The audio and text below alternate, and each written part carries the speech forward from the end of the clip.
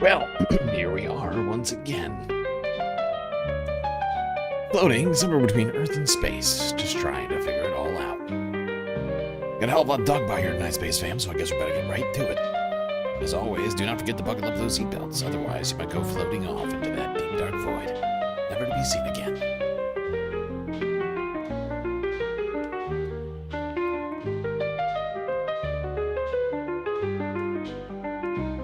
Well, Space Vamps, beautiful to see you here on this Sunday fun day. A lot to talk about, but first, some shout-outs. Noah, Skinny Stock, Young Chris, 123 in the YouTube chat.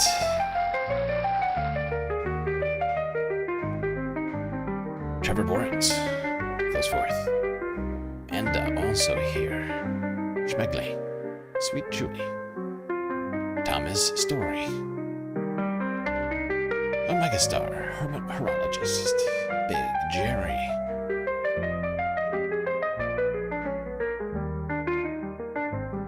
Yes, indeed, a lot of beautiful people here already. A lot to talk about here tonight. America 250. Happy Pride, by the way, everyone. Every single person on this planet is gay. Yeah. That's right. Every single person on this planet is gay. Pride Month, it's coming to a close, but we're not done celebrating. American 250 not getting off to a good start. Mutant Mice, New York City. And of course, the Memorandum of Misunderstanding. And everything that's been happening in Iran. Yep, a whole lot to talk about here tonight, so I guess better buckle up. Otherwise, might have some space accidents.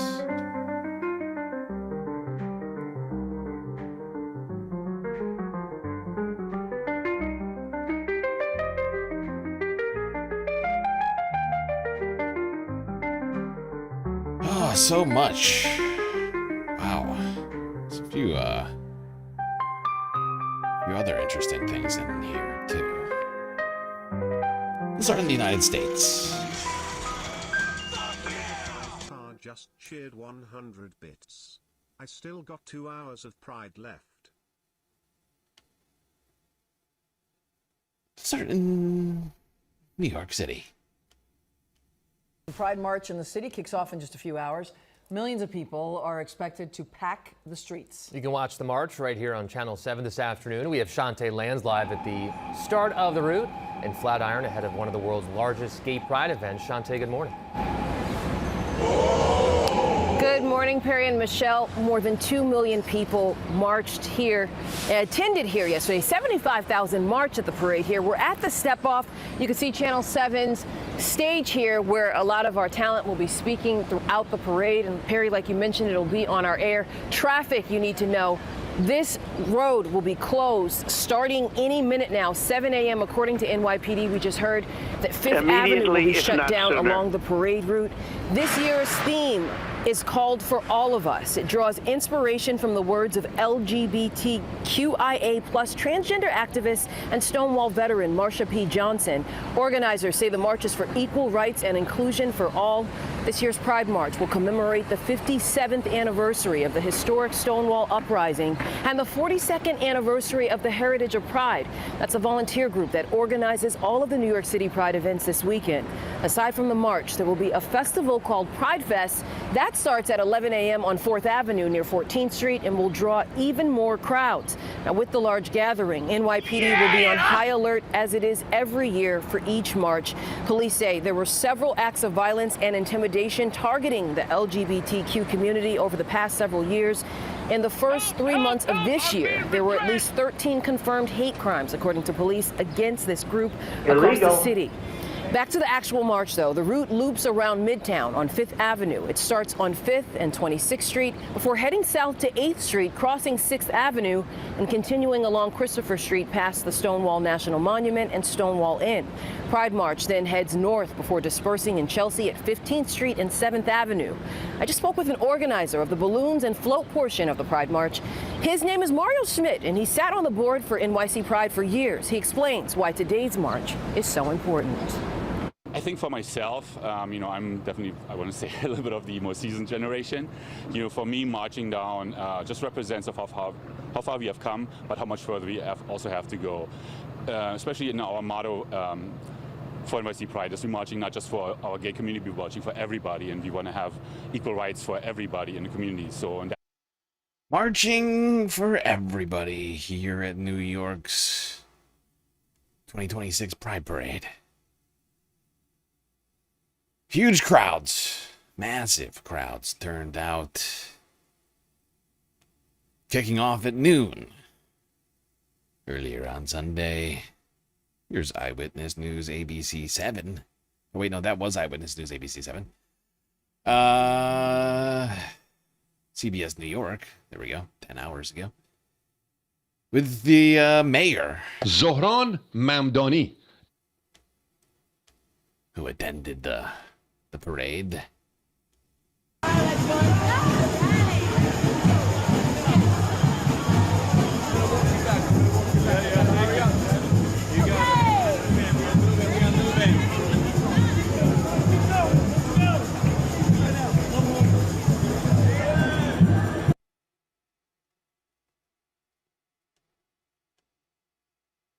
Yes, indeed, Zohran Mamdani.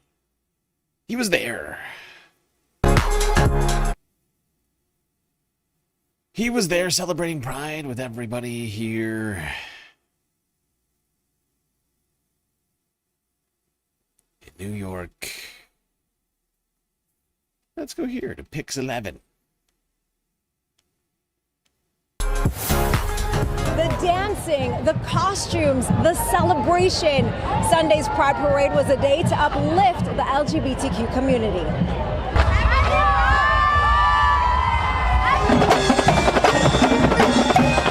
Along 5th Avenue, tens of thousands marched, starting at 26th Street, through Greenwich Village, passing the historic Stonewall Inn and National Monument. My 4th year, and every year it gets bigger, and this is probably the first place that I felt a real community. So this is special for me.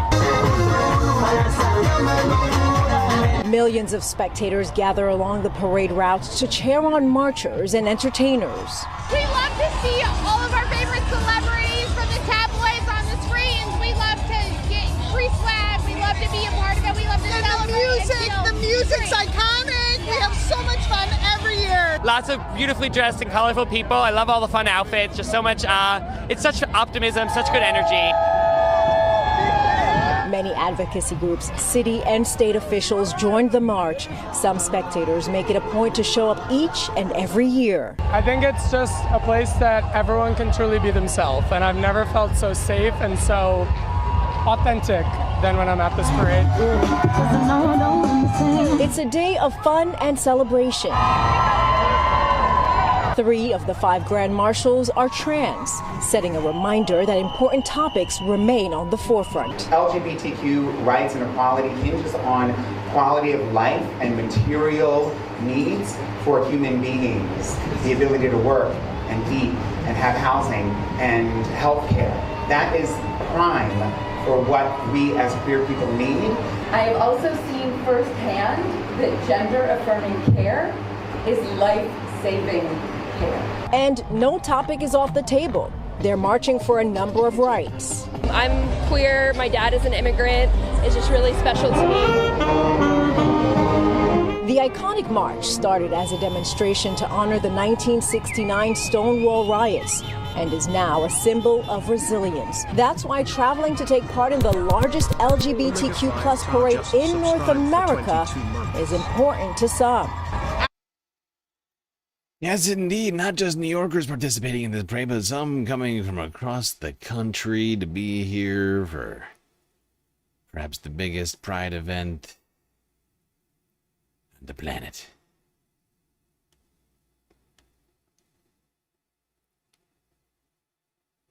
Resub from Omega Star. Thank you, Omega. Much appreciated, and thank you for the bits as well. Getting us started very early on the galactic goals around here. Really appreciate that.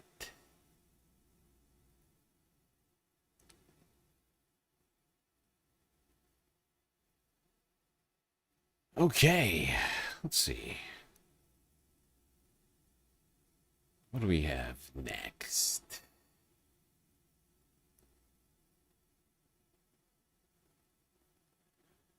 Actually, I got a couple more videos for New York before we move on to some of the other events that happened across the country. Huge crowds turned out for this year's NYC Pride March, celebrating its 56th year. Hannah Klieger was there with the show of unity and reports on the new investments in the LGBTQ community.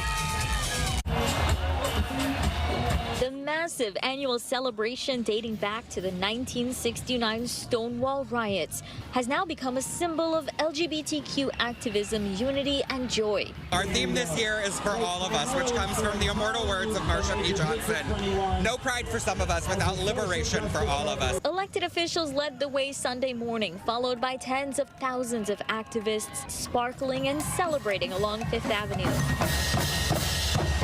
When we get together with a community like this, everything kind of feels okay for a little bit. Being themselves and not having to hide themselves, I think is awesome. There's no limit to the creativity on display. I get things from secondhand stores, and then I just switch it up a tad.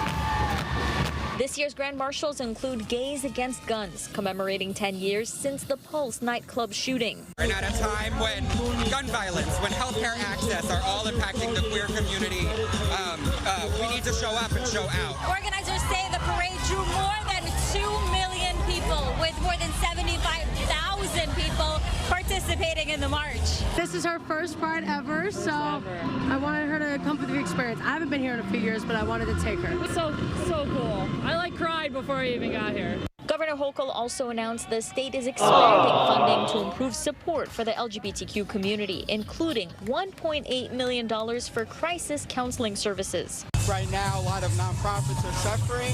There have been a lot of cuts, and organizations like us are more important than ever. One of the city's largest and most iconic celebrations of love. In Manhattan, Hannah Klieger. There you go. Let's move on from New York, continue going across the country to Chicago next. WGN News.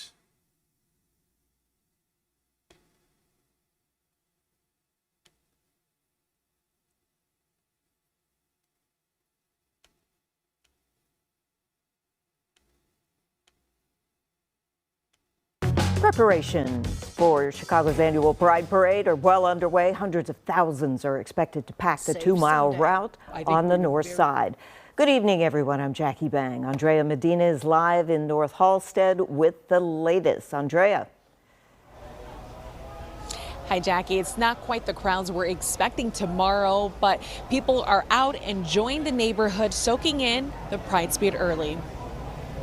This is definitely the calm before the storm. For now, there's still room to walk through North Halsted. But by Sunday morning, these streets are expected to turn into a sea of people as thousands gather for the 55th annual Chicago Pride Parade. Saturday was the final countdown, with crews putting the finishing touches on preparations, businesses stocking up, and early crowds getting a first taste of the excitement building. It is a good time in the neighborhood. We're just happy to be here. Friendship, wristbands, and, you know, we're just counting all the colors and having a good time. While some took in a quieter start to the weekend, others jumped right into the celebration, joining a bar crawl as a neighborhood filled with smiles, rainbows, and new connections. There's always something, yeah. There's always something fun. It's just nice to be out and just meet new people. Look at the weather. Yeah, the weather couldn't have been better. But today's... Yes, indeed, people celebrating Pride all weekend. Not just on Sunday. But The parade did happen today. And the Jarvis Block Club Party is really just one of several events happening over the weekend here in Wait, Rogers this is Park the wrong one. as the city comes out to celebrate Pride. That's fine. Having something in a neighborhood that brings together community is what we need right now. In its inaugural year, We have family pride going on. We have pride activities throughout the entire day. the Jarvis Block Party aims to unite a community in celebration of Pride Month. And it's so wonderful to see this community come out. Your doggy pride parade comment was censored? That's rude. How rude! Why would YouTube censor a doggy pride parade comment? What's wrong? What does YouTube have against dogs and or pride? This is highly offensive. _12_1989 just subscribed for 9 months. I wish I could have gone to Pride. Aww. Well, you can always continue to be proud and celebrate, regardless if you missed it, technically. Just gonna point that out.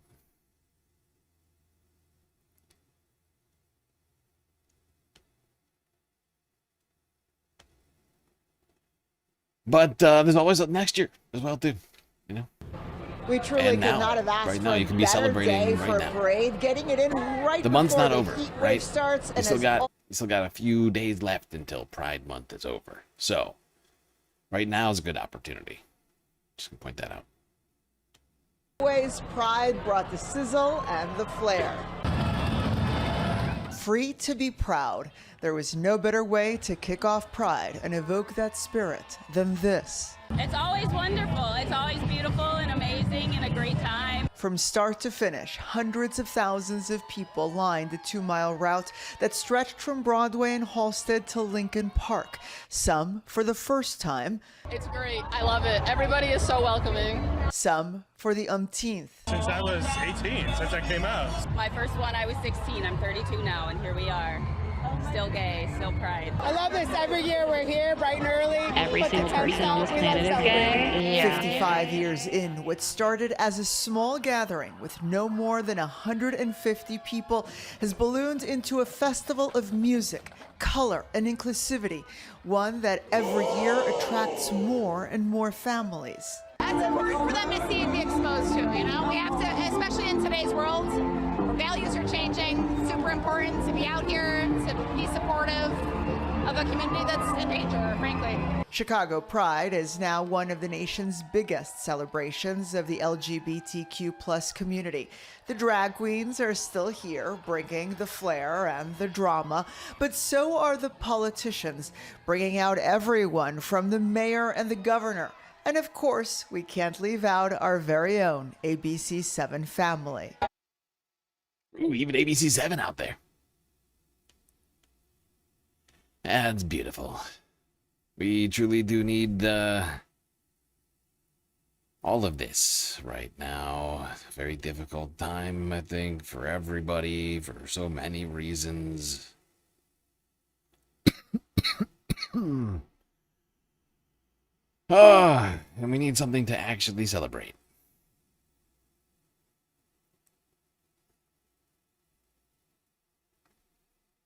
Yeah, and you'll notice I started off today with something that we can actually celebrate.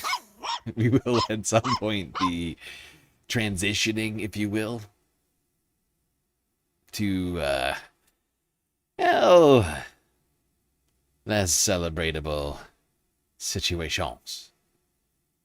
Amanda, thank you for keeping the puppy fed, and HBX for the biddies. On-screen celebration. One more dono, apparently, and we will get the hype train over there on Twitch already. That's a quick start. We have had at least a few donations already, so I see why that might be the case. We're very close. 1 minute and 15 seconds. Countdown. Can we do it, Twitch? That is the question. All right, 3 hours ago, ABC7 Nope, sorry. CBS Chicago. It's my bad. Happy Pride! At Belmont and Halstead, people lined the streets and rooftops as the Chicago Pride Parade kicked off at 11 this morning. Hi there. Hi there. You see something you like? Just let me know. Everyone and everything decked out in rainbow to show their support, love, and acceptance for the city's LGBTQ plus community. We were up, ready, and early. I've been ready for this, girl. January, I've been thinking about this day. Here we go. Mark Cassing and his group say this was their first time at the parade, and they were beyond excited. Definitely seeing like all the drag queens like out walking and voguing, the confetti, definitely all the freebies, babe. This year, 155 groups and floats made their way through the city's landmark LGBTQ plus North Halstead neighborhood. But for many this day, even all of Pride Month, has a deeper, more personal meaning. I only came out a few years ago, but when I did, I saw a lot of love and acceptance, and I just really wanted to be part of that. I'm still in the process of coming out to people, so this is like kind of big for me. This is a lot to take in. And while many preparations were put in place for the extreme heat, parade goers were blessed with temperatures only in the 80s ahead of advisories the next few days. With a steady breeze throughout the parade, heat was not much of a factor, but with the extreme heat expected later this week, parade organizers ensured that there were 6 cooling buses throughout the 2-mile route and several medical shelters. The official theme of this year's event was Free to be Proud. This is actually like really affirming to be somewhere where I can be myself and like really feel like myself. Yes, indeed. Even with oppressive heat, people came out to celebrate Pride here this Sunday in Chicago. Now, all the way on the West Coast, people were celebrating Pride in San Francisco. San Francisco is ready to show the world what celebrating Pride is all about, with lots of events happening all weekend throughout the city. ABC 7 Eyewitness News reporter Cornell Bernard is live at the Civic Center, where there's a party going on. How's it going out there, Cornell? Hey, Monica, happy Pride. Oh, yeah, this is definitely happening. Civic Center is jam-packed with Pride partiers. The music has been blasting for hours. Maybe you can hear it. The day starting on a rather serious note with a march by trans allies. Pride and protest in San Francisco. Allies of the trans community taking to the streets, marching from the Embarcadero to Civic Center. So we need to bring a message that says we are human, we are here, and we need to be respected. According to the ACLU, there are more than 500 anti-LGBTQ bills pending in the U.S., many targeting trans people. Inside Civic Center, the city's biggest Pride party is on. 5 stages of music and performers. It's something to cheer about. Well, I think right now, make sure you bring some sunscreen. Be safe, come with your friends, use public transportation. But I can already see it is going to be a big day. It's going to be crowded, so be loving with your neighbors. Just moved here. I just moved here a couple days ago. Mackenzie Mooring is brand new to San Francisco, and there's a lot to see. This is my first Pride. I have never been in an environment like this, so it's just really special to see everybody in the LGBTQ plus community being celebrated. So it's amazing. Happy Pride. Yes, it's a beautiful thing, something that we can all enjoy together. Celebrating one another and our communities.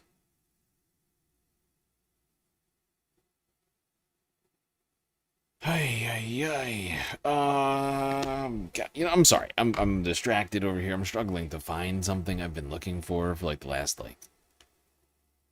35, 40, like right before the show. Like I was looking for something and now I can't find it and I have no idea what I did with it. And it's bugging me a little bit. I'm sure I'll figure it out at some point. But it's like, you ever feel like the Matrix did like a switcheroo on you, and you knew you had this thing in this place and it's just not there now? That's what's happening right now.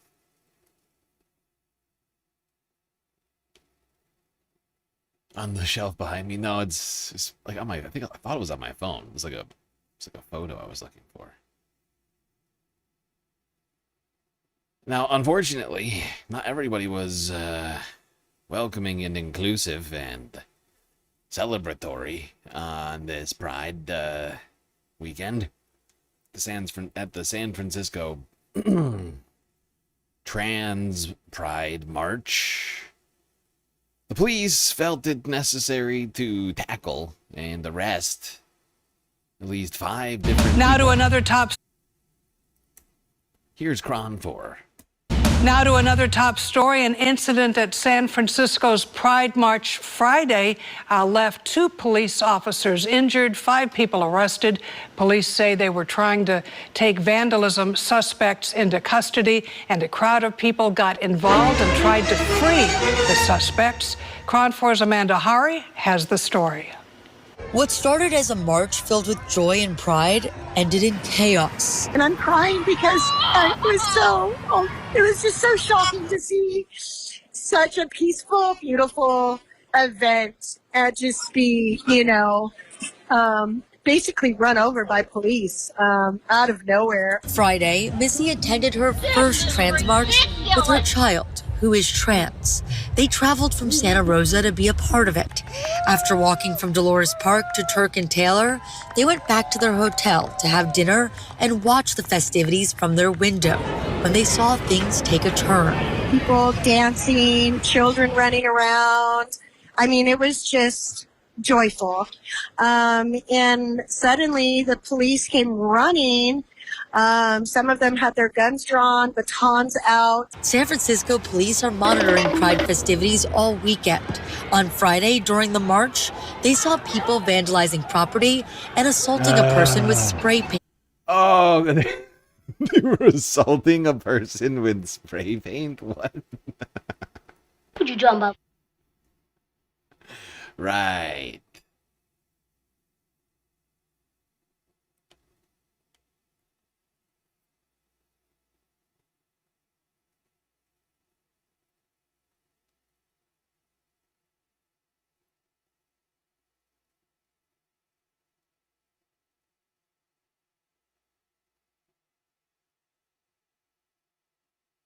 Anyway,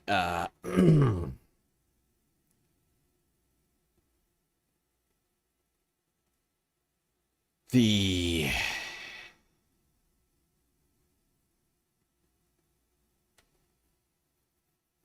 craziness in this country continues, unfortunately.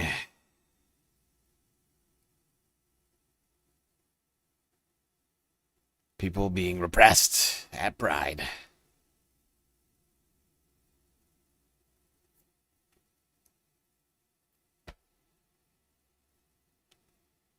But thankfully, people didn't let that deter them continuing to march today.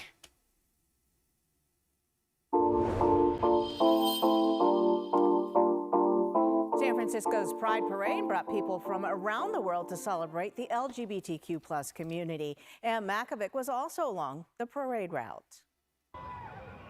The vibes were amazing out here for the 2026 Pride Parade. They call it 1.6 miles of resistance and joy. People from all walks of life gathered at one of the world's largest LGBTQ plus celebrations. I like being able to see so many people that are alike and experience similar situations growing up. Like Manny from Vallejo, who's been coming for 4 decades with his colorful beard. My pride, my spirit. I do it every year. He came with his husband of 37 years. And we are so proud of San Francisco and all the people. So he brought his grandnephew, who's gay, from Iowa. I want him to know what it's like to be able to stand in the street, hug, give a kiss, and just be welcomed by everyone. Oh yeah, it's so bright and there's so much love everywhere, and it's so beautiful. This Strait. Yep, the recurring theme from people attending Pride events this weekend that I think we keep hearing over and over again is that for many people it is just the act of being able to be around, the experience of being able to be around others like them. It's one that brings them great solace and comfort and a sense of belonging. I think that's the important part of all of this. All right.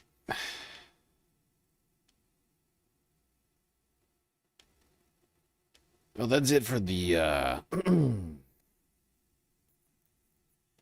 Pride celebrations here on the stream today. Gonna move on to some other stuff. I think the best way to segue us into another topic is to check in with the right wing's token gay spokesperson, Dave Rubin, on the concept of empathy.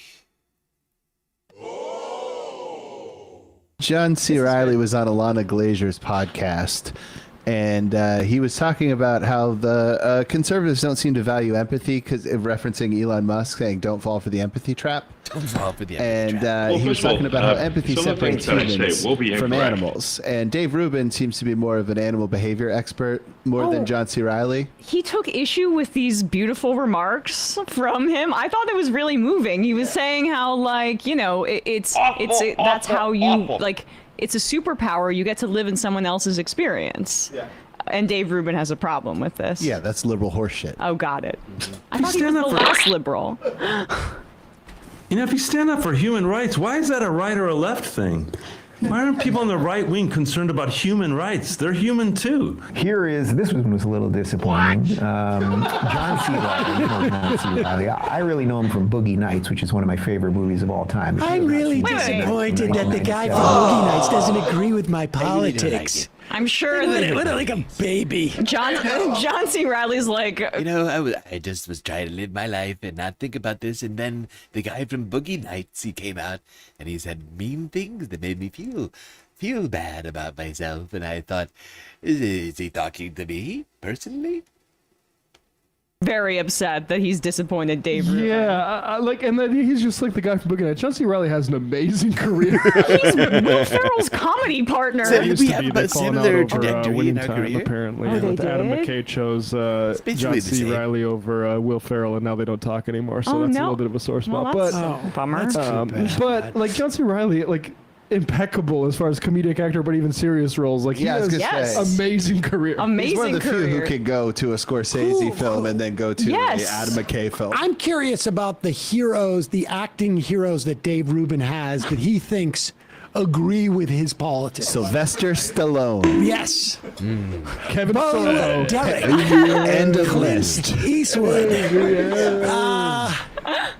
Kevin Sorbo. Don't forget Kevin Sorbo. We can never forget Kevin Sorbo. Oh, what's her name from Saturday Night Live? Oh, Victoria Jackson. What's the Gina woman that quit The Mandalorian? Oh, yeah. We can't even remember her She was name. canceled, so we but can't remember. That's why, right? Gal Gadot. Yeah. I like Gal Gadot. I mean, honestly, That was Gal. That was another one. has he not figured it out Gina? yet that like most normal people don't agree with your politics? Go ahead.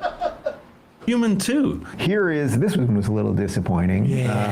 John C. Reilly, you know John C. Reilly. I really know him from Boogie Nights, which is one of my favorite movies of all time. If you have not seen Boogie Nights from 1997 with Mark Wahlberg, it is a phenomenal movie. But he's also been in a lot of movies with, he was in what? Step Brothers. He was in Step Brothers. He's been in a lot of movies with Will Ferrell. Anyway, here he is on a podcast trying to explain suicidal empathy. He gets the phrase wrong, and just listen to this kind of drivel that comes out of these Hollywood lefties. You know, if you stand up for human rights, why is that a right or a left thing? Why aren't people on the right wing concerned about human rights? They're human too. This whole thing that like kind of has come into vogue of like empathy trap. You know, it's an empathy trap. You know, like that's what Elon Musk says. Like empathy is like, don't be fooled by the empathy trap. Yes. You know, stick to your agenda and what's best for you. Holy Don't start feeling bad for so-and-so. They're on their own thing. Look out for number one. Like, I will tell you, having spent 20 some odd years listening to Rush Limbaugh, that was exactly Rush Limbaugh's land. Rush Limbaugh's whole show was do not let doubt creep into your mind. And that is the entire sort of conservative worldview. You need to keep the idea of empathy out of your mind. You need to keep the idea that these people who I don't know about might just actually be just people, and it's a pacifier. I mean, it's a pacifier. Fox News does it too. You don't have to, don't think, like, thought negating, empathy negating. And it was all about, like, you know, have confidence in yourself, which turned into do not question any of your beliefs. Yeah. Go ahead. Wait a minute. Empathy is not a trap. Empathy is a superpower. That's right. That's what makes human beings exceptional. Our ability to, like, look outside of ourselves. We're not an alligator trying to just get the next fish. You know, we're human beings. We can relate to something that's not us. That, you know, like, that's a superpower. Like, and it's also the cornerstone of civilization. The fact that we stay at the red light and don't just zoom out because we want to get through the light faster, because what will happen? Well, we might smash into someone. Well, you don't know that person. Yeah, but I still don't want to smash into them. You know, like, those are the building blocks of civilization. That's the agreement. And that we treat, and it's very Catholic, to do unto others, you know, treat your brother as you would treat yourself, you know, like. And to your point about the right wing. It's crazy that we have to argue for. Damn, sorry, I didn't pause it fast enough. You remember Rush Limbaugh asking why the ocean wasn't constantly overcast if water really evaporates? Look, he was not a scientist, Rush Limbaugh. Yeah, no, he said a lot of crazy things back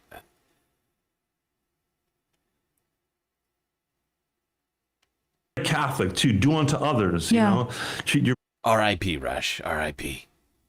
Rest in poop. Other as you would treat yourself, you know, like. And to your point about the right wing, it's crazy that we have to argue for these things right now. That's a really upside down world feeling to me. All right. First off, empathy in and of itself is not a superpower. If you want to talk about what separates us from the animals, it might be that being able to regulate our emotions. Animals can have emotions, but they have no ability to regulate those emotions, right? So an animal, we've all seen this with a dog or with a monkey. I'm sorry. They can be. Just take a second here, because him claiming that regulating emotion, like, I mean, as if Republicans are good at regulating their emotions. I mean, where do we even start here? I mean, how about these guys? These guys regulating their emotions, Dave? Were these guys effectively regulating emotions? How about Vinny over at the PBD pod? Would you say he is an example of well-regulated emotions? I mean, just like, these are just two examples I came up with real fast. I feel like I could do. I mean, how about this guy? Is this guy well regulated emotionally speaking? How about this guy? This is a well regulated emotion having man.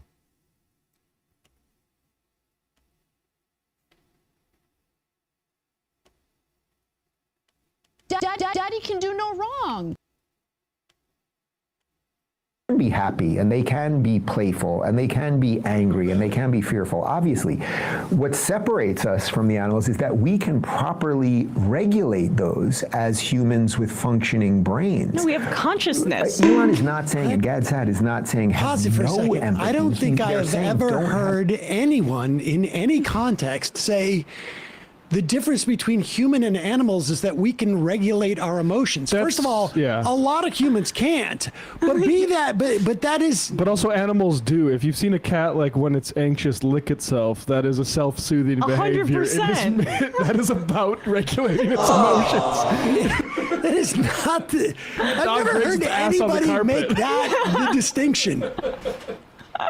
They are looking for affection. That's them regulating their emotions. I've heard the idea that we can reason, but reason is very much in line with empathy. Empathy is in a the higher sense level that, like, thing that you actually have separates. an yeah. ability to like say, hey, wait a second, that person's distinct from me, but they actually also are an entity that have emotions and feelings and an agenda. This is just bizarre. And I'm also completely distracted by how dark Dave Rubin has dyed his hair. What's great? Yeah, that's the thing that really separates us from the animals. Regulate your hair color. We have Vanity? the ability, Hair exactly. color regulations. Well, not just vanity, because there are like animals that will peacocking. Right, peacocking. But the ability to do something about that vanity. What's so funny? What I find interesting about this tact from Dave is he tries to skip over the claim made by John C. Reilly, right? John C. Reilly makes a claim. Republicans are seemingly incapable of empathy. And he's like, actually, that's not what matters. He's like, look, maybe we don't have empathy, but that's not important, okay? You're getting distracted. Because what's important is the ability to, what was it again? I've already forgotten it because it was so stupid. To regulate emotions. Oh my God. What a moron.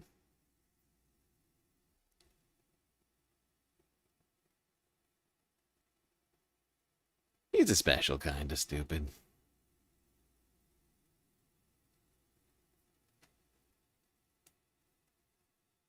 My followers sound scared you. Oh, God.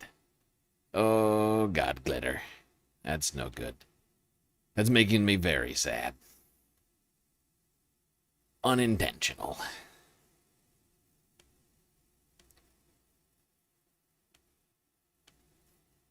I'm afraid this next thing might be a little bit terrifying as well. That is the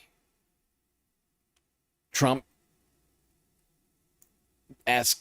makeover. Well, not Trump-esque. The Trump-directed makeover of Washington, D.C. for the United States' 250th birthday.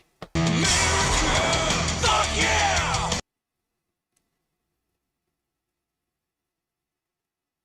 Don't a lot of people take drugs to regulate their emotions? Look, listen, that just proves everything that Dave is saying wrong. And it's very rude of you to do that. How rude. How dare you? You're telling me that humans aren't innately capable of... Omega5 gifted a tier 1 subscription to glitter_clitter. You're trying to tell me that human beings aren't innately capable of regulating their emotions and that they need medicine sometimes. It's crazy. It's like, I don't even know what to say to you. Oh, God. Gotta get Dave in here because I don't actually have a response to that because that's a very good point. All right. America 250. Let's do it. A sort of dystopian nationalist carnival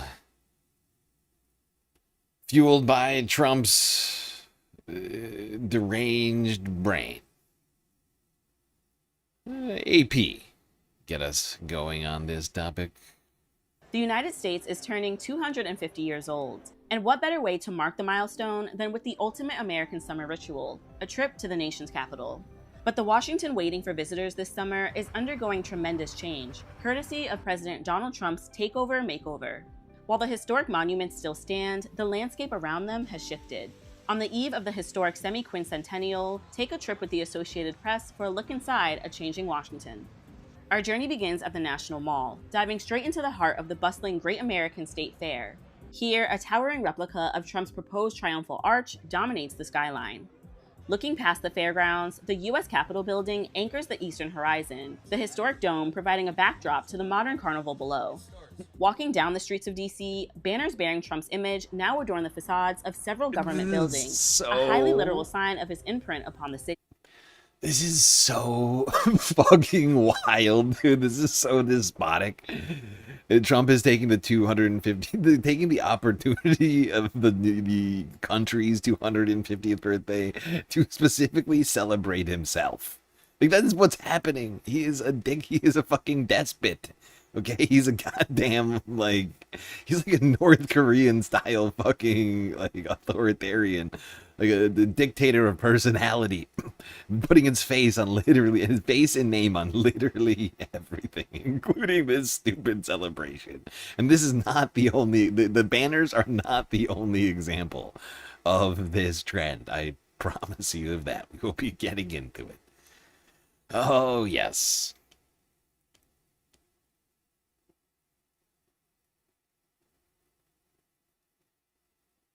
Trump Jong-un. What is that? Hype train? Late hype train suddenly. No dono. There was no dono that started this hype train. I'm not sure what's going on. But okay, let's get hype. Let's get hype, Twitch. We got a level 1. Got a level 1 going. It's beautiful.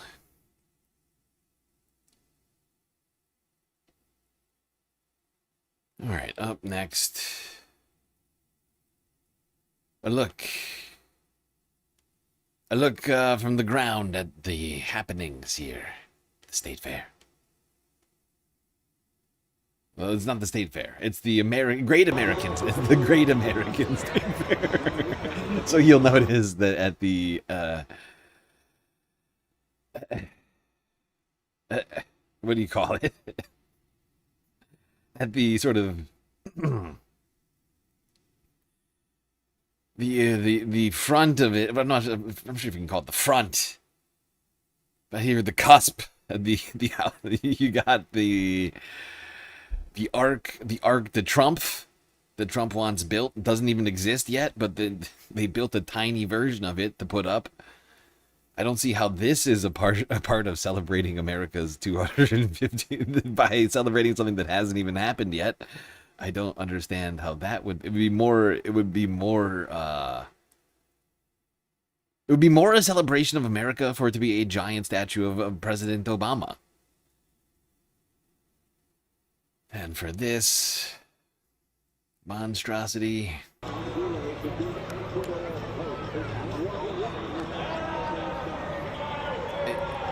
Also, why does the Statue of Liberty all of a sudden have wings and a shield rather than the Constitution? It's interesting. There's some little changes when you look at this that become more stark. It's like, oh, they don't want the rule of law anymore. The Statue of Liberty is about military, like police rule, like brutality, force. Has nothing to do with the rule of law or liberty.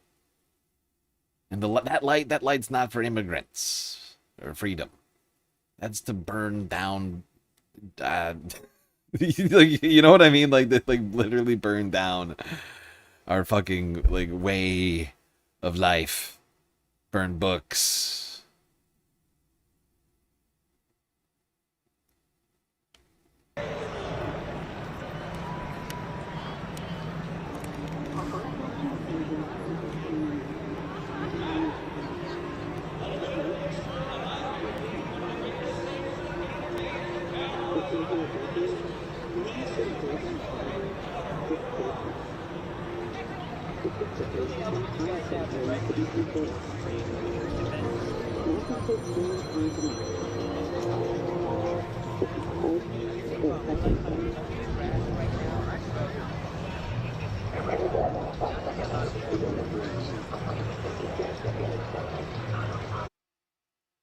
It's quite disturbing to me, this fucking thing. Like, why? Like, first off, why anybody would fucking pose in front of this shit? It's beyond me. But this thing doesn't even exist, and they're excited about it. I don't understand. This whole thing is just farcical.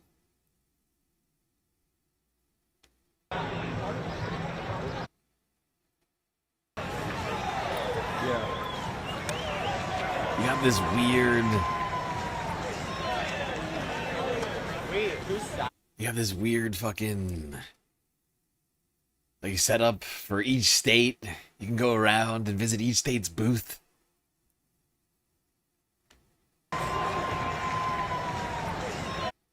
So it's so dumb. Like it would be honestly, it could be done well. Like you could celebrate America, but Trump isn't even really celebrating America. First off, he hates half of America. Like he's literally waging a war against blue states right now. Like it's not even in secret. Like they're doing it out in the open right now. And for him to be claiming to be celebrating all of America here is ridiculous. It would have been more genuine. I would have said, you know what, this is on message right here. Like if they had just cut out all of the states that voted blue in 2024, right? Like it would have been more honest if that's what they had chosen to do, rather than this farce that they're cooking up here for us.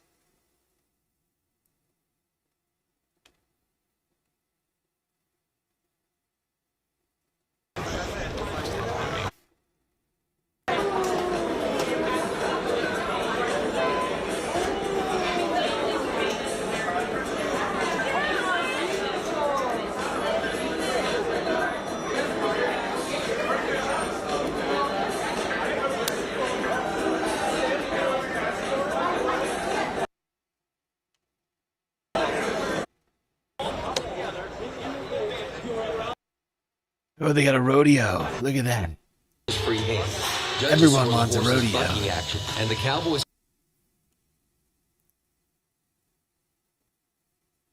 Who doesn't love a rodeo? Over one of these great American bucking horses. One of these great American bucking horses. Giddy up, America.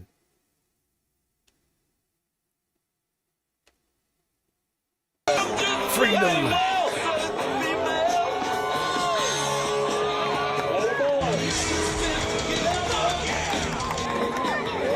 Oh, so much freedom. Oh, you can feel the freedom as this man nearly breaks his spine. Oh my God. It is overwhelming. Just how free I feel. It's called team roping. See, that's where timing and team. One cowboy and his partner doing the job of an. Oh my God, there's hours of rodeo. If you have a need for speed, Oh, barrel nice. racing is your event. This is Barrel Racing 101. Now here are the rules. What I love about this event is that it's sponsored by Tractor Supply Company. Dude, there are sponsorships all over this. Just look at it. Just look at it. There's fucking sponsorships all over it. They got sponsorships over the fucking loudspeaker. It is perverse. I wonder how much they had to pay to be one of the sponsors of this event.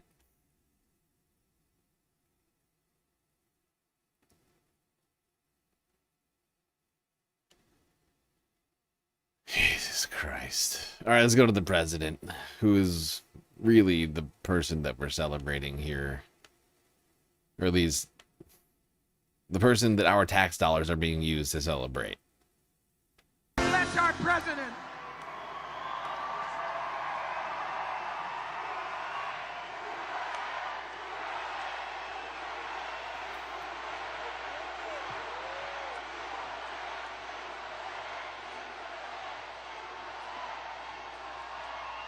Well, thank you, Lee, and hello, Washington, and a very big hello to America. Thank you. And 10 days from now, our country will celebrate one of the most monumental milestones in human history. We will mark 250 years of glorious American freedom. In 1776, our founding fathers met in Philadelphia and changed the world forever and ever with a thing called the Declaration of Independence. They proclaimed the eternal truth that we are endowed by our Creator with the rights to life, liberty, and the pursuit of happiness. We all made, and you know that, free and equal by the hand of Almighty God. And those timeless American principles did not just win a revolution, but they built us into...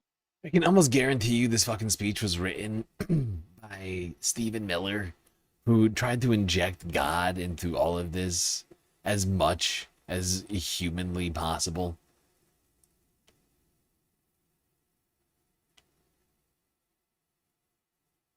Like the weirdo that he is. Greatest, strongest, and most exceptional nation the world has ever known. There has never been anything like the United States of America, and together we are making it bigger and better and stronger and far more exceptional. Far more exceptional than ever before.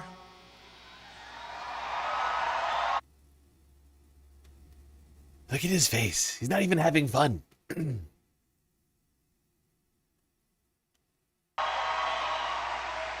Today we have the largest economy on earth. We have the strongest military on earth. We have the most powerful technology on earth. We have the greatest culture on earth. The greatest culture. We have the greatest people you see what I mean? on earth. You see what I mean? The greatest culture on earth. You can tell it's gotta be Stephen fucking Miller's handiwork. Greatest. Tonight, as we stand on the edge of our 250th year of independence, I am thrilled to declare that America is back.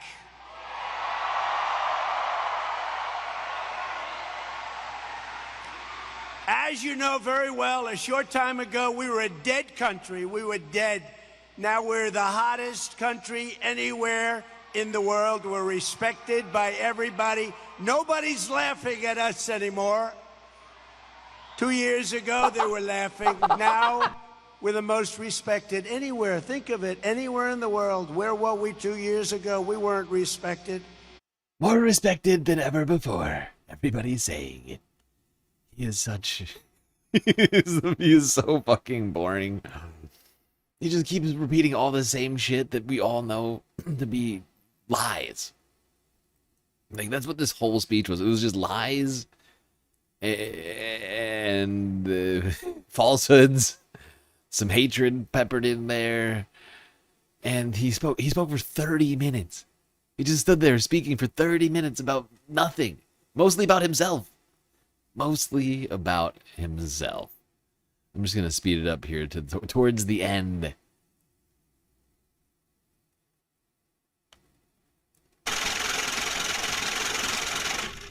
Looney Tunes 9000 just cheered 100 bits. Orange circle emoji. Let's be clear. The USA was never founded in 1776. It was founded in 1778 by clowns in wigs. WHO were basically slaveholders. Basically they were racist as hell, like your favorite king president. America is not back. Thank you for your attention to this matter. President King Donald Trump. Thank you, Looney, for the bits. Much appreciated.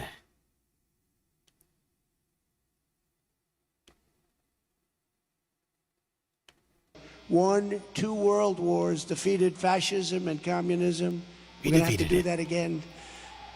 And led humanity into space.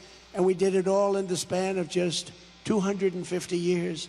Now we are expanding the glory of American freedom into horizons, really into a horizon that's never been seen before. We've never reached so high as we're reaching in the right horizon. Now. This is our heritage.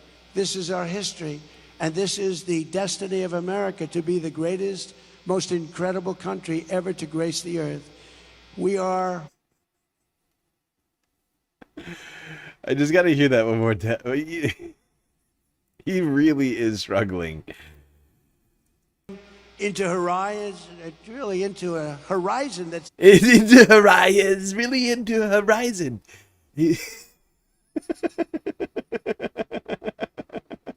Look at this guy side-eyeing him over here. Look at this guy. Even he's like, what the fuck did the president just say? Oh god, I lost my fucking. Whoa. Never been seen before. This guy over here side-eyeing the president right now. Okay, what the fuck is going on with my goddamn...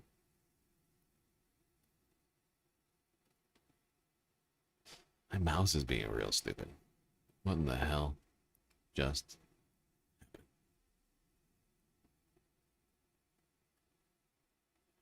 Oh, that's weird. Before we've never reached so high as we're reaching. We've never reached right this now. high. This is our heritage. This is our history. And this is the destiny of America to be the greatest, most incredible country ever to grace the earth. We are one people, one nation, marching into one magnificent future under our great American flag that we love and respect so much. And tonight we prepare to enter our 250th year. We are more determined than ever to remember these phrases. You've heard them many times before. We will make America powerful again. We will make America wealthy again. We will make America healthy again. We will make America strong again. We will make America proud again. We will make America safe again. And we will make America great again. Thank you very much. Happy birthday, America. Thank you. I don't know if you can tell, but the crowd sounds a lot quieter towards the end here. Which we will get into in a little bit. There we go. We're going to make America a lot of stuff again, according to Donald Trump.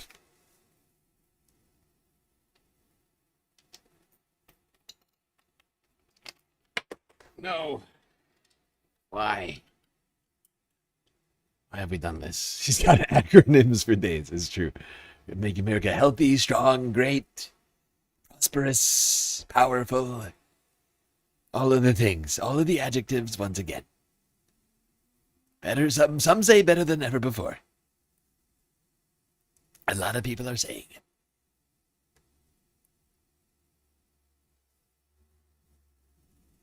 Okay, I gotta grab batteries. My fucking mouse just quit on me.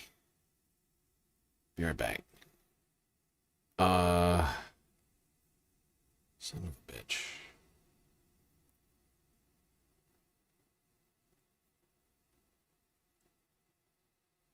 Here, I'm gonna go to France 24. I'll be right back. This is ridiculous.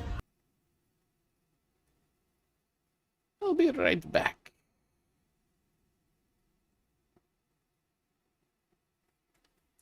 Now, the celebrations for America's 250th anniversary have been formally kicked off with a series of booming flyovers by stealth bombers, music from military bands, even Lean Greenwood singing God Bless the USA. Donald Trump saying there's never been anything like the United States of America, and together we are making it bigger and better and stronger and far more exceptional than ever before. He also said he personally had restored the country to greatness, proclaiming nobody's laughing at us anymore. As America turns 250 years old, young by comparison to some, but superior to any nation that's ever been built, no matter how many years it took. We are the inheritors of these incredible traditions. We are the ones who are carrying forward the light of Western civilization, because this is the very beginning of the golden age of America. We're in the golden age. There's never been an age like this. There's never been an age like this. Donald Trump there. Well, Ketevan Gordestani from our International Affairs Desk is with me here on set. Ketevan, this event meant to kick off days of celebration of that anniversary. How did the president approach it?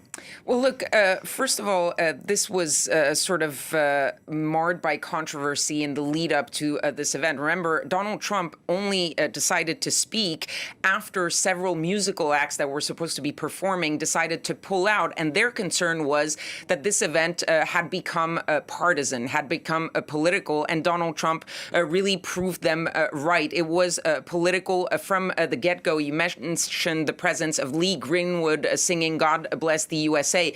This is a staple, a soundtrack of Donald Trump rallies, and it has been so for years. Another political sign, the person who sang the national anthem, that was Alexis Wilkins. She's none other than the girlfriend of Kash Patel, the FBI director. So Okay, perfect. Perfect fucking time for me to step in. Sorry, hold on. Oh my god. Kash Patel's girlfriend. The one whom Kash used the G6, the private jet, and the FBI, like agents, like FBI agents, to fucking go see, to protect, to shuttle around, watching. Like, I mean, oh my fucking god! Of course she did. That's perfect. That's perfect. Because I think that's all she's capable of doing is singing the national anthem. If I recall correctly, that's what Kash used the jet for. To watch her sing the national anthem at some like minor league baseball game or something in like Georgia. Oh my god. It is something else.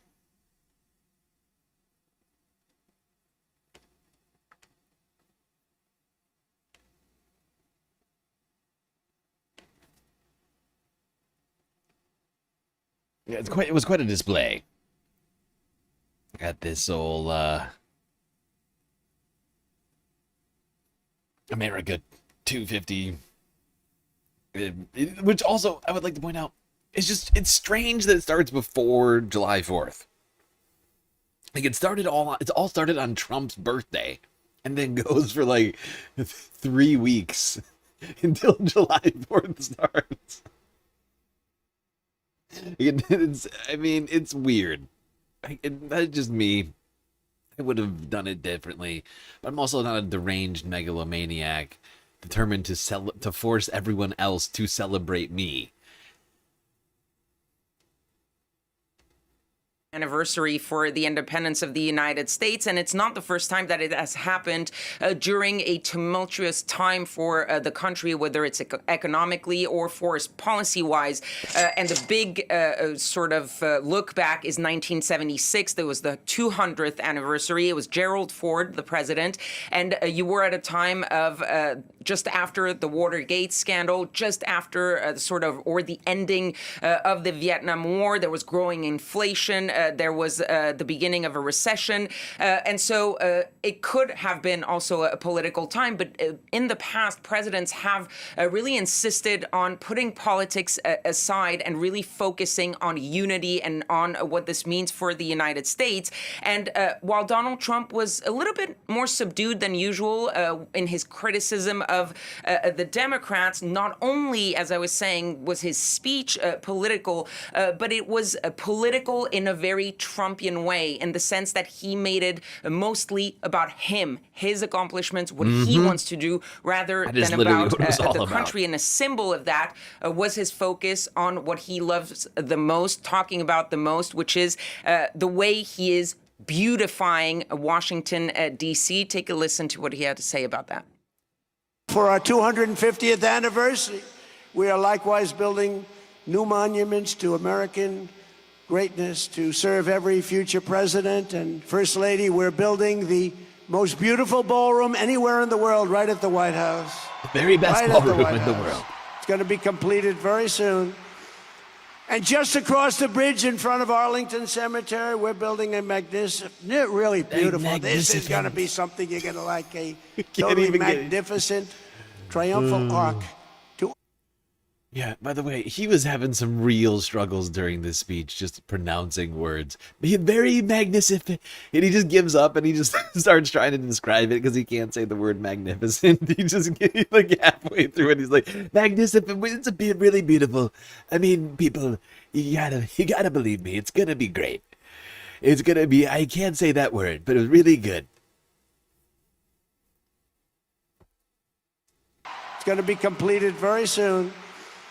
And just across the bridge in front of Arlington Cemetery, we're building a magnificent, really beautiful. This is Magnificent, gonna be really, something you're gonna really like, beautiful. Pete. Totally You know? magnificent.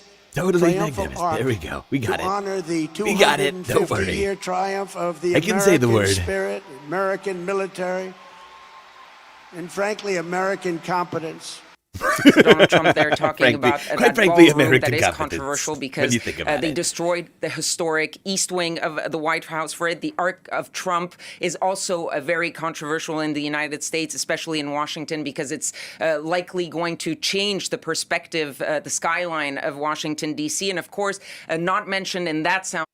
Yeah, and when she says change the skyline, what she means is that there's been a bunch of soldiers and veterans, families of veterans who've been complaining, and just regular patriots. I thought this was America. Huh? Isn't this America? I'm sorry, I thought this was America. Who have been complaining that this might obscure the view of the cemetery, and instead draw attention to the president rather than to the heroes who made this country so free.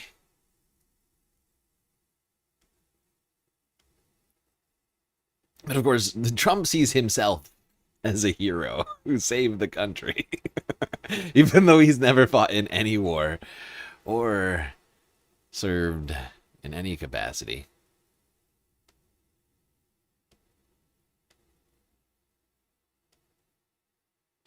The closest he's gotten to that is sending other people to do wars. I don't think you can count that as serving, though.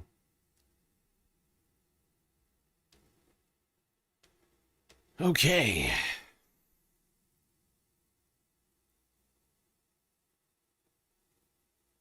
Staying on this topic. Let's go here to the I've Had It podcast. Jennifer Welch.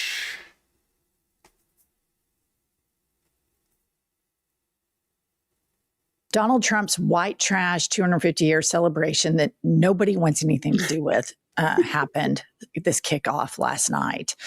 And here he is on video. Play the clip. Now we're the hottest country anywhere in the world. We're respected by everybody. Nobody's laughing at us anymore. 2 years ago, they were laughing. Now we're the most respected anywhere. Think of it, anywhere in the world. I wonder what that's like. Just every single day you wake up and make your reality and pathologically lie. And you just create you live in a constant gaslighting bubble. I mean, when the facts are diametrically opposed to what he said, at 23%, I think they polled 36 nations, had faith in the United States, 23% globally. That low? Well, and I also think it tells you that he is aware that he is a global laughing stock. He is aware that he has ruined his ability to have diplomacy with NATO and other allies, that he's a terrible wartime leader. I mean, he knows this because he says this out loud, which tells me he knows. He's trying to gaslight people so that they don't know, but he knows how bad. Do you think he knows? I think so. I really do, because I think he is so think insecure and such a victim when he... Yeah, Pumps is right. Because the one thing Trump loves is the numbers. And when the numbers were good, right? Like when the numbers were good for him, and they've never really been all that good. But early on in his presidency, they weren't where they are now. Certainly they were much better than they were now. And amongst his base, he was doing better. And he's paying attention, right? The only reason we call Harry Enden is because of the fact Trump is at least tuned into the one thing he cares about most, the ratings, right? And when it comes to the ratings, he's tuned in to what the fuck is happening there, right? And he knows that he's falling in the ratings. This is why he flounders and why he suddenly does all these crazy things that we're all questioning, what the fuck is that? But it's because he is struggling so hard to reckon with the fact that his numbers are so bad. He knows. He's The one thing I can give Trump, I mean, he doesn't understand numbers, but he's a numbers guy. He right? Like he can't do math, but he cares about the numbers being good, right? Like he loves touting good numbers, but he knows right now he doesn't have good numbers, so he's just going back to the hits. He's like, oh, we're greatly respected again. Nobody laughing. Remember, people were laughing like 2 years ago or something. Remember that? And now they're not laughing, right? He knows. That's why, I mean, we've been making the same argument for a while, but it still seems pretty clear to me that we may have gotten into the war in Iran, at least in part because Trump thought it would take people's focus off of the Epstein files, right? It's why we've called it Operation Epstein Fury for so long. And it's partly as a joke, sure, but let's be real. Like, let's be really real about this. I mean, I think he thought that this was going to be another Venezuela, and that if he could bang this out, his base would reward him for it, right? Like, I mean, I don't think that's crazy to think that Donald Trump would think that, and he's got other people in his ear already saying, "Look, this is going to be a big win. This is going to be really easy. It's be in and out." Jared Kushner, Benjamin Netanyahu, whoever else, whatever other deranged idiots were telling him that. I still think that he understood the fact that he was really getting hit hard, not just on immigration first, then the Epstein files, and he was just like, fuck it, let's do this war.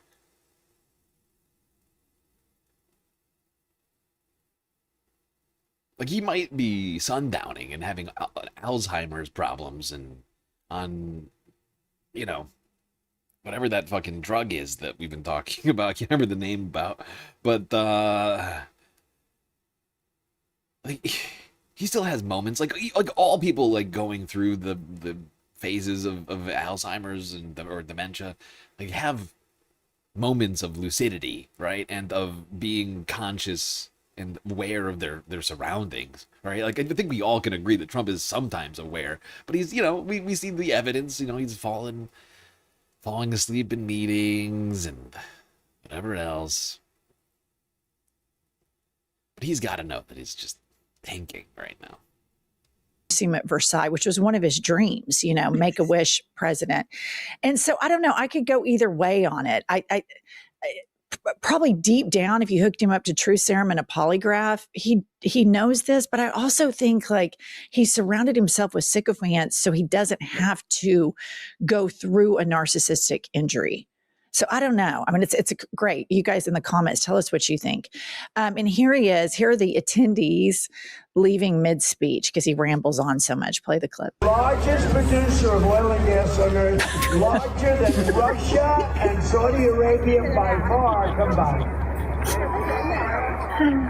The fact that they went is the grosser part. Yeah, that's always, for me, Trump honestly, saying... it's just hilarious to me. I mean, I'll bet a bunch of people here are like, tourists or whatever, and I just think it's really, really funny that the people are walking out, they're like, fuck this, we're not it. They just looked around and said, well, I guess nothing left to see here, and just left. Because Trump just went on, he just started doing another rally speech. That's all this was. It wasn't a celebration of America. He just went, like, he said a couple of things about, like, some of the, like, most basic platitudes about American, like, togetherness or whatever, and then just went right back to talking about how great he is. And people are like, I could probably get this somewhere. I could probably get this online later. I really don't need another one of these in person.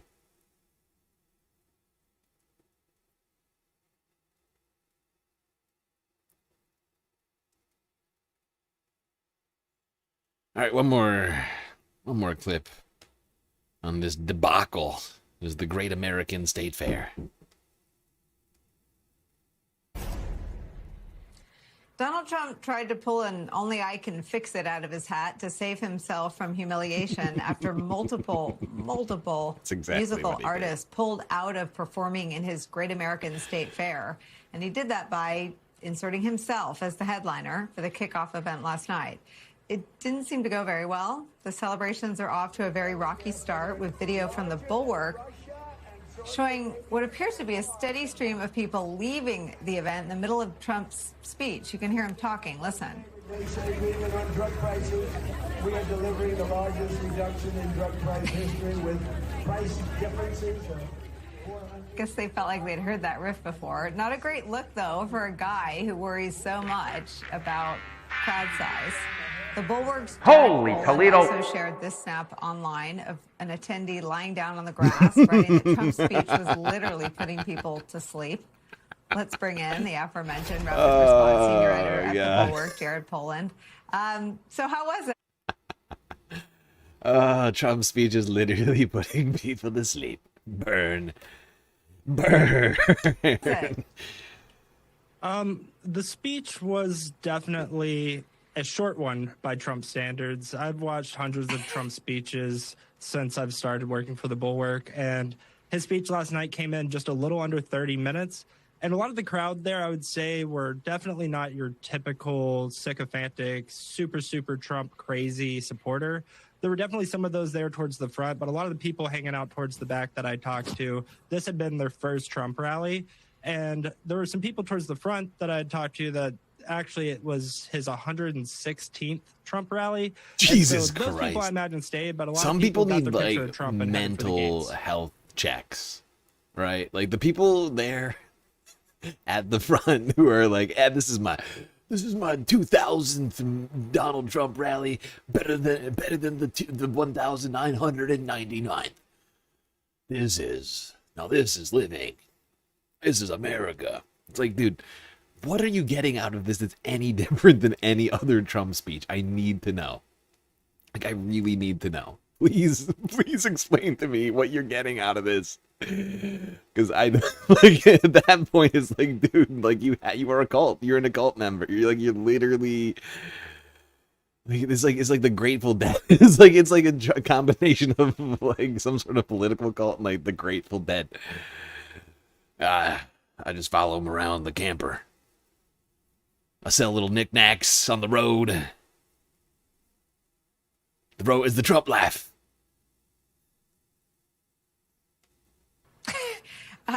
Trump is obsessed with late night, so I will show you how late night covered this. This is Jimmy Fallon.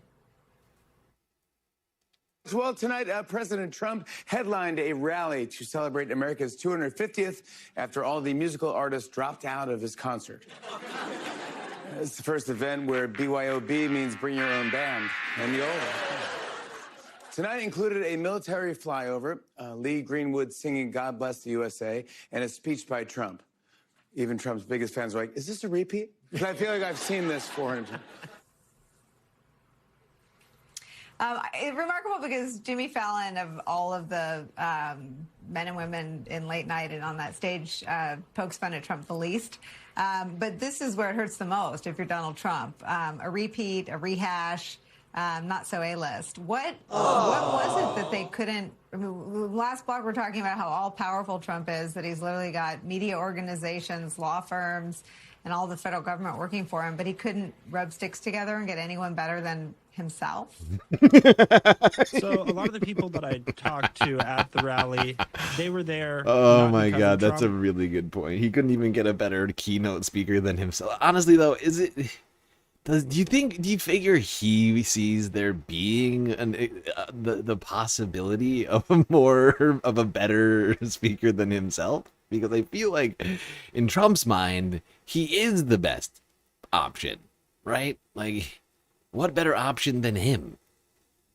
He's got that deranged view of himself where I feel like he's got the like he probably believes that this is the best possible experience people could get. Is me speaking for 30 minutes, Lee Greenwood doing America, whatever it's called, and Kash Patel's girlfriend singing the Star Spangled Banner. Like, that's the very best we could possibly hope for. Like, who best embodies America? Also, he's let's not forget that he's like in a spat with a lot of like the biggest right-wing influencers right now. Like you can't get Tucker Carlson out there. You certainly can't get Candace Owens out there. You can't get, I mean, well, you could bring out Ben Shapiro, but nobody likes that guy. His numbers are completely imploding. That's got to be worse than Trump. And yeah, I mean, I'm trying to think. Megyn Kelly's been talking shit about Trump. I mean, there's been a lot of shit talking. And even just any sort of, like, any amount of dissent, none of those people are going to be allowed in, right? There's no way that Donald Trump is like, oh, yeah.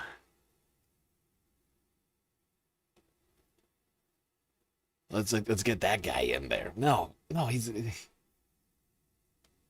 So what we had was a celebration of Donald Trump. The continuation of his birthday.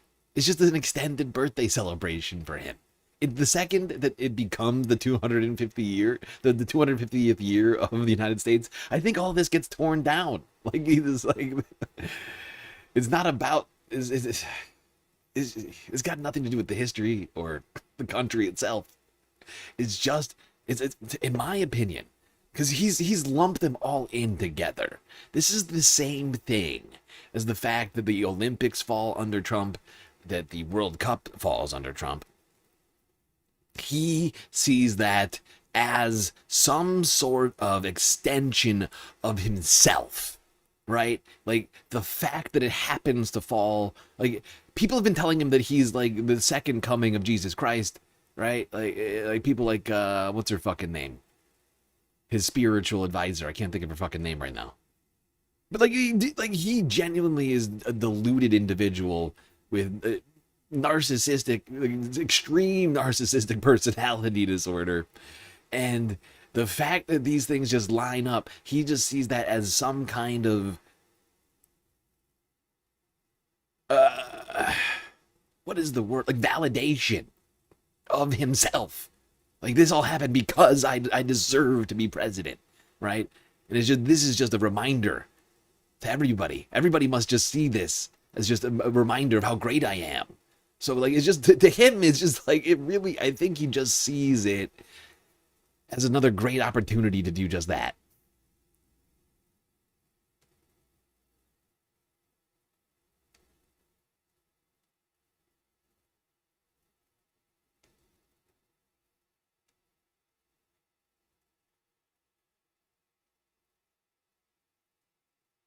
All right. That's enough of this shit. But, considering all of that, we should ask the question, perhaps, whether or not Donald Trump is terminally ill. Let's go here to the majority report from yesterday. Well, technically Friday.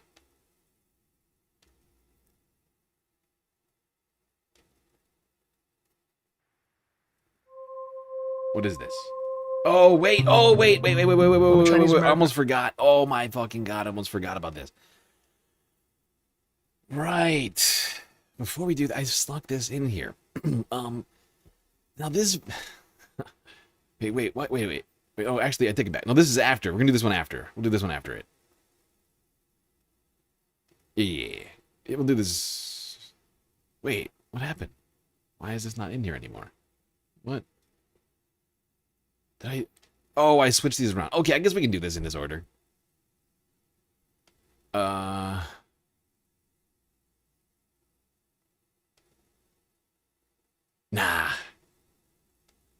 I already fucking set it up. Let's go here.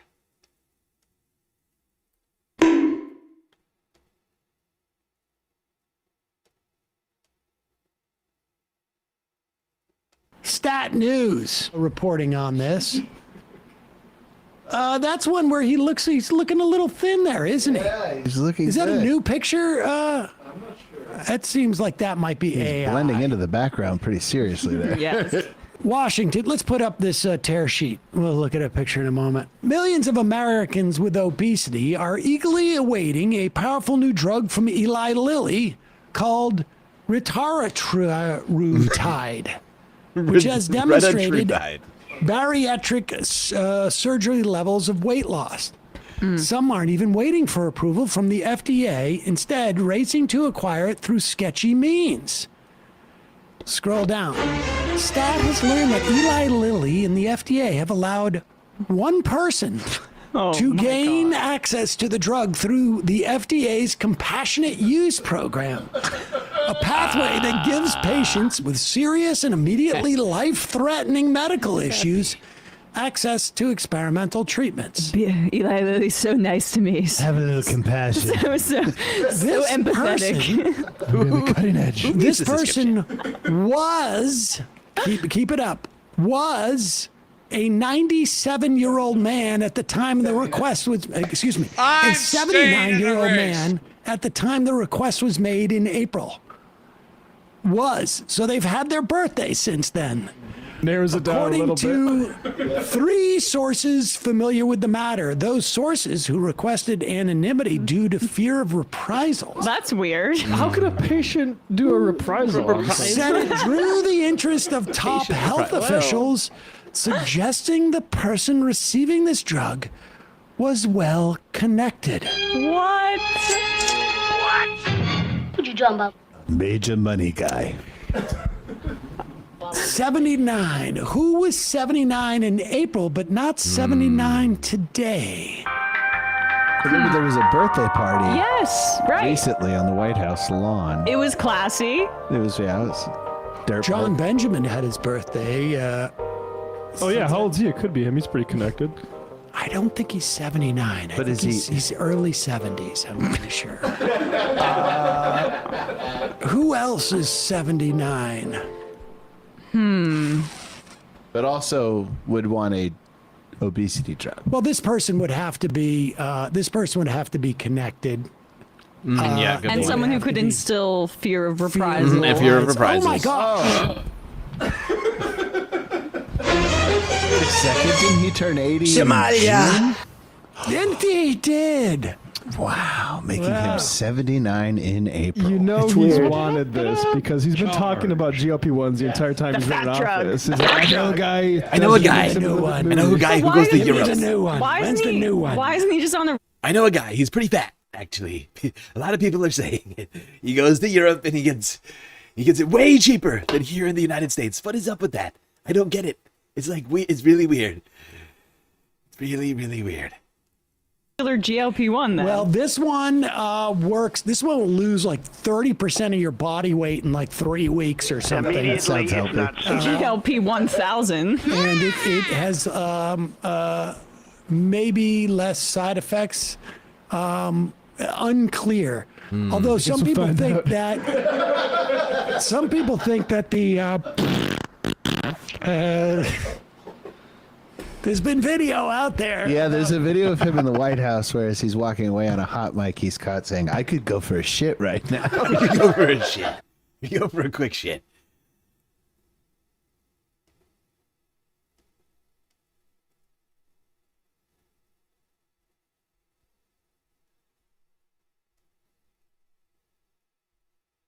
Now, it's not a guarantee that it's Donald Trump, but it's a little weird that one 79-year-old with the ability to enact some sort of reprisals against healthcare workers got access to unapproved FDA drug.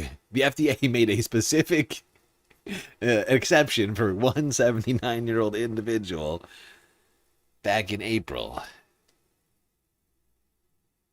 who could possibly cause them a lot of problems if they were to reveal who it was. I guess that can technically be anybody. HIPAA, or whatever it's called, I suppose. But it does feel like it's a confluence of factors, I feel, that adds up. It sort of paints the image of it being Donald Trump. It's like, sure, okay, we can clearly see that most doctors would probably err on the side of caution and not, make public that kind of information about any patient.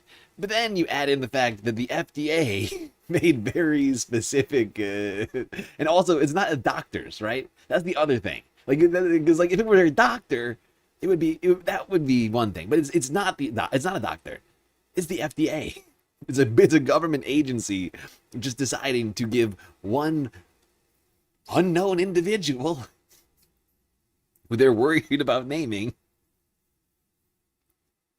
Someone who the FDA, like under the Trump administration, which has a new Trump appointee at the head of it, I would point out, is just found one individual so deserving of these unapproved drugs that they decided to make an exception. But they can't tell us about it any more than that.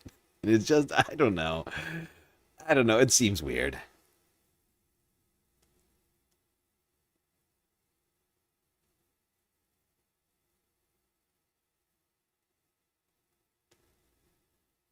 Okay, now, this next story I clicked on, I found this because of a thumbnail. The thumbnail just intrigued the hell out of me. You may or may not know this, but the helmet that I wear is real. That's right, I'm such a nerdy cosplay type of dork. This, helmet you see is very, very real. Made with my own hands.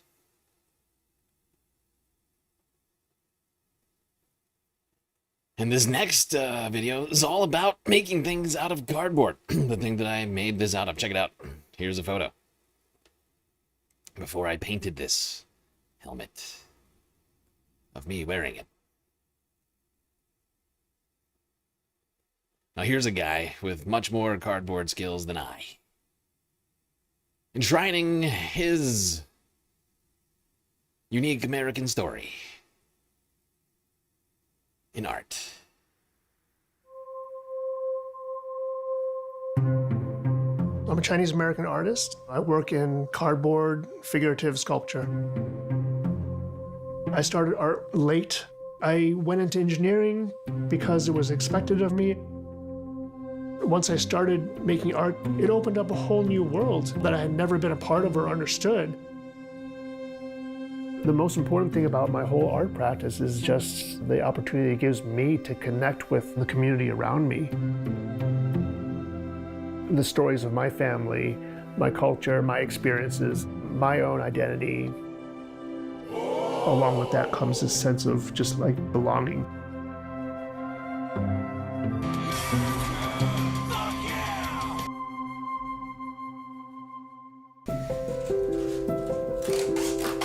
I started working with cardboard, really because it was just around.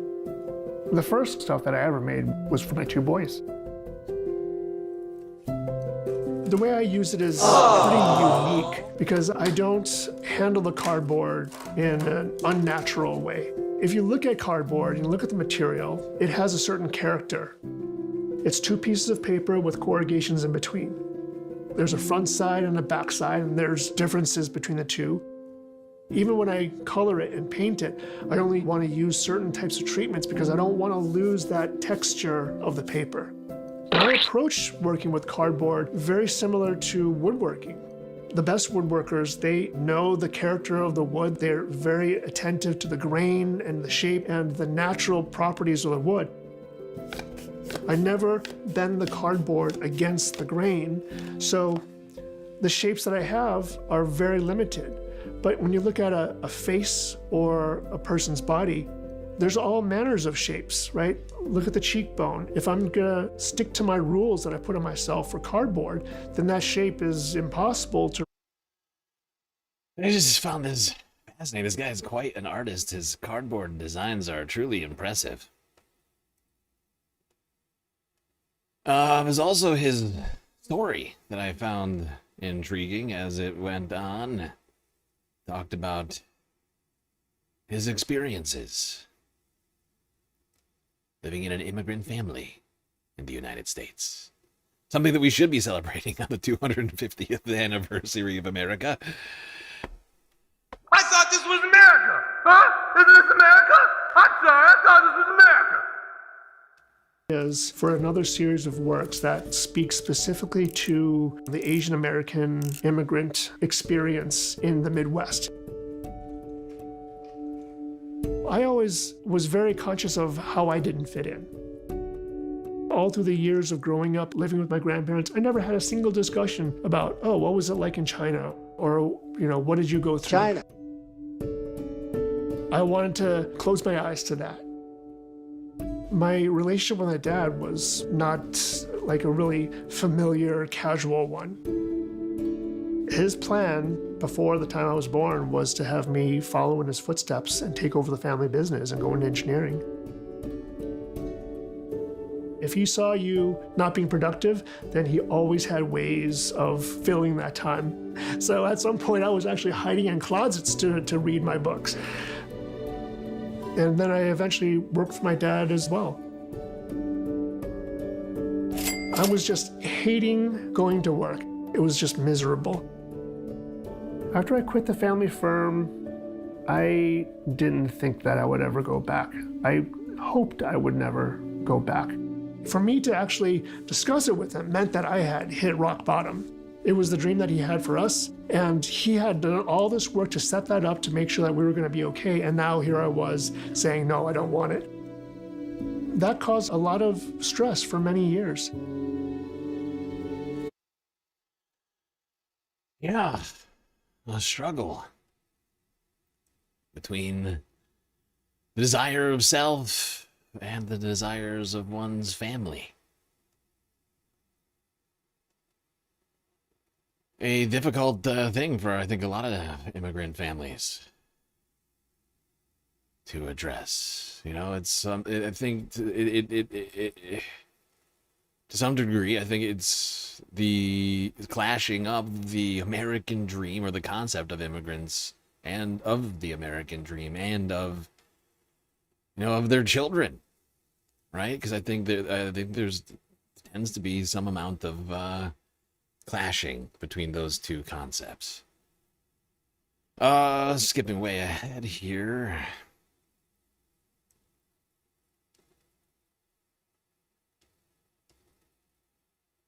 Actually, I think I'm going to go slightly further back. With friends and family in a whole other way.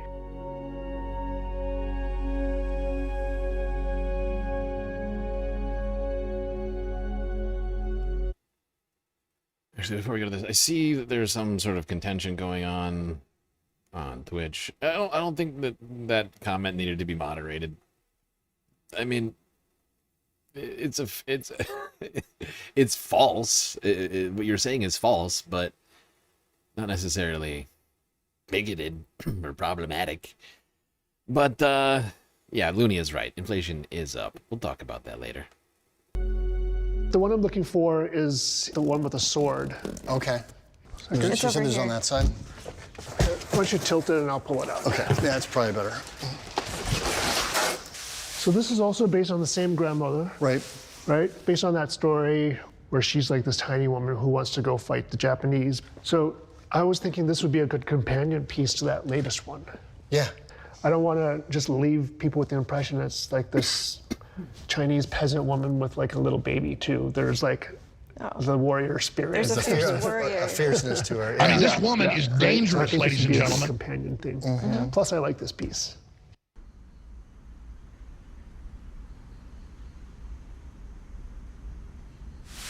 Ma. 呀？要不要来看？新的。这是新的。哦，好不好 ？I don't know， 问妈看。呀呀。太 nervous 了。呀。呀，你可以看到他的表情是很 strong 的。Yeah， 对不对 ？Sure。Very determined to do something. Yeah, exactly. Yeah, exactly. 就是 yeah. 外婆就是这个样子。Yeah. When she wanted to do something, decide to do it. It cannot change. Yeah, that's right. Yeah.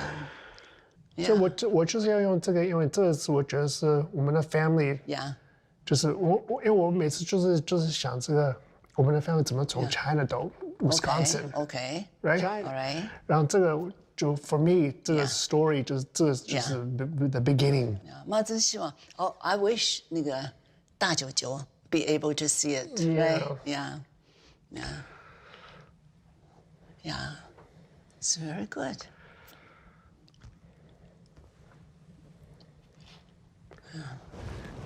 Yeah. Yeah. Good. Yeah. Yeah. Okay. You can see that she's almost conflicted about how to react to this. It is really what is quite a breathtaking piece of art.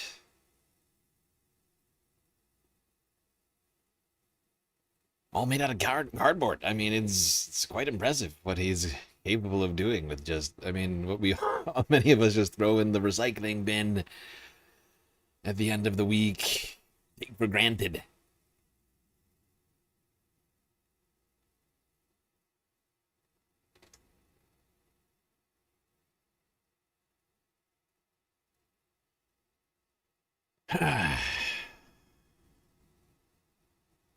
The reason that I even ran into that story, I never would have found it had I not seen the thumbnail and been just intrigued by this mask that I saw on it that just reminded me of my own mask that I made myself, which I just showed all of you a second ago.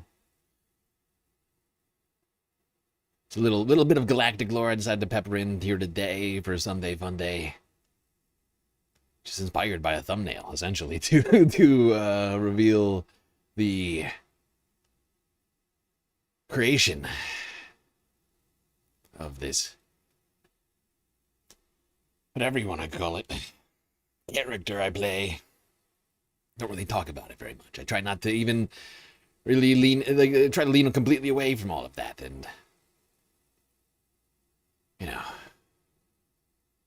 feel like adds to the mystery the more that I avoid doing it. But I don't know, I just felt like it was a fun little departure from the norm take here today. Now's the time to talk about affordability and fucking inflation, couscous, over there on Twitch. I think you already unfollowed, you're probably gone. But the fact is you're wrong about inflation. Just look it up. I mean, it's not hard. You just gotta Google it. Stupid. It's not that hard. Instead, before making assertions in my chat, I just recommend Googling the things that you're going to claim. Inflation is continuing to be much higher than it was just a year ago, 2 years ago. We're at we hit over 4% inflation last month or 2 months ago. It's been around 4% for the last 2 months. It's not going down. Prices are certainly not going down. And the inflation rate is also up. Double that of what the Federal Reserve wants it to be able to lower interest rates.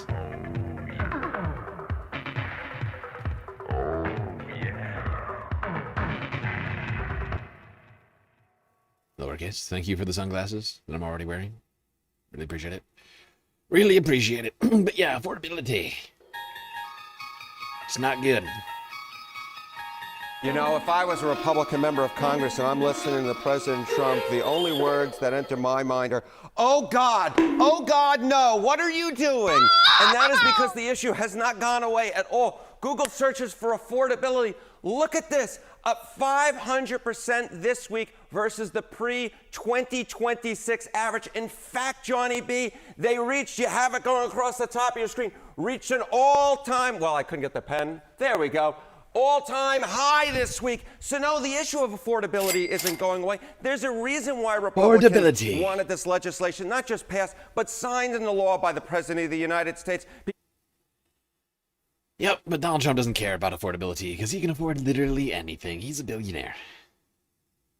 He is a multi-billionaire. His whole family is incredibly wealthy. None of them are struggling even in the slightest. Maybe Tiffany, I don't know. I don't know what the Ivanka prenup looks like. But suffice to say, him, Melania. I'm sorry, Ivana. The Ivana settlement. Ivanka, she is doing perfectly fine.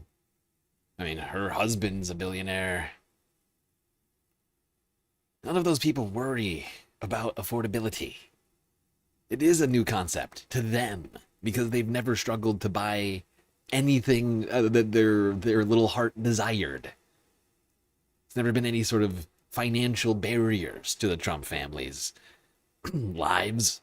Maybe maybe in their own perceptions, right? Like, oh, we don't have enough money to buy the island this year, honey. We're gonna have to wait until next year, right? Oh no, we owe big taxes on the building that I say is worth at least $1 billion, right? Like, it's the kind of affordability problems of the ultra wealthy, right? It's like, oh, how do I pay my taxes on my $1 billion skyscraper? It's like, that sounds terrible. I can't afford food right now, you know? Like, what do you, like, it's a very different sort of affordability challenge that Donald Trump has faced in his life.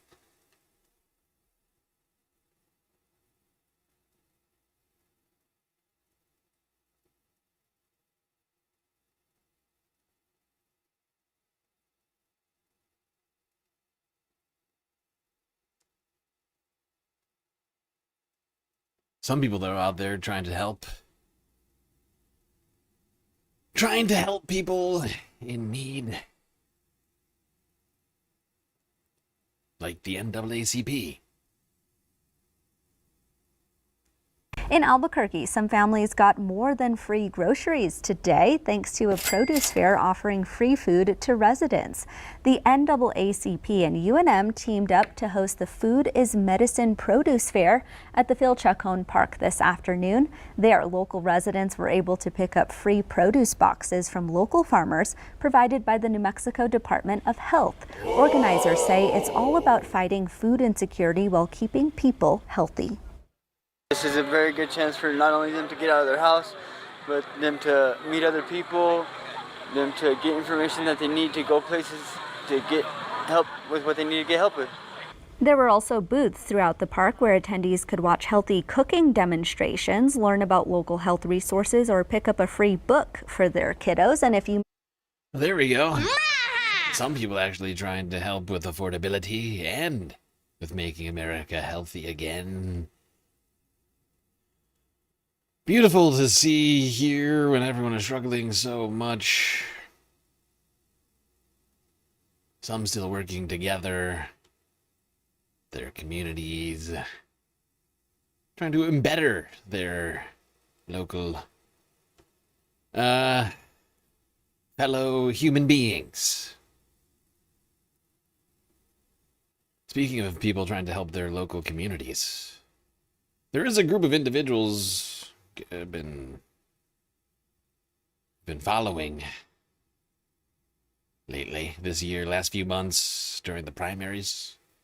It's, of course, the Democratic Socialists of America, other progressives running in elections, hoping to better their communities, their states, and America more broadly.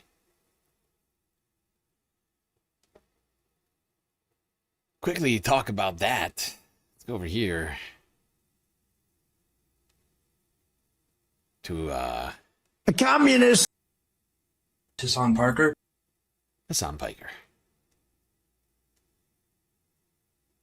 Pretty funny seeing all these DSA people on the news now making the news host look ridiculous. Yeah, I love it personally. Actually Democrats, or are you just using the party's infrastructure to get on the ballot and then take over the party? Well, something we think is really important is democracy. Democratic is in our name, and we mean that by the small d democratic. We believe in democracy in practice, and that should be a core value of the Democratic Party. But in practice, they haven't really been operating in a democratic way. The Democratic Party, especially in recent decades, has become pretty beholden to mega donors, to people representing big tech, representing fossil fuel industries, representing the military-industrial complex, weapons companies. So that is increasingly distant from the voting base of the Democratic Party. We think that the Democratic Party is its voters, or it should be. But in practice, it's been all these donors who are shaping what the politics are in Congress and in the federal government, and increasingly in local politics. So we mean democratic. Like we want to organize democracy at every level of our society. Democrats. We want the I mean, we're running as Democrats. We're operating in a winning as Democrats, not just running. winning as Democrats. Democratic way. So if the Democratic Party leadership feels like that's a threat, then I think they're the ones who aren't Democrats. Yeah, okay. Yeah, because another co-founder that you guys have, Gustavo Gordia, said that you guys are he admitted that you're using the infrastructure the party has set up for ballot access. And that's what you're doing. Is that fair to say that that's what you're doing? You're not actually Democrats. You're using the process that's already in place to gain power. No one cares about the brand, okay? What are we talking about? This is not like Nike versus Adidas, okay? No one cares about the brand. Clearly, the voters have appetite for this kind of politics, a real hunger for this kind of politics. One must ask the question why people who have voted Democrats their whole lives are looking at the options where they have a Democratic Socialist on the ballot, and then they have an establishment Democrat on the ballot, and they're going, oh my God, how refreshing that I can vote for someone who actually champions the causes I fucking care about. Yeah! I believe that these people have an investment. That's what they're saying. It's not like the DSA candidates are running and they're running on the Democratic ticket by duping voters into voting for them by being like, oh yeah, just if you vote for us, we're I mean, I don't even know what the fucking analog would be here. It's so stupid. The real question is, why have the Democrats lied about advancing an agenda that is so closely similar to the Democratic Socialists of America's agenda? Okay, just to be clear, I don't think that guy needed to be banned. I mean, Couscous was, wrong about what they were saying, but I didn't see anything that was bannable. So that is just, I think that's going a little too far. Timeout, maybe, but honestly, I think we have to be a little bit more reasonable about how we go about that. We've had much worse things said in that chat that didn't get banned for it. Timeouts, I think, first thing to do. They lied about that because they clearly haven't delivered results. That's it. It's so stupid. For years and years, they told us, oh, you cannot vote for a third party. So then we run in the party and they go, no, you can't do that either. At a certain point, you got to realize, like, oh, they just want establishment Democrats that are beholden to corporate interests to control the party, to be the only viable option. We knew that already, and we're stress testing that reality right now. Well, we would ask everybody, including voters of the Democratic Party, of what are Democrats? Like, is it just you're attaching yourself to people who you think sound good on TV, or are you voting for people who represent your values? Mm-hmm. The Democratic part, again, like when you're voting, what are you voting for? What do you want to see in practice? What do you want to happen in government? So the policies that we're representing, and yeah, we run as Democrats. I don't think I personally identified as anything until when I was 18 years old. I voted for the first time for president. Obama was actually the first president that I voted for, and I was very happy to vote for him at the time. I was very against the wars in Iraq and Afghanistan. Mm-hmm. I believed in hope and change at the time that he was campaigning on, and then I didn't see a Democratic government deliver on a lot of the promises at the time. So many people mobilized for the Obama campaign, including me, and we were really inspired, and we wanted to deliver on those promises. So that's what we're about. That's what millions of Democratic voters are about, and people are not seeing the Democratic Party deliver. Oh. It's about the policies, man. Exactly. That's it. It's about the issues. It's about the policies. And it's exactly. It's the fact that people are sick of having, supported a party. In some cases, for decades, depends on who you're asking, and seeing that party not achieve the things that it's purported to, or at least at times that it was going to do, or whatever else. And people want change. People want action. And they're sick of Congress people voting for people who don't do the things that they want and or need from their government. That more radical politics is something that the base wants. Turns out it's not so radical. about expanding democracy in every part of our lives, and we want to democratically handle how militarized our society has become. Why does the United States spend $1 trillion on a military budget while we can't repair roads and bridges, while we can't provide for childcare for everybody? We should be funding babies and not bombs. Why does our government spend billions of dollars per year on the state of Israel while it's doing genocide, while it was already enacting Israel's apartheid? not committing a genocide. You know, like I was raised to They're absolutely believe in Israel is committing a So much genocide. better. Israel has killed tens of thousands of civilians. Many of them are children and families. And we see that happening. We saw it live streamed for 2 years, and we reject that. We don't think that should be happening anywhere in the world, and we don't think the United I gotta say, that's some pretty impressive next level cope coming out of fucking News Nation in the middle of like 2026. To still be claiming that they are not committing a genocide is impressive. Like just in its like just utter like obliviousness or like intentional like false wrongness, right? Like like even she must know that's not true. Like you can't be like you literally can't even make this claim anymore. It's 2026. It's 2026. In what, 4 months? In less than 4 months, it will be 3 years of this. Anybody still claiming? I mean, it is bonkers. Like nobody agrees with this woman aside from Benjamin Netanyahu.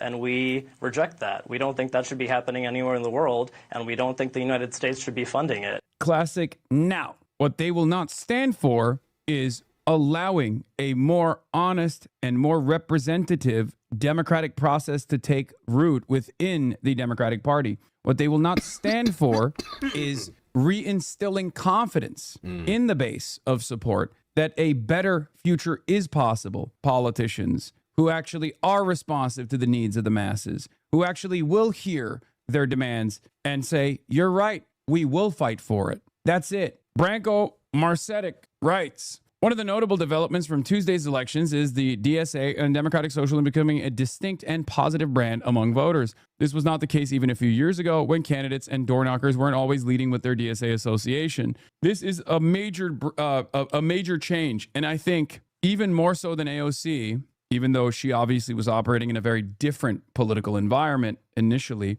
Zoran's unapologetic brand of democratic socialism, and now a very successful and very popular mayor, is what has played a major role in flipping the script. He's just going and he's repeating the things that I've basically been saying this whole time. Is that this is what we needed, right? To get like. Once Zoran Mamdani took office, like the number one focus had to be like helping him succeed and like supporting him in whatever ways people could, whether you were a New Yorker or not. But if you agreed with him, if you agreed with the socialist project, the democratic socialist project, you needed to hope for the very best with Zoran, with his mayoralty, because of the way he's been painted from the very beginning, or at least not from the very beginning, but like once he got big enough, once he became a challenge to the establishment, immediately became like all about that, about the fact that he's like too far left, he's a socialist, and blah blah blah. And it was going to be a test, whether or not it was fair test, doesn't matter. In the media, right, in the politic of the day, it was always going to be a test, like whether or not Zoran could succeed. Like I said, way back then, I was like, I think even before he actually took office, I think I was saying it like I was being like a Debbie Downer. I think I said it literally on the day that he won. I was like, all right, now we got to switch focus and think about when he comes to office here. I was like, literally anything and everything they are going to use. Anything bad that happens in New York, they're going to try and use to be like, look, this is the failure of socialism.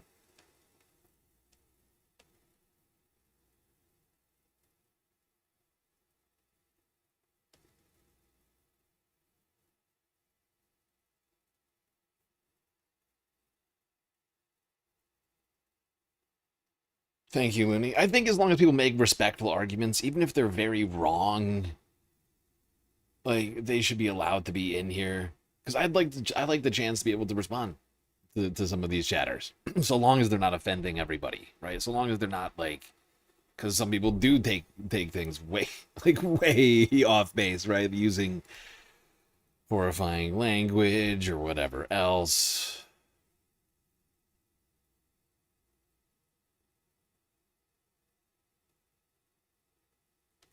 But being wrong isn't of itself necessarily, I think, a reason to get in trouble. He was very wrong, though. Very, very incredibly wrong about everything he was saying. But that's just, like, to me, it's just ignorance, right? Which just gives me an opportunity to, like, you know, like, correct that, right? In at least one person. Even if he leaves, I'm, like, fine with that. But, like, hopefully they leave and think about Googling that statistic, right? Like, that's all.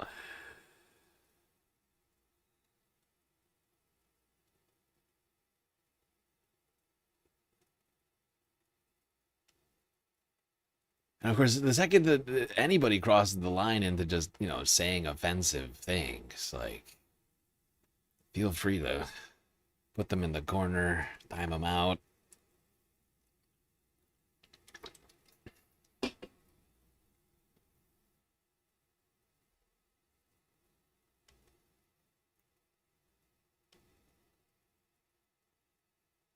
Does anybody in here love Israel and want Israel to succeed? Wow, nope, doesn't. I don't think anybody does.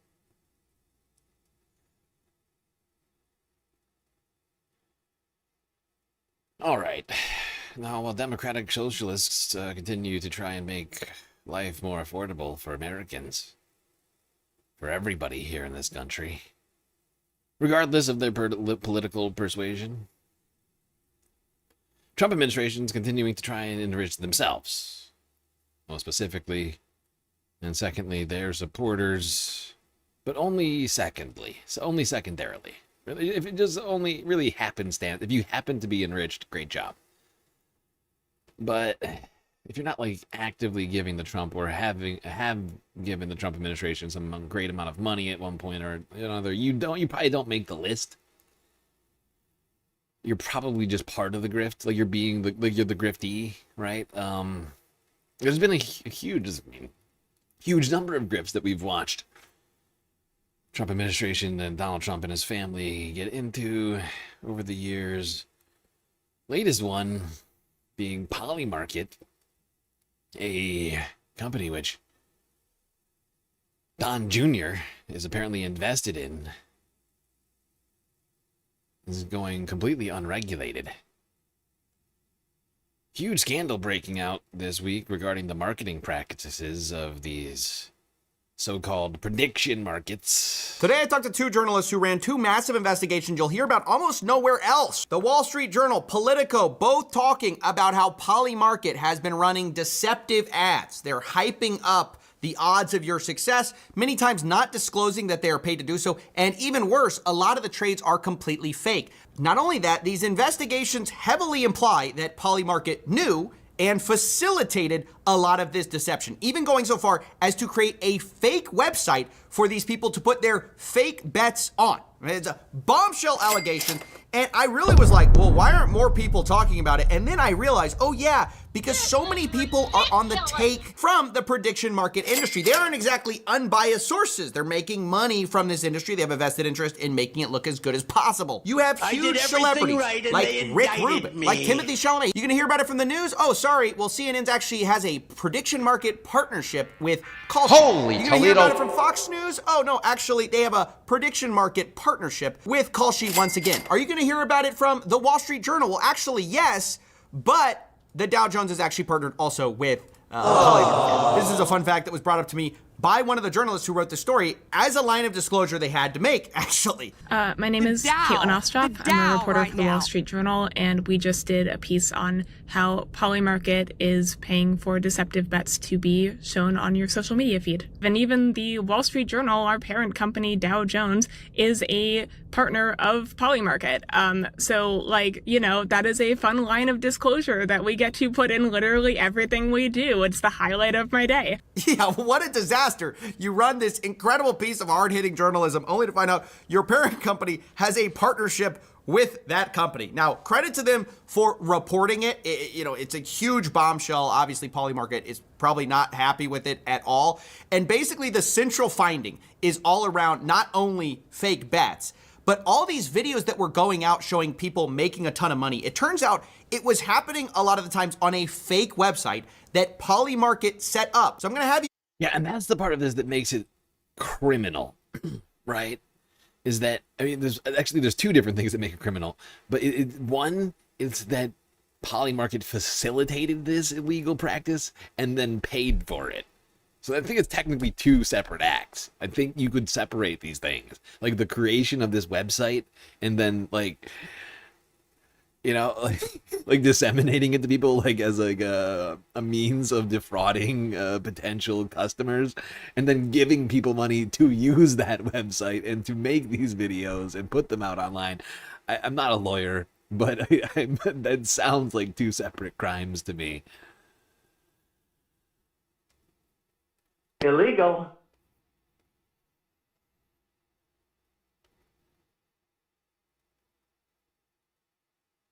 Oh, actually, I'm gonna let him go for a little bit longer on this. Of these videos, and notice the URL. Bro, what? Will Trump say April Fool's this week? 4%? Bro, what the? Want to be accused of April Fool's? Yes! Trump say McDonald's in January? Good deal as usual. But you know, in the old days, McDonald's... Yo! Now, there's a lot more videos just like those. The general format is they make a long shot bet, get paid out a ton of money. Isn't that so wonderful? And if you look at the URL, it very clearly says Polymarket, or at least, well, that's what I think that says. I'm zooming in. It looks like Polymarket, but the Wall Street Journal says it's a different website entirely. We have spoken to people who have told us that Polymarket created this website. That this website, Polymarket, was made by Polymarket. Wait, you said I didn't just have an aneurysm. I just heard Polymarket. What? This what is are you at least talking what we have called it. This is the. Oh god, I gotta say, coffee's sometimes just low key funny. I didn't just have an aneurysm, right? No. Nope, he didn't. I'm staying in the race. That was Polymarket. So Polymarket has created this program where they have told college-age creators to film content promoting the website, and as part of that, they should film themselves making trades. Now, to film these trades, Polymarket, our reporting shows, created a fake website called Polymarket, or at least that's what we are calling it, but it's P-O-I-Y Market. And when the I is capitalized, it looks exactly like the real thing in terms of the URL. But when you look at the actual website where the trades are being placed, there's a bunch of discrepancies that we found, which... Yeah, this is, I mean, is incredible. The facade that was apparently created, allegedly here, by Polymarket to help creators defraud potential customers into believing that they could make more money than they ever would have. It is fucking disturbing. We're gonna get a little bit more deeper into this because it's Sunday Fun Day, and this is something that honestly leaches into a lot of the fun stuff, which is why I decided to leave this in again. And then we talked about this real quick earlier in the week, but like this, like honestly, all of these fucking prediction market shit have like I said, like somehow like through like capitalist osmosis, like leached into absolutely every facet of our lives, especially fun stuff, sports, you know. And I know something that all of us at least get some amount of enjoyment out of, that being the news, politics, I mean, it really has like found its way into every facet of like American life now. I hear sponsored by Kalshi or Kalshi this, Polymarket that, like fucking so much now. It is like, it's like almost more ubiquitous with with betting now, like more like a not like synonymous, whatever the word is, like more associated with like, the concept of betting on stuff than like Vegas, right? Like nobody says like, oh, go like to the sports book, go to Vegas and put a bet on it. It's, oh, go on Polymarket and bet on it. Like, and just, you know, take the phone out of your fucking pocket. Book, which yes has been fake bet slips, fake influencer winnings, influencers pretending, you know, that's too far. Including, by the way, the marketing playbook, which yes has been fake bets. Damn it. It was a smokescreen of advertising. Now maybe you're thinking, look, hey, Steven, get real. This is what casinos do. And that's exactly the point. For a long time, illegal. For years now, the playbook of this industry, prediction markets, has been they're not casinos. They are event contracts. They're not gambling. They're hedging economic exposure. It's not a parlay. It's a combo, right? They have all these euphemisms for everything. But it turns out when you actually look under the hood, like they're doing all the same things, including, by the way, the marketing playbook, which, yes, has been fake bet slips, fake influencer winnings, influencers pretending, you know, they're making all this money. And then on the most dastardly side, even the platforms themselves getting involved with the deception, which appears to be what the Wall Street Journal is alleging here. Polymarket setting up this poi market itself. Now, maybe you're wondering, well, did they really know? You know, they actually made a statement saying, quote, they're committed to maintaining accurate, fair, and transparent markets. We are part of a rapidly growing industry and constantly evaluating ways to improve how we're engaging and earning the trust of our audience. The company says it plans to conduct a comprehensive audit of active promotional content. Guys, they're going to investigate themselves. Oh, thank God. I was worried. I was thinking there wouldn't be, you know, some very serious. Someone, I was like, oh God, somebody needs to take this seriously. Oh, good. Polymarkets themselves, they're taking it seriously. They're going to look deep into their own practices. They have a little, like, a question whether or not they're doing all the right things, which really just brings warmth to my heart.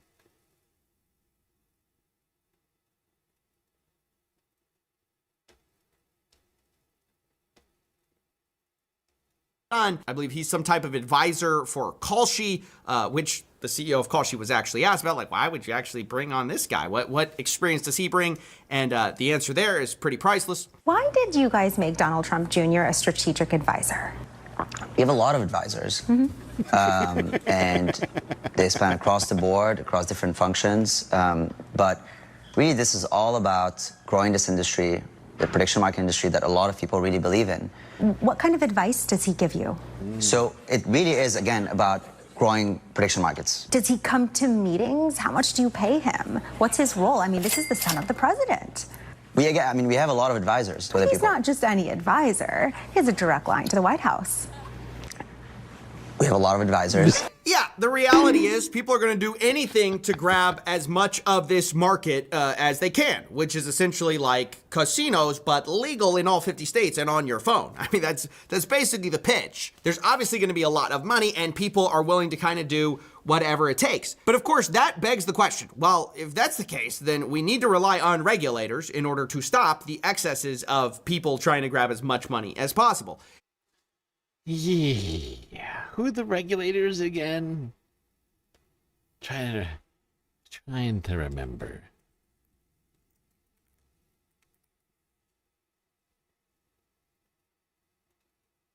Oh, that's right. It's basically a bunch of people, like, it might as well be Don Jr. himself, I guess, but not actually.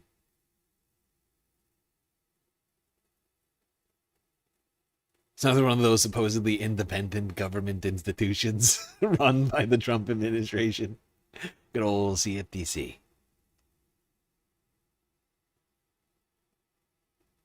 Thank you for the blessings. You're all very kind. You're all very kind. Yes, space dust, space pollen, something like that, causing me to sneeze. All right, a little bit more discussion on this poly market situation. Everybody seems to be talking about it. Let's go here now to the Bituation Room with Francesca Fiorentini. Polymarket is a website, an app where you can bet on anything. How many ducks are going to die in the reflecting pool? You know, 1, 5. I'm sure there's a bet right now. You can bet on the future. They call it the predictive market or prediction markets. Oh, so it's not like a openly fluid market? No, it should be illegal. But, you know, our Consumer Financial Protection Bureau and Trading Commission, CFTC, probably illegal. is completely corrupted. Donald Trump Jr. sits on the board of Kalshi, which is another one of these prediction market apps. I did a whole video breakdown, if people haven't seen it, on Polymarket and why it's ruining politics. It's breeding insider trading. IDF soldiers have bet on where strikes were going to take place, and then they did, and then they got money. Wow. Yeah. We're going to kill eight children today. Yay. And now we know that so much of Polymarket has actually been falsely boosted by influencers, of course. And this is a breakdown by the Wall Street Journal, did a whole investigation into this. Here, let me just put this up. The Dow right now. They are so dumb. But here is, sorry, I don't have the headline, but the Wall Street Journal did a whole investigation about it. And let's just take a look at what they found. This guy just made $3K. Bro, what? TikTok and Instagram are full of videos of people appearing to make a ton of money on Polymarket. Yes! Bro, what? This guy looks like he just won $6,000. Except he didn't. This is not a real bet. Neither is this one or this one. The people who made those videos were paid by Polymarket to promote. Okay, we're going to skip this because we already watched these clips. We already, I think, get what happened here. But the long and short of it is this is illegal. Now TikTok and YouTube are trying to clamp down on it, but has been allowed to fester. So these are influencers getting money from Polymarket in a push to draw users to its unregulated platform. Polymarket has flooded social media with videos like Makiharas, which appear genuine at first glance. In reality, Polymarket built a near perfect copy of its website and then instructed creators to make simulated trades on those dummy sites and hide that they were being paid by Polymarket. This is such blatant fucking corruption. It hurts my brain. It hurts my brain that the president's son is directly benefiting from this blatant illegality. Illegal. But don't worry. It's not going to be just Polymarket investigating themselves. No. According to a new report, regulators are now looking into Polymarket. Oh, thank God.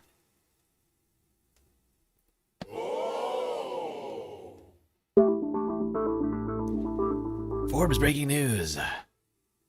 Senators demand a federal probe. Polymarket is under federal investigation, according to 2 reports citing sources familiar with the matter. Revealing a probe the same week, 2 senators demanded the agency open one over a Wall Street Journal investigation to the company's social media promotion of fabricated betting wins. The Commodity Futures Trading Commission has an ongoing investigation into the activities of... Oopsies. What's happening here? Oh, puppy treat. Thank you. But so now, when we say regulators, it's senators is demanding an investigation. So literally, Congress people going like, "I'm sorry, what happened? What's going on?" A company like partly owned by the president's son is defrauding America.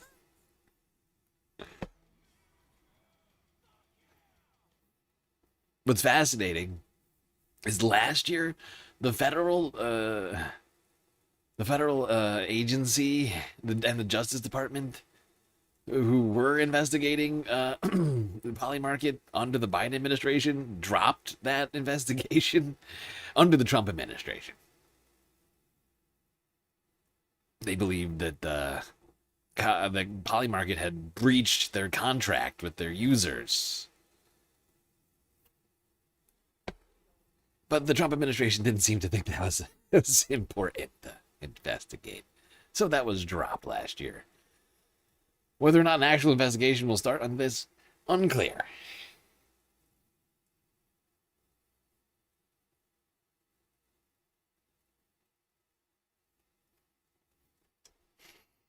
Okay, what's next? Everything's fine. It's Sunday, Monday. We're having a good time, right, Space Fans? We're having a good time. Oh, speaking of Sunday Fun Day content goal going, did I restart it on Twitch today? I didn't restart the goal on Twitch, but we've seen a few donations over on Twitch so far, as well as I just got a dono on PayPal. 15 bones. That's at least 30%. Had a good weekend. Had to work through heat and rain, but the shows went on. Thank you, Orb. I just realized you didn't put your name in there. Hopefully you're okay with that. It's my bad. I mean, you're just an old super chatter, so you used to super chat a lot when we still had super chats, so I think I'm just like, just assuming that you want to be, that you're fine with being known for your generosities. Hopefully I haven't caused you any problems. Was there ever to investigate, shut them down? Yeah, I mean, it's problematic. Or at the very least, they just need to be treated like a casino. But that would require a whole... The thing about that is that they don't want that because of the regulations that come with it, right?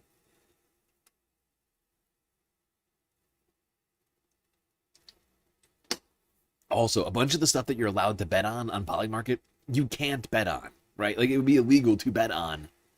Like, I can't, I don't know the exact, like, but there are some things, I think, legally speaking, you're just not allowed to bet on. But because it's a prediction and not a bet, like, they've managed to get around this. Like, this fucking ridiculous loophole they've driven a multi-billion-dollar fucking tractor through.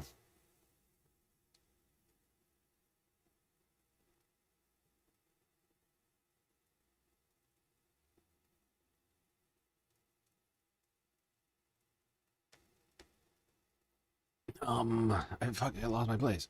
Oh, right. Okay, well, speaking of technologies, new technologies, things of that nature, and of the lunatics running this country, this next story is perfect. This one's from the regular Forbes channel. Let's settle down. Let's talk about this kind of fucking hilarious, but also slightly disturbing story regarding ChatGPT and Catholics. That's right. How could these two things intersect? Well, you're about to find out.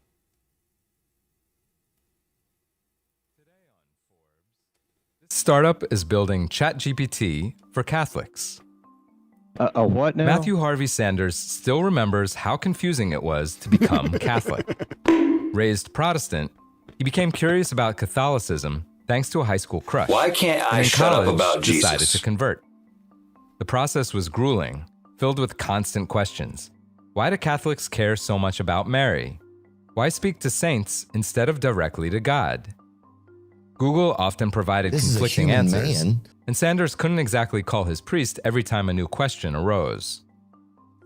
When ChatGPT launched in November 2022, Sanders saw a business opportunity in a conversational chatbot focused on helping people understand Catholicism. The following year, Sanders launched Magisterium AI, an LLM-based bot that can answer complex theological questions. I fucking love this. I fucking love this because it's like, why would you need this? The Bible already exists, right? Like, the Bible already exists. It's on the internet. ChatGPT, Gemini, Grok, they all have access to the Bible. Why couldn't you just ask one of them? Well, if you're the sort of weird religious zealot who's living in an alternate universe, right, where science and facts don't matter to you, right, you wouldn't want to be all of a sudden, you wouldn't want to suddenly be introduced to awkward or, you know, contradictory facts like science or anything unintentionally. Because that's basically what I going through this.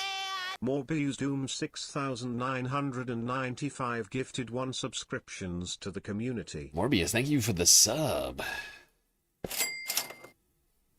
Zetetic, the recipient of that. But like, right? Am I wrong about this? Right? That's how I view this. This is the safe space. This is a chatbot safe space for religious weirdos who don't want to accidentally be introduced to new or conflicting ideas to their worldview. And so it's just like they're like they're like giving a chatbot like only the Bible, right? So that it couldn't possibly run into science or like anything like from the real world. Like, it can only speak to you on like very specific things, right? Like, it's like it's like they're, you know, in a way it's like a child, right? They've like chained to like a wall, like in a cave, and only given the Bible and like other books like that like meet their specifics, like their standards too, and then nothing else. Like, and it never is like introduced to the real world, right? Like, that is effectively what this thing is. It's a Catholic safe space for people who can't shut up about Jesus. Why can't I shut up about Jesus?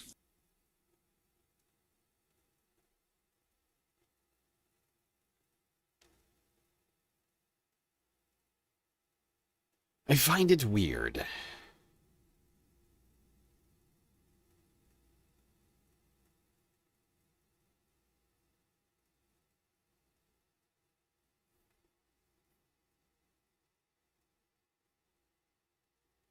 Yeah, I'm not saying it's specific only to science, just to be clear. There's other things that I think Catholics, Christians might want not to run into. I'm not saying all, but I think that from what I can tell, that's the purpose for something like this, right? Otherwise, if you're I feel like if you're a normal Catholic or whatever you want to call it, you know, like you could probably, if you need a chatbot, you would probably just use ChatGPT, like another human being would, right? Like, needing some sort of, like, this is not helpful to anyone. I can guarantee. Anybody, like, it's just anybody who's just trying to block out the rest of humanity. Like, that's the only reason to do this. To disconnect it from the rest of humanity's knowledge.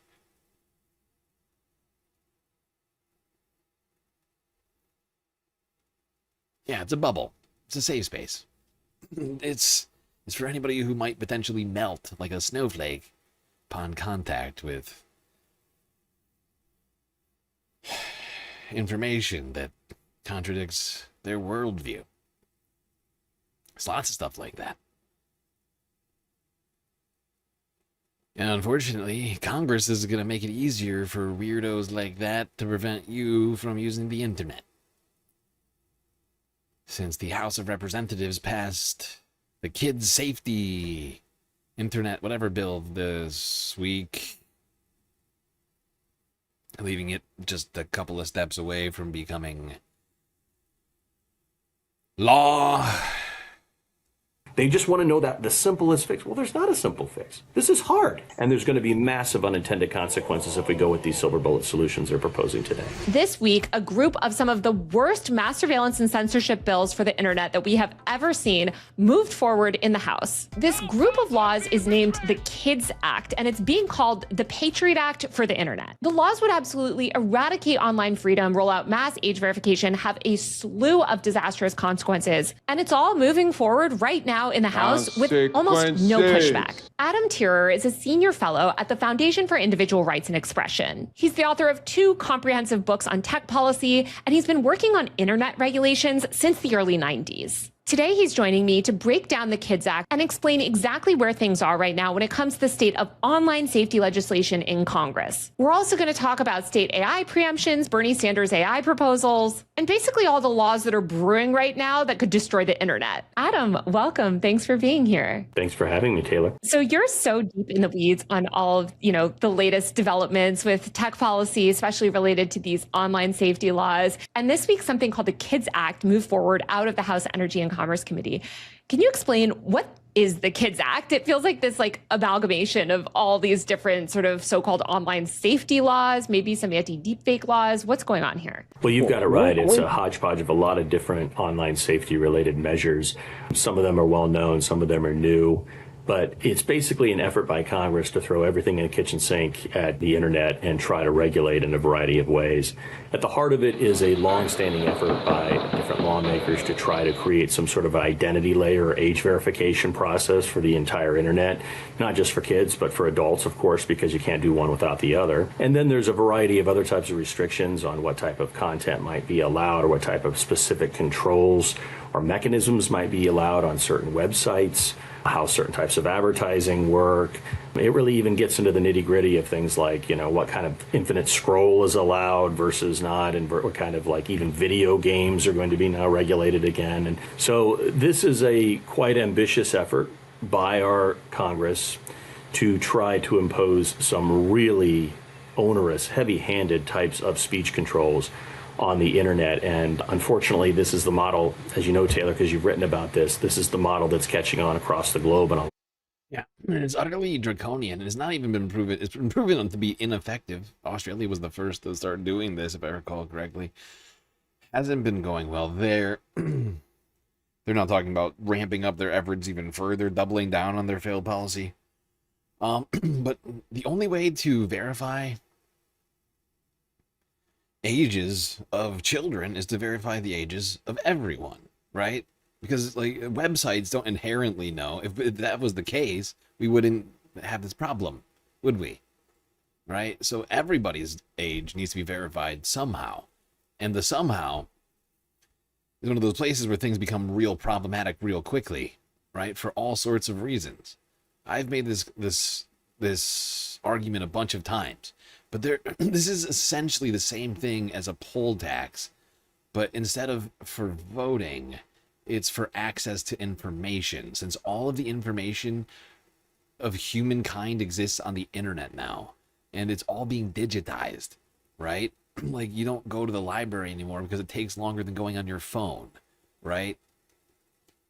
And this will disenfranchise poor people, most especially from being able to access the internet, right? It will prevent, in some cases, I can almost guarantee you, if depending on the ways in which this is enacted, people like immigrants, right? Undocumented immigrants without documentation, because in many cases that is how they're going to wind up trying to do this, is asking you for your government ID, right? Every single social media company will start trying to ask you for things like your driver's license or something else like that, right? And there's a bunch of people in this country, we make the same fucking argument with the poll tax, right? With the SAVE Act that wants you to have your fucking passport to be able to vote. That there's a bunch of people who don't have passports, right? There's a bunch of people who have expired government ID. Will they accept expired government ID or other ways? Because there's a bunch of people who probably have phones, who probably use the internet, but don't necessarily have. There's millions of people in this country who don't have ID, right? Does that mean that they don't deserve to be on the internet? Are we going to start giving out internet cards to every citizen? I mean, what's the plan? This is the very definition of totalitarianism. Countries today, and it's just really sad to think that the United States is going to follow suit in this sort of more. I see a point being made in chat right now. They could just use a VPN. Unfortunately, they're looking to make VPNs illegal as well. That is another suggestion in all of amongst all of this, is they're looking into making it illegal to use a VPN. Making it legal to anonymize yourself on the internet.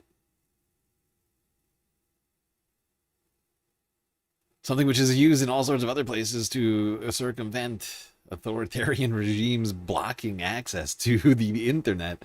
And now we have an authoritarian regime in the United States trying to make VPNs illegal. Like, I mean, this is, I mean, oh, God. It just, oh. We're there, you know? We're there.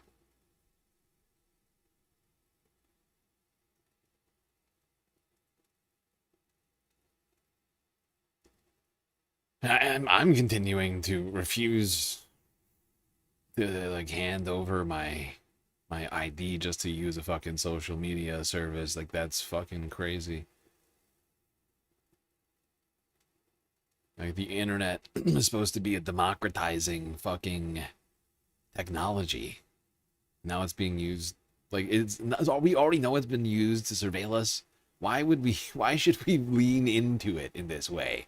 Just to protect kids, right? So, like, in theory, hypothetically, there is no proof that this protects kids, I would point out. Let's talk about this a little bit more here with Humanist Report. It's been 10 years since San Antonio, Texas mother Maureen Molak lost her youngest son. The grieving mom puts the blame on big tech. I lost my 16-year-old son, David, to suicide after a year-long battle with social media and online gaming addiction. With the last 3 months of his life, he was the target of cyberbullying by a group of classmates at his school. I just want you to hear that one more time. Last 3 months of his life, he was the target of cyberbullying by a group of classmates at his school. A group of classmates at his school. So, all of a sudden, we all need to give over government ID to get online because kids did a thing that they've been doing since before social media existed. Kids bullied each other before social media ever fucking happened. I can tell you that because I was technically alive before social media was a thing, right? And there was plenty of bullying going on back then, right? Plenty of bad stuff was happening back then, right? Like fucking Columbine happened before there was Facebook, right? Like there was all sorts of fucking bad things happened to kids before social media. But like conservative, hateful groups are using these sort of heart-wrenching stories to repress and suppress people online. I don't think it's a coincidence that she has a fucking cross on, like that she's wearing a cross right now. Like a lot of conservative groups are lining up in support of this and have been supporting these measures, right? Because they see this as an opportunity to repress people that they don't like on the internet in all sorts of ways, right? Because these sorts of measures, like, have also you've seen like in like states in the United States, there's measures already in place in some places where, you know, like LGBT content is deemed as harmful to children, right? So all of a sudden those kind of sites, maybe they just get shut down completely, right? Like this is like we're treating everyone like children of conservative parents, just because the parents of conservative parents exist. That's basically what we're doing, right? Like everyone gets to be children, like in the households of like Christian fundamentalists now when it comes to internet access, because these people don't want to blame like themselves for anything, for any of their like own failings. Like, this is the thing I've noticed, like a trend I've noticed, not just with this, but like people no longer want to parent any fucking more, right? People no longer are capable of like keeping their parenting shit to themselves, right? They're making it all society's problems in ways that are like the worst ways that you can come up with. Like, and it's also like oftentimes like what it seems like is like the same people like who also want to like do the reverse of that when it comes to like all sorts of other issues.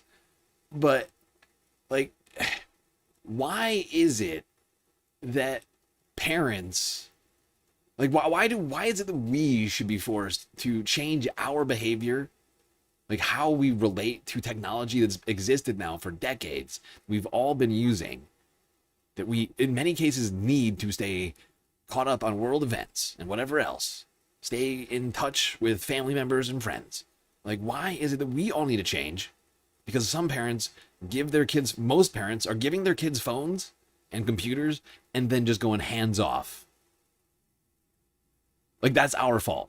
Like, it's my fault and your fault and everyone else's fault that parents are giving their kids computers and phones and then saying, have fun, have at it. I'm not gonna, I don't want to watch you, like, or I don't like, I don't want to have like awkward conversations later about things you found on the internet, right? Like, and or like the internet is being blamed for things that already existed pre-internet, like bullying. Like how is that? Like, how is that the fault of the internet? It just isn't. Like, it's demonstrably. Like, people were very shitty to each other in person before the internet existed.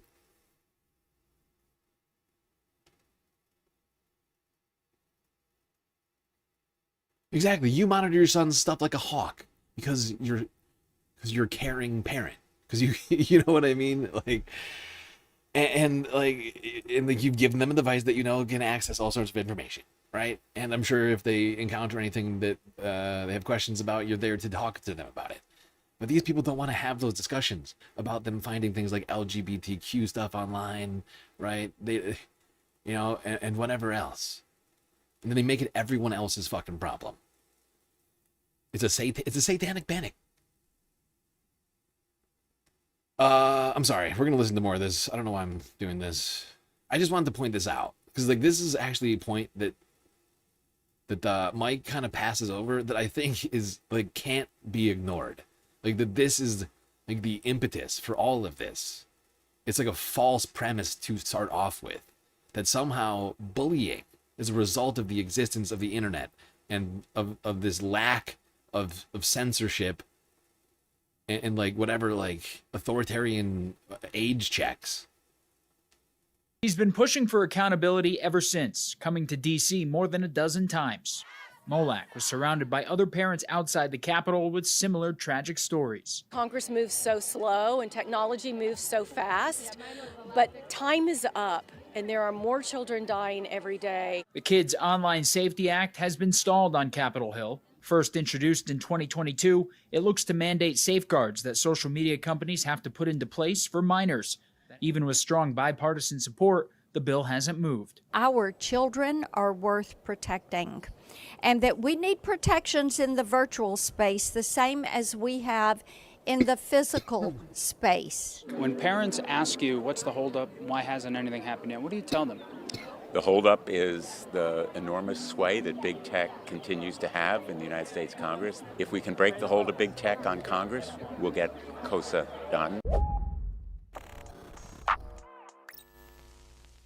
Just a pro tip, whenever you see Amy Klobuchar, Ted Cruz, Marsha Blackburn, and Richard Blumenthal team up for something, it's a sign that they're probably doing something very bad.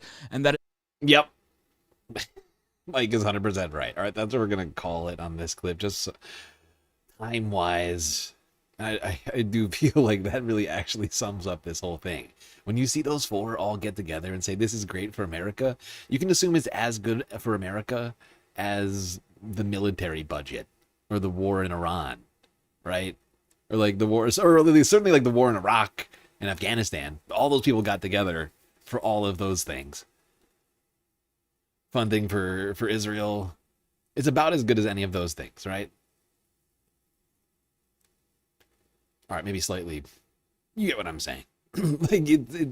Like whenever those people get together, it's always for the very worst fucking things.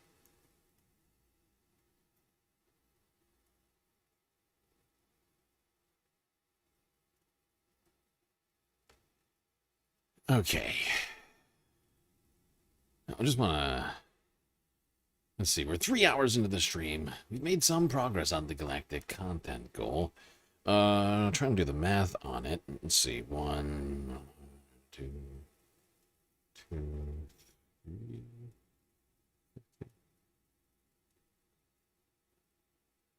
3. I don't know the exact math on it, but I think we're somewhere around halfway through the galactic content goal. Still got a little time to complete it. A lot of great ways out there for you to show your support. I mean, first of all, you could just follow us on Twitch. That always helps out. No money needs to be spent there. Subscribing on YouTube. Bell icon, like button. Of course, while you're at it, it would perhaps behoove you to consider contributing to the Galactic News Network, as we are completely funded by individuals like you. People watching the show, and perhaps enjoying it, learning things from it, or whatever else. So many great ways, even though we're still demonetized on YouTube, to contribute. Twitch, bits, power-up subs, gifted subs, prime subs, Cash App, and PayPal donos. Throne, and of course, the very best way to get the most base benefits for your dollars, Patreon. $3 a month, a lot of sweet bennies. We won't take a break quite yet. We'll wait until 4 hours, I guess. I was considering taking a break right now. But no. Nope, I won't do it. Or maybe I do it. Do we need a break right now? I kind of need a snack, actually. If anything, I need a fucking snack. I'm hungry AF.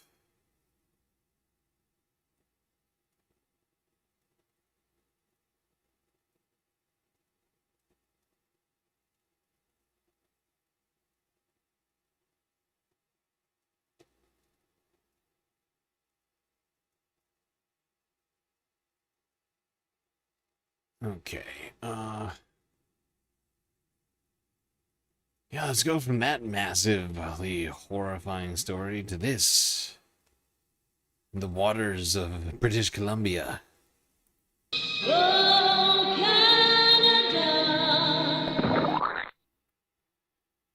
A horrifying monster. Caught. CTV News. As fishing stories go, this one doesn't stretch the truth. It stretches more than 11.5 feet long. The interesting thing about sturgeon fishing is it's kind of like a lottery, right? Earlier this month, on a beautiful day near Chilliwack, sturgeon guide Kevin Estrada and his group of anglers did hit the lottery, reeling in a record-breaking white sturgeon. The thing is fucking huge. Is that 7 dudes cross? They're not even standing like, they're not quite standing shoulder to shoulder. So, but there's a huge gap between these two guys. I don't know if they don't like each other or something. Although he's got his foot up, so maybe that's part of it. But he got 7 dudes across. Oh my god, that'd be the biggest fish I've ever seen. Like freshwater, just like, you know. I think this is freshwater, right? Estrada and his group of anglers did hit the lottery, reeling in a record-breaking white sturgeon that tipped the scale. Or maybe it's not freshwater. It must. I take it back. I think sturgeons are usually in the ocean, aren't they? Hold on.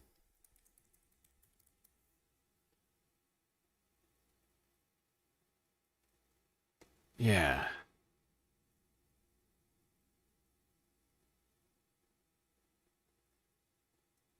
But they're also in, some of them are landlocked in British Columbia.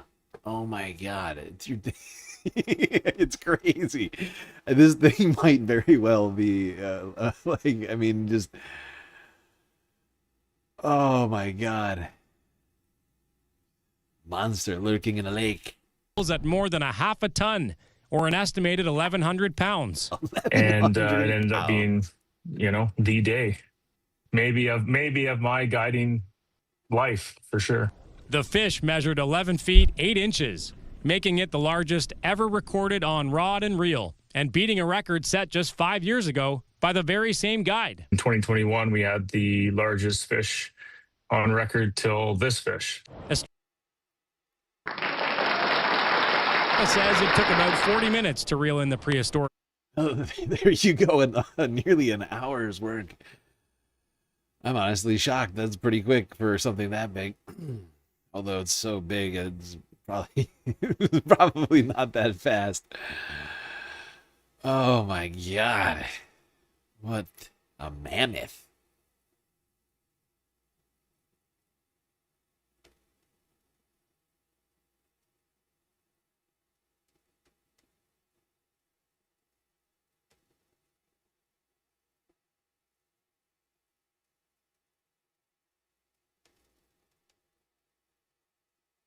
Okay.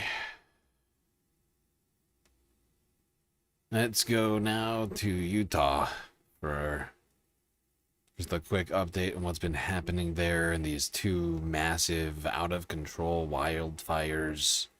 The iron and cottonwood fires, respectively, have burned down, I think, over 50,000 and 100,000 acres. Massive winds fueling this blaze. Multiple wildfires burning across Utah amid one of the rarest, most extreme weather warnings out west. We are seeing things that we have never seen before. Utah declaring a state of emergency as the National Weather Service calls it a particularly dangerous situation.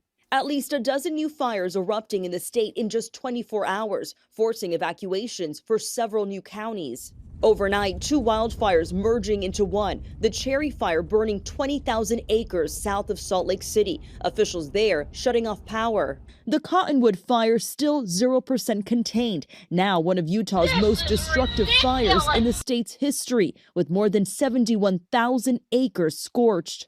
The scale of the... Yeah, and this is an older clip. This was one we watched yesterday. I just wanted to remind people of what we had seen so far.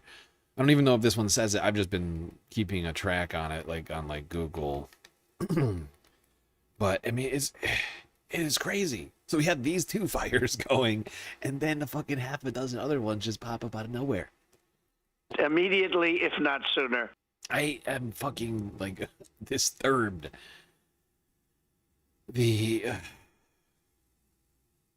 This fire season is getting out of control real quick. Nebraska's already seen its largest ever fire in history.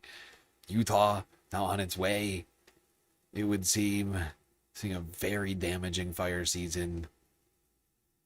California's is honestly going under the radar with a bunch of really small fires popping up. Cal Fire has been doing a fairly decent job of preventing them from getting really big, but they've got the nation's largest firefighting force, as well as laws that allow them to use prisoners. So it's it's kind of not fair to compare other firefighting efforts to California's, which I think says something about the fucking LA fires of last year. But other states have been really having a bad time. And like I said at the beginning of this year, everything is lining up to have a very nasty fire season and a nasty storm season simultaneously. Tonight, a state of emergency has been declared in Kentucky. Thunderstorms today swamped parts of the state. This video taken southeast of Louisville. At least one death has been reported. In Utah, scorching heat is fueling wildfires and another state of emergency. The Cottonwood Fire, now the nation's largest. It's one of several major wildfires burning across the West this weekend. CBS's Adam Yamaguchi is in Los Angeles covering it all for us tonight. Adam. Good evening, Jerika. At least a dozen new fires erupted overnight in Utah. The Cottonwood Fire started earlier in the week, and it scorched nearly 100,000 acres. Flames racing across a Utah mountainside, embers carried by powerful winds toward homes below. Overnight, the Cottonwood fire exploded, tearing through the Eagle Point ski resort, forcing more communities to evacuate. From my front yard, I can see this mountain here smoldering. It's a little bit concerning with the high winds coming in. Utah's governor calls it the most destructive wildfire in state history for property loss. Those trees there, they look the same as they've looked every other year, but they're not. They're dying inside. They're Roman candles just waiting to be lit. Why are they dying inside, Spencer? I would love to know what his theory on that is. I wonder if there's some sort of like overarching cause to that sort of a thing.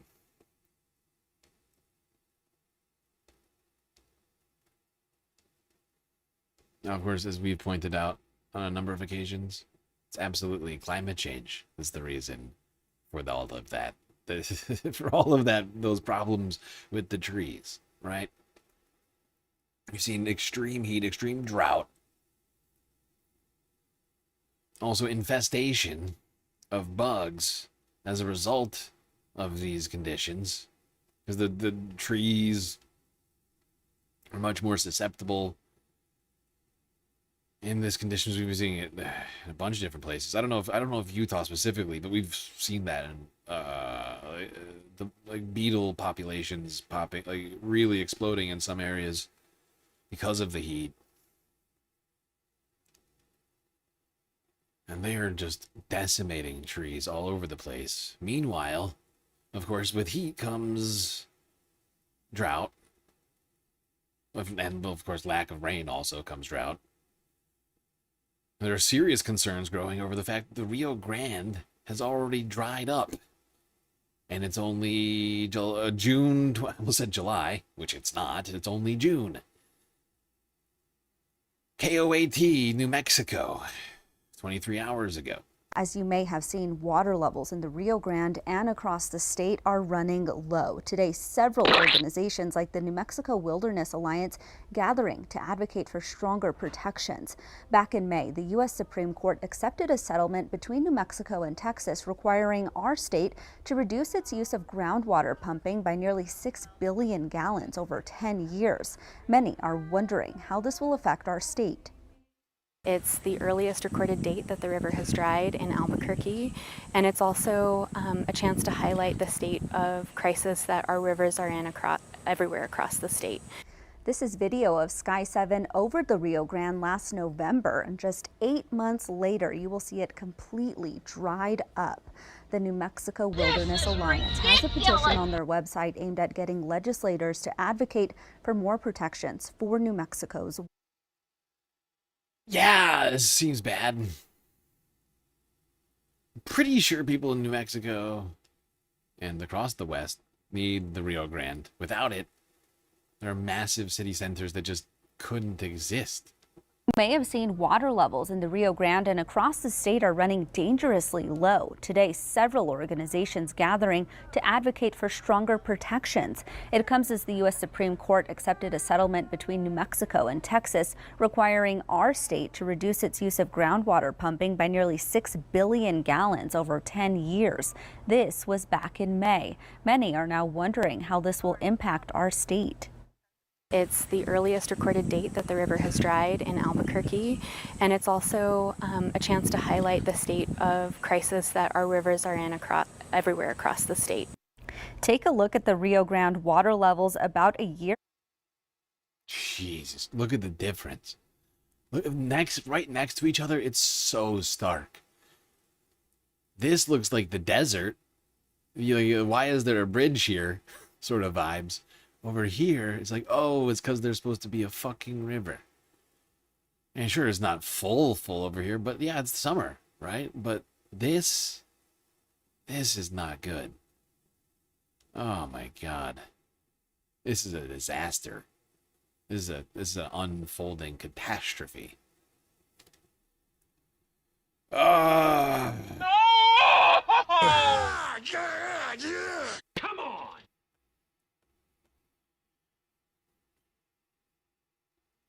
The climate is being so woke right now. You guys need to shut the fuck up. Oh, Jesus Christ. Yeah, unfortunately, things not going so great here. Climate change, real world implications happening in front of our eyes. I guess you could call that woke, or you could call it science. It's science. Ah, good God. You're all unhinged today. I hope you know that.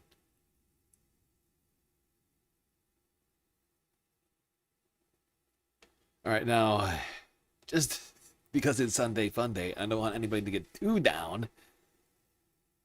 Water, there's still water somewhere. Colorado celebrated Tube to Work Day on Friday in Boulder. And over in Boulder, just forget about the morning drive. Don't even look at your car. Don't even get in, because so many people are going to opt for a tube to get to work instead. Of course, because it's Boulder, and Denver 7's Ethan Carlson is there this morning. Ethan, it's early, so not sure what the turnout's like so far, but we already know the water's cold and ready to go. Yeah, it's definitely a little early. Not too many people here quite yet, but people are starting to set up. Sooner or later, we'll start seeing some tubers get here. But who better to talk to than Jeff Kagan, one of the co-founders of the event. Come here, Jeff. He's Good morning, clearly Ethan. excited. How are you doing today? Always good on Tube to Work Day, Ethan. Awesome. Well, first of all, where did this idea for Tube to Work Day come from? It started between two best buddies who wanted to see if we could get to our offices in 2008 without the use of a personal vehicle and by inner tube. And we did not make it that year because we're way out in East Boulder, but we learned a few things along the way. And now this is our 18th annual Tube to Work Day, and we'll be joined by about 500 other members of Boulder's rowdiest alternative business community. So it's not the most efficient form of travel. Why do you do it? The joy. I mean, in a way, it's more efficient, right? Less carbon emissions. Depends on how you want to see it. If it's just about time, sure. But also, it's more scenic. It more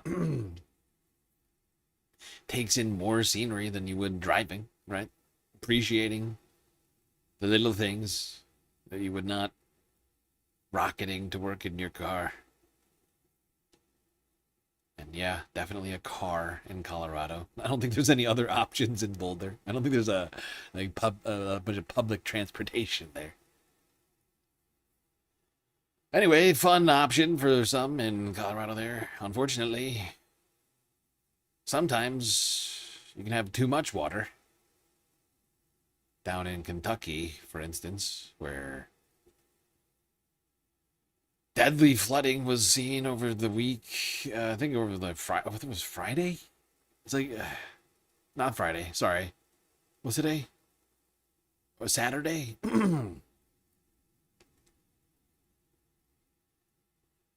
Here's a quick clip on that horrifying news story. Kentucky is under a state of emergency due to torrential rain and flash flooding. At least 4 people have died. Dozens of others have been rescued, and more search and rescue efforts are underway. Evacuations were ordered in Bullitt County after what's being described as a moderate dam failure. People downstream from the dam were ordered to get to higher. Yeah, a moderate dam failure in Kentucky resulted in severe flooding and the deaths of at least 4 people in the state. Horrifying.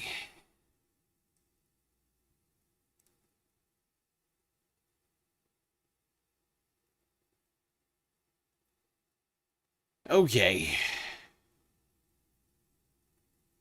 Now let's go to this next story. Oh, it's a disturbing story, and it's affecting multiple cities, apparently. Oh, it's a disturbing trend. From Kentucky to Philadelphia.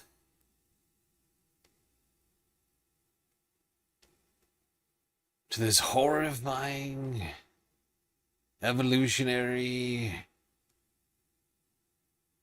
I want to say miracle, but that's the opposite of what of the vibes I'm trying to elicit here. A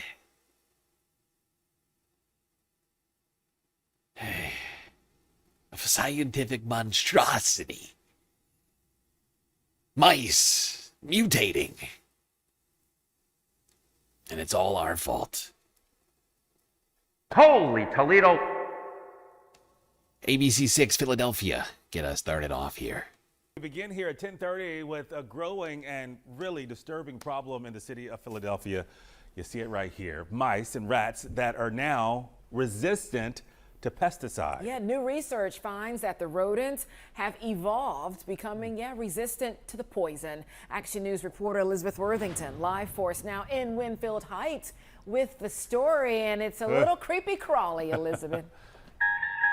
Yeah, Grange, sorry. This is the kind of thing that nobody wants to hear about. I was kind of shuddering while I was doing this story all day. But if you live in the city, you probably have several of these handy at all times, and maybe even one of these fancy rodent bait stations that actually has rodent poison inside of it. We're all familiar with them. Maybe you've recently learned that a lot of these things aren't working so well.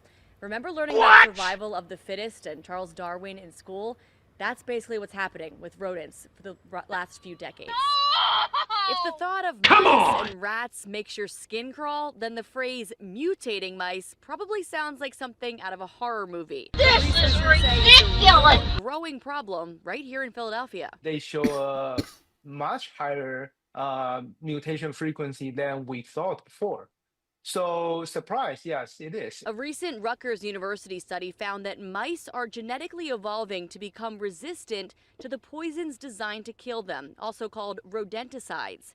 The researchers looked at samples from New York City, Washington, D.C., New Jersey, and Philadelphia and its surrounding suburbs. From those samples, we found that about 70% of the mice populations contain mutations. They studied rats too. Don't worry, they're not mutating yet, but they are still evolving, learning how to outsmart extermination efforts. They're getting smarter by the day. They're just ignoring the traps and going over them. Terrell Williams owns The Bug Bully, a pest control company serving Philadelphia and its suburbs. He says this became a big topic in the industry around 5 years ago. It used to work right away, but what's happening is it's starting to take longer for the application to work.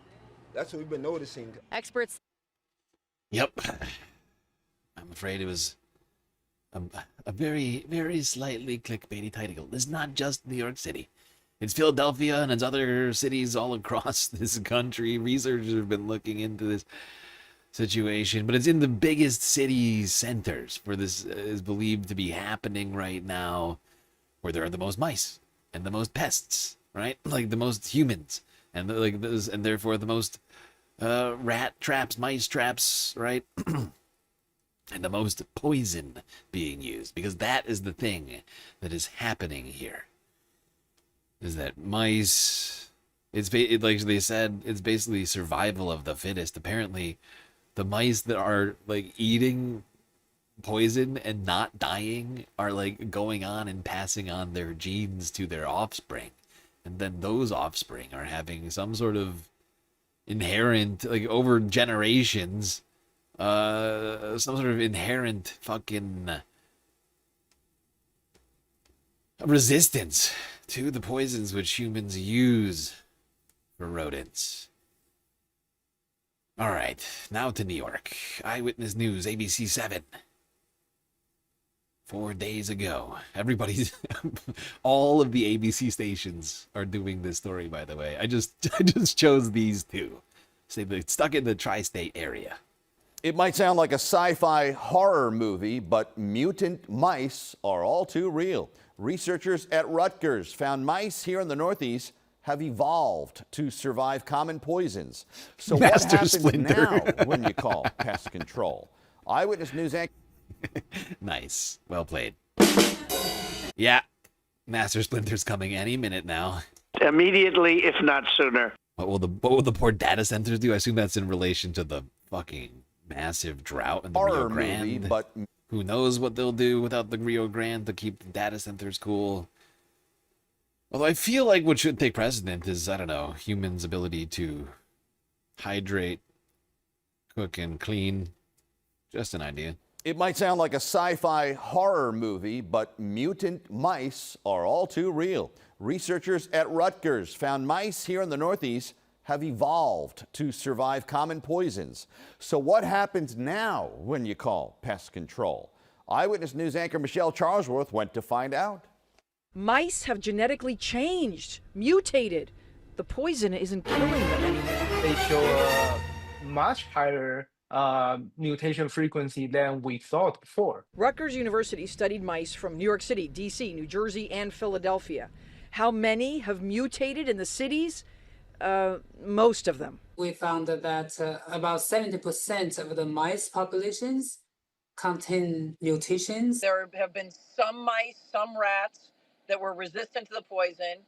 They lived to see another day. Then they were breeding, and then their babies also were the same. It's science. Poison-resistant mice. Is that right? Yeah. So anytime we use, any product on any of the pests, we're putting a selection pressure on them. Ian Williams studies all of this at Orkin and says something else might be going on too. We know mice have been mutating fast for about 5 years, which might not be random. Think COVID. We changed the way we were eating, ordering more takeout, more food garbage moved outside of homes than restaurants. Mice scattered and were exposed to more poisons. And the bag of garbage that was put out every night for food for all the alley rats, it's not there anymore. So where did they go? And so some of this may be a result of that. That's a weird theory, but actually I think I see what they're trying to say, right? Like a reduction in trash waste. Also, we rolled out the new program in New York with the, now it's not fully done, but like all the new trash receptacles trying to take trash off of the streets, and a reduction in trash after the pandemic to some degree. Probably had rats eating poison for food. And like the ones who could like survive over the last few years, just like surviving on poison when they couldn't find food. I mean, that's crazy to think about, but that's what they're saying, right? Like that's basically what they're suggesting. Is like, look, rats had to go somewhere for food, and poison technically was intended to be appetizing because there's like some food in there. It's like half food, half poison.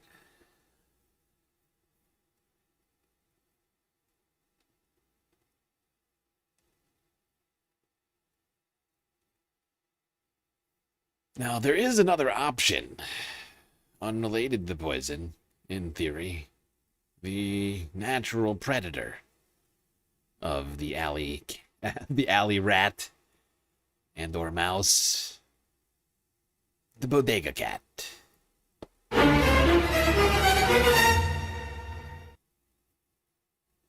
New York's storefront luck charm.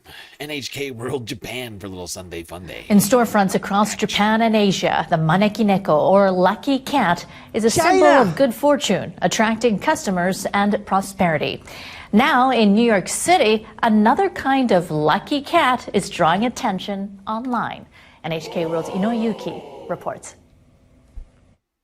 Walking through the city of New York, you notice more than pizza, bagel, and coffee shops.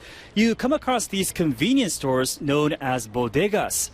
So here's one over here, and there's another one right next to it. And I see two more down across the street. So it's virtually everywhere, and there's said to be more than 10,000 of them in the city. Now let's visit one of the bodegas. New Yorkers come here to buy food, drinks, as well as daily necessities. Like here over the counter, we have cleaning supplies, and next to it, a battery, and even medicines. Many stay open around the clock, just like convenience stores in Japan.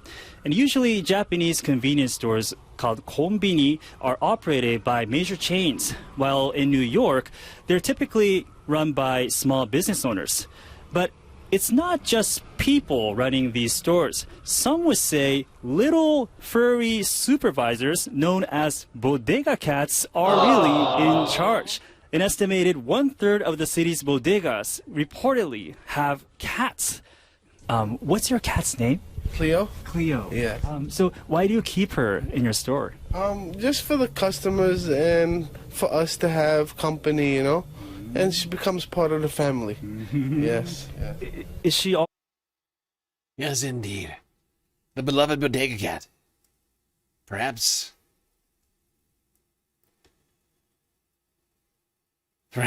there's a new job for them. To take down the mutant rats and mice, which are becoming more and more prevalent in the streets.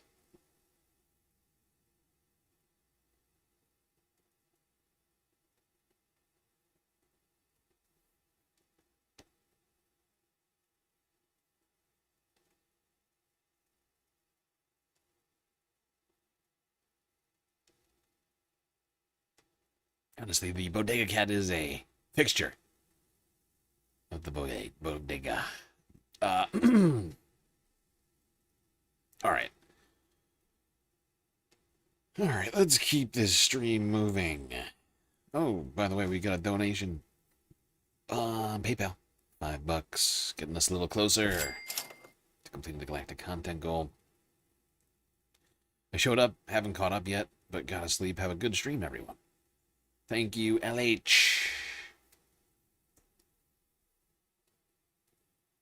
The cats are lazy. You saw that one snoozing. Those mice ain't getting... Yeah, no, I know. It's a joke. It's a joke. Just so everybody knows, I don't actually think the bodega cats...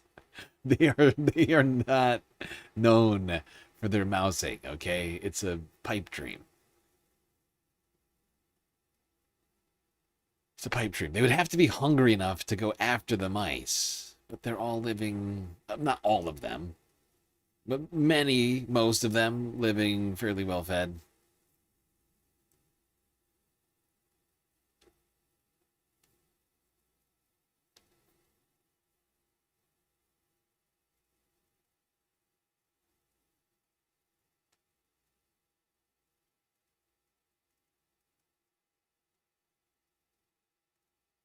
All right. Now, before we leave New York, we gotta go here to the official ringing in of summer. The best way to know First day of summer break for New York City public school students, and they can celebrate by taking a dip officially today. City pools open for the summer season. Noelle Lilly joins us live from East Harlem, where the city is ready to kick off the season with a splash. There seems to be kids and people lined up on the edge of the pool already. Maybe they're ready to jump in. That's exactly right, you guys. And I know I've been trying to convince you to come on, jump in with us. And maybe this isn't your perfect pool weather day, but don't worry. The good news is pools are officially open starting today through September 13th. Oh, we got a special visitor, Mayor Zohran Mamdani just walked in just in time for the kids to take a dip. He is here helping them celebrate and bring in the summer season officially. Now they're going to count down. Looks like now they're about to count down. 3, 2, 1. There they go. You can hear the cheers there. This is the 90th anniversary of the Thomas Jefferson Pool here in East Harlem, as well as 10 other Olympic-sized pools across New York City. The big day finally here, opening up. They will be open every day through the summer from 11 a.m. until 7 p.m., giving New Yorkers of all ages a cool place to relax and enjoy. The City Parks Department says last year more than 1 million New Yorkers did so. And if you plan to do so this year, don't forget, bring your swimsuit and your lock. This year they tell us that they have expanded the services and programs as well. There you go. Here's some images for you all of Zohran Mamdani enjoying the public pool here in Harlem with the people. Zohran Mamdani. Look at him go. Look at him. Just in his suit, completely soaked, having a great time.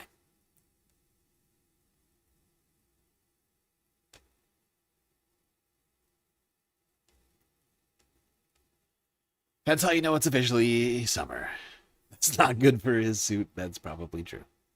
But it is great for the laughs. All right.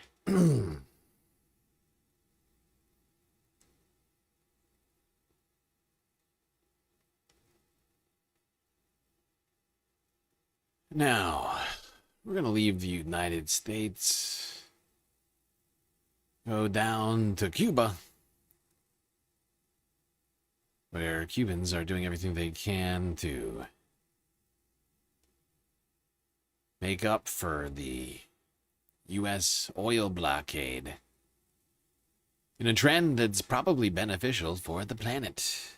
Climate and everything are the same word. That's right, solar power becoming a big trend now. In the wake of this U.S. oil blockade, in Havana, the power keeps cutting out, but not the music. Facing the blackouts, Cubans have found their own way around them. When the regular power goes out, we switch over to the panels. Thanks to its solar panels, this restaurant can, unlike many others, keep working. Because of these power cuts, cinemas and many other things haven't worked in a long time. With just 1 or 2 hours of power a day, the country survives on alternative solutions. Fuel is scarce too, so more and more Cubans are getting around on motorized tricycles, shared rides that run on hybrid or fully electric power. These are made in China, and thanks to them, people are getting by. This parking lot located near a hospital has power around the clock. Drivers come here to rent outlets and charge their tricycles. We plug it in here. As you can see, there are several breakers. We can fit 4 to 5 bikes here. This isn't new. Cuba has long survived shortages through the resourcefulness of its people. yes, indeed, a beautiful trend here. Cuba decarbonizing as a result of necessity. The reason bad, the results good. It's un-American. Is it though? It's ingenuity. It's innovation.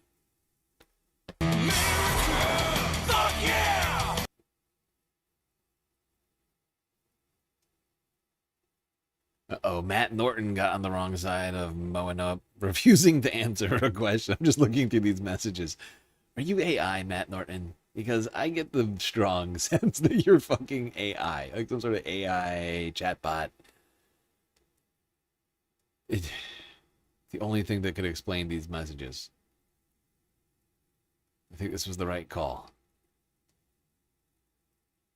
Okay, now let's go across the pond. Across the Atlantic Ocean to the United Kingdom, to one wildlife specimen, if you will. One little kitty, a feline, who has made it through now 6 different British prime ministers and eyeing his 7th. I'm, of course, talking about the resident of 10 Downing Street, Larry the cat. Here's the AP from 5 days ago. Prime ministers come and prime ministers go, but there's one resident of Downing Street who endures, Larry the cat. Larry's is a real rags to riches story. He was a stray cat who was adopted in 2011 by Downing Street from the Battersea Dogs and Cats home to deal with a rodent infestation. His record on that score is a bit mixed. There have been suggestions he hasn't actually caught that many mice in his 15 years in the post. But he's become a much beloved fixture of Downing Street. The journalists who come to the street every day regularly give him treats and wait for him to appear from behind the black door just so they can get shots of him posing or prowling or generally going about his daily business. He's a good boy. I think it's just that air of anticipation because we just don't know exactly what will happen, but we do know that he's great at photobombing. So if there's a foreign leader that's about to visit, then we know he'll just come out at the exact moment that that meet and greet's about to happen. I think it's just a very reassuring thing for a lot of people that he's around. And he's still sprightly as ever despite being 19. He's outlasted a lot of people because he's just a cat. He's very good at what he does. There you go. Larry the cat. Continuing his residency at 10 Downing, watching Prime Minister after Prime Minister fail the United Kingdom. Almost 20 years old. Truly impressive, Larry. Keep on keeping on. All right, Larry, never forget. Never forget. Never give up. Never surrender. Oh, shut up. All right. Now, Larry and everybody in Europe, mostly, has been dealing with a repressive heat wave for the last couple weeks. One which has been slowly traveling over the continent, causing serious problems for both people and cat. BBC, 2 days ago. Now, here in the UK, it's a third day of record-breaking temperatures for June, with the mercury rising to 36.9 degrees Celsius in Suffolk on Friday. At least 6 hospital trusts in England have declared critical incidents. The red weather warning for extreme heat has been extended for London and parts of southeast England until 9 o'clock. That's the first time it's been issued for 3 consecutive days. As the temperatures climb, so do the demands on emergency services. Firefighters in Derbyshire have been battling to contain a major wildfire, which has torn through large areas of moorland for more than 24 hours, forcing road closures and smoke warnings. The cause of the wildfire isn't yet known, but the weather conditions are making containing it more difficult. Meanwhile, analysis by the AFP. Yeah, and before we move on from that subject, of course, we talked earlier this weekend, or perhaps at the end of last week, about the fires happening in Spain. And as the heat goes through Europe, it's going to dry out plant life throughout the continent, right? I think we would only be, we'd be remiss not to expect that to lead to wildfires. And people in Europe should be cognizant of that fact. The news agency suggests at least 150 million people across Europe will face temperatures above 35 degrees on Friday as the heatwave continues to grip the continent. There are soaring temperatures with heat alerts and public health measures in place in many countries. In France, the health alert is at its highest level to boost hospital staffing and protect the vulnerable. In Paris, there have been restrictions placed on consuming alcohol in public places, and this weekend's Paris Pride March has been postponed to avoid overwhelming response services already under pressure. Other events have also been postponed. In Italy, temperatures are in the mid to high 30s. A red code alert in the Tuscany region has been issued across its healthcare network. Yes, indeed. Pride canceled in Paris. Music events, or probably not canceled, postponed. Music events canceled. Infrastructure being really hampered by this heat.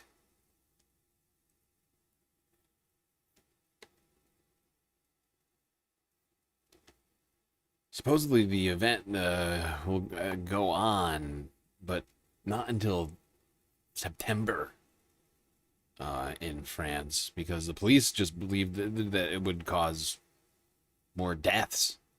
France has already seen dozens of deaths as a result of this heat wave. And that's it. Don't get me wrong. I mean, we started off the stream celebrating Pride, but I do think they probably made the right choice there. Safety over celebration. And, you know, it's tough. And this is the problem, right? One of the problems with climate change, right, is that our just normal activities are going to be interrupted or just, inconvenienced, or in some cases greatly harmed by. It really depends on what we're looking at, and it's different cases. It's constantly changing, right? Because we're just talking about weather. The weather that's continuing to get more extreme and detrimental to just the very basic of human existence.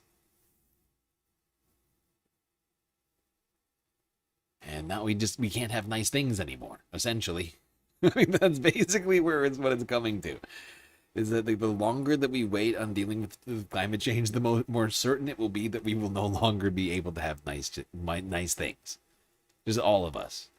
I mean, what the authorities are saying in Paris is not that the situation has shifted into one of, chaos and over too many.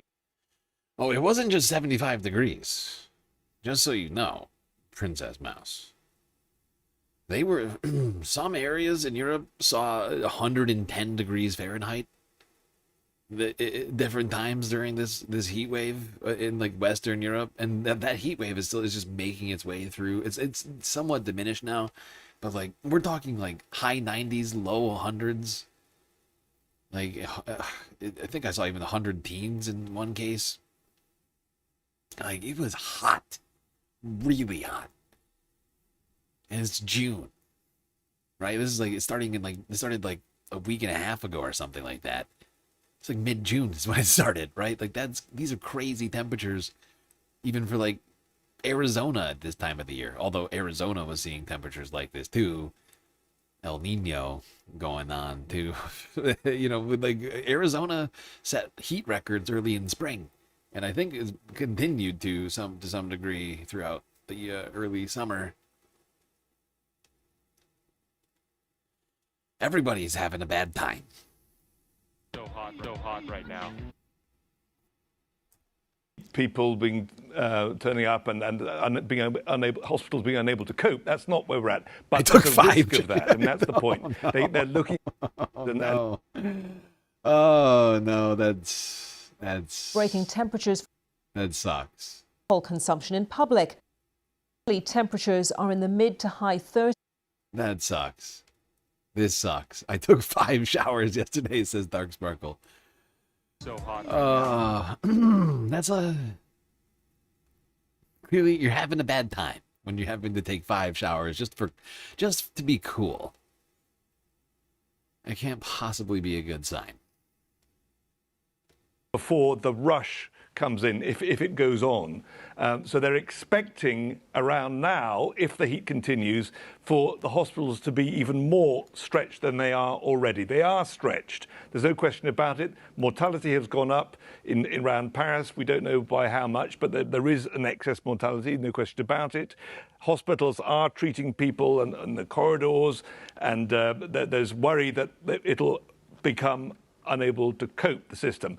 But we're not there yet, and that's why these measures about banning alcohol on the streets of Paris and so on are so important. It's because the authorities are looking ahead and saying, let's do what we can to limit the strain on the hospital system.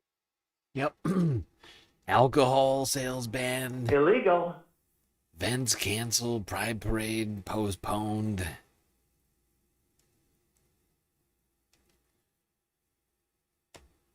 People have not been having a good time here in Europe as a result of this heat.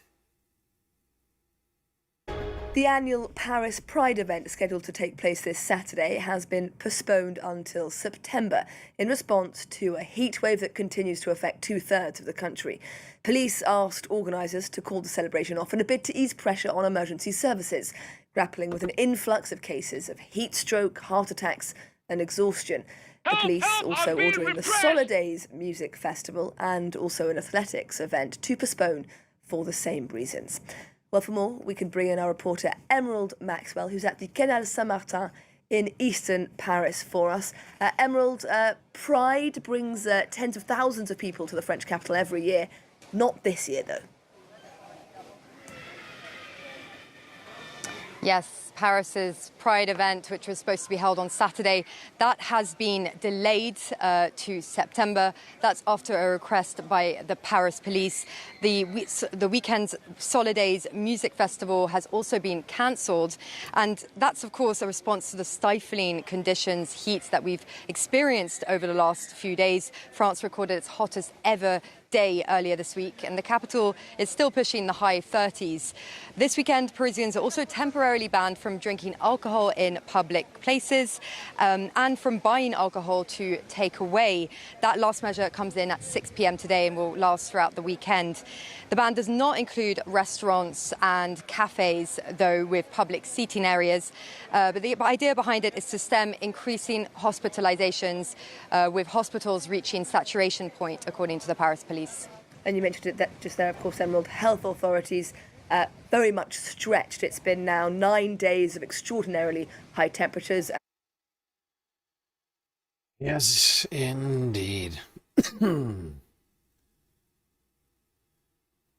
Now, Sunday Fun Day, I wouldn't just subject you to only upsetting things. I'm trying to continue to make a concerted effort at bringing half, at least close to half fun and half serious news. And this one is sort of the exemplification of that. We can talk about the heat wave, talk about a place where people have been able to avoid some of the heat. The French Riviera, somehow spared amidst this heat wave from much of these scorching temperatures. Here's France 24 once again. Wait, wrong one, from 2 days ago. So this one? Yeah, this is the one.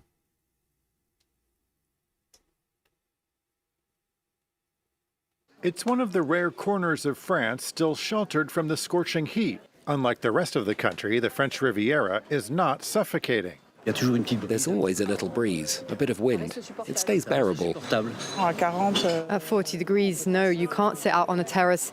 Here, though, we're really very comfortable. It's very pleasant with this little breeze. Even though the Alpes-Maritimes department is under an orange heatwave alert, temperatures haven't gone above 32 degrees. Not too hot for this stall owner to set up shop without any shade. Yeah, and just so you know, 40 degrees is over 100 degrees Fahrenheit, right? Celsius, 40 degrees Celsius is 104 degrees Fahrenheit. That's hot, right? Like, it's crazy, the temperatures. Like, the other day, I basically said, like I said, that, you know, Europe is like is seeing temperatures like Arizona, right? Like, it's basically Arizona, but they've got humidity that you don't see in Arizona, which has got to make this like at least twice as unbearable as the heat there, as well as the fact that they do not have the sort of infrastructure of Arizona, right? Like, every single home in Arizona has like air conditioning in it. Most of it's like HVAC, right? It's all like, it's not just window units. That's not enough, right? You need central air.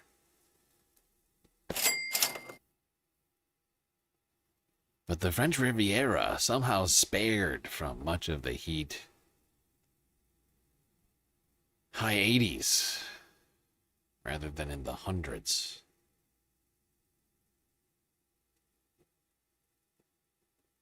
So upset right now? Why are you upset? Why are you upset? I'm confused. What happened? Tell me, lowercase. Tell me your problems. You know what I'm upset about? We haven't completed the galactic content goal yet. Okay, I'm just kidding. You are not funny. I'm just kidding. I'm not actually upset. We are actually making fairly good progress on it. I just did the math. We're about 85% of the way there. We're like $10 away from completing the galactic content goal. So many great ways. And you know what? I'll allow people, if somebody wants to go on Throne, I will open up Throne now to the galactic content goal for limited time. The rest of the stream. Or the rest of the galactic content goal timer. 'Cause there's at least a few things on there that are around $10. Even after the cut from Throne. Which is very reasonable, I'd point out. It's like less than 10%. Not in Albuquerque, half of the homes here have swamp coolers. Oh, no. That's New Mexico. I was talking about Arizona. But, yeah, that's fair. Not all homes. I said most. Didn't I say most? Or almost all, but not most. But not like every... I felt like I left myself some wiggle room in that sentence, but okay. You are right. I'm not going to disagree with that correct statement that you're saying. I'm sure that is correct. You just wanted to come in and say that all non-repentant Trump voters developed the gout. Aw. How rude. Oh, that's very sad for Trump voters. Yammy Yam Yams 999. Welcome in. I don't think I've ever seen you chat in here. That's a good entrance into the space chat.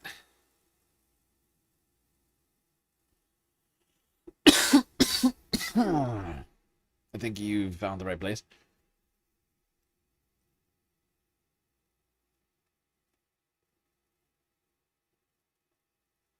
All right. Now, some people completely left the country, France, United Kingdom, and went further north to the Nordic countries, which have been drawing tourists seeking a coolcation amid this heat wave. So hot right now. Here's Reuters from Wednesday.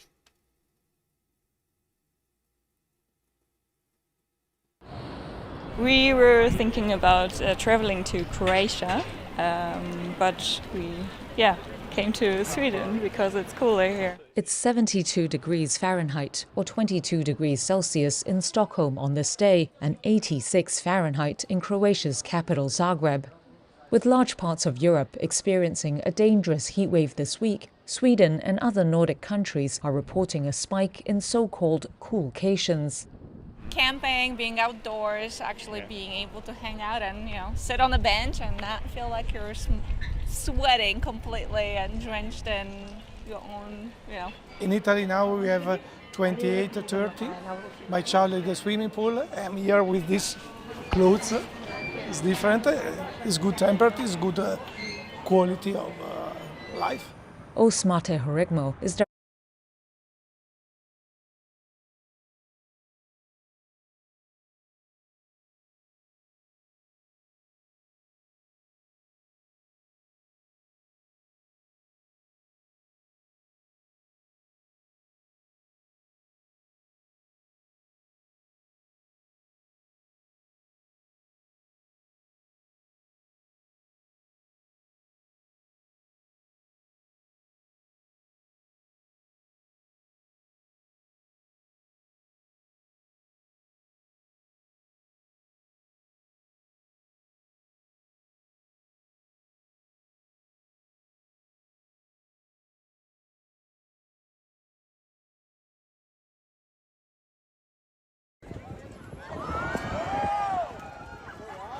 Shit.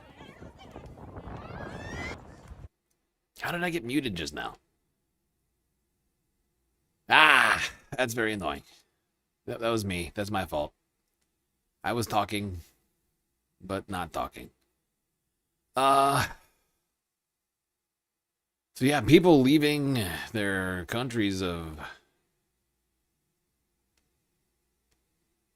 residence, abandoning them to get away from the heat in the north of Europe. Before we stop talking about this heat wave, as it makes its way across the east, leaving France, leaving behind a horrifying toll, and bringing along with it a powerful storm. This is from 12 hours ago out of the Associated Press.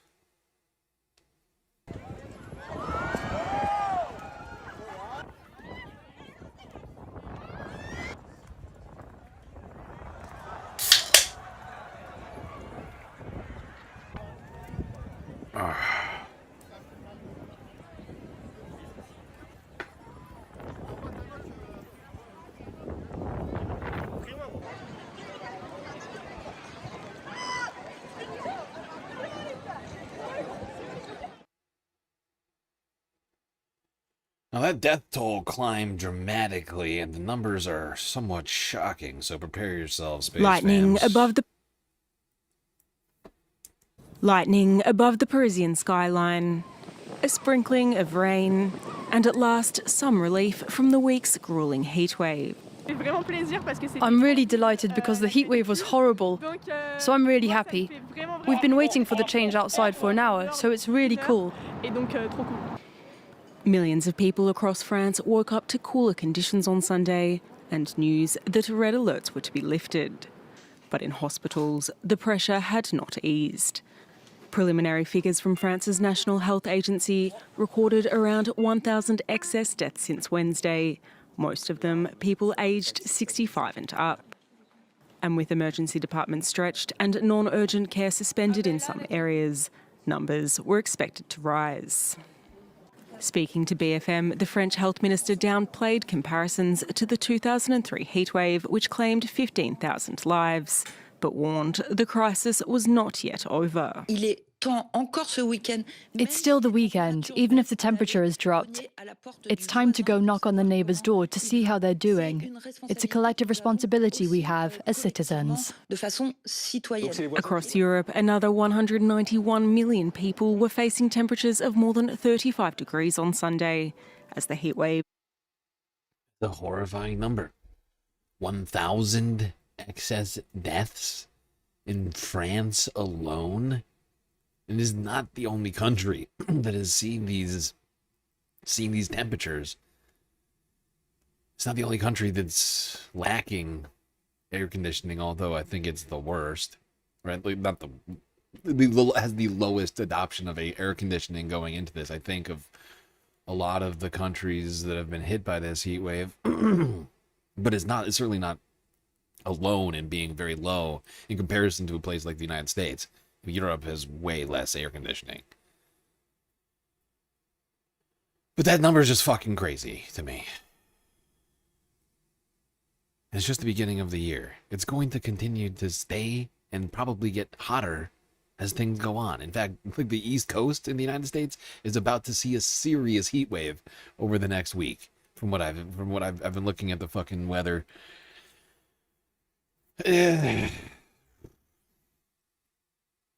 So everybody just needs to buckle up. All right, now this next story really is upsetting to me.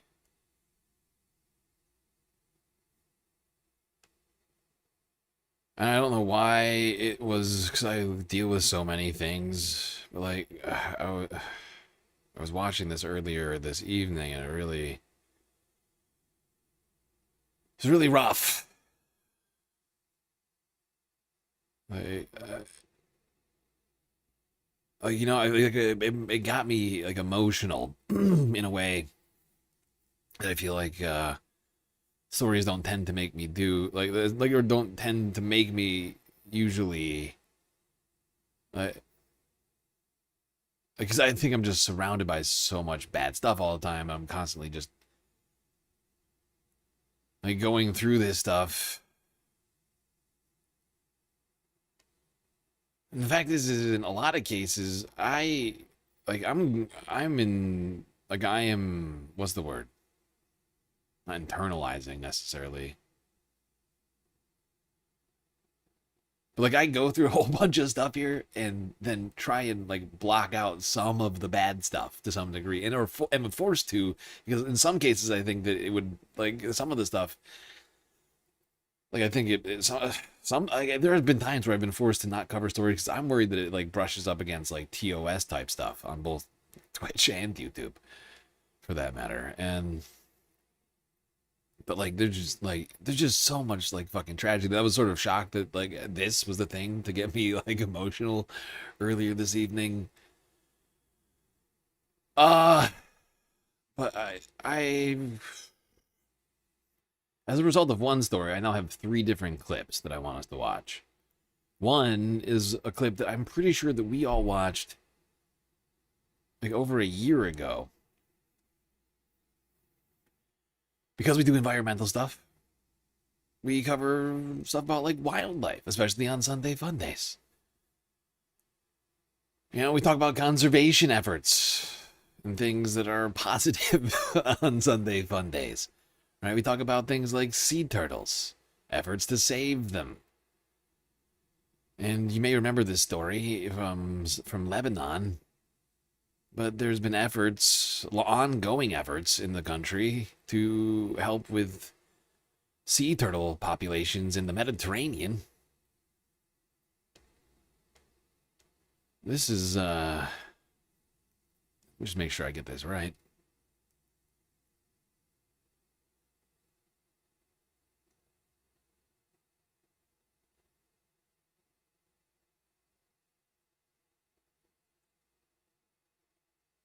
I'm just trying to get the date on this.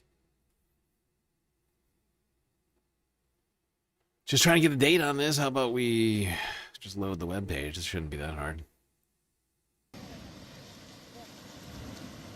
Don't be a dick. There should be a date, like right here. There it is, July 15th, 2024. This is almost 2 years ago that we watched this together. I'm almost 100% positive that we watched this very video.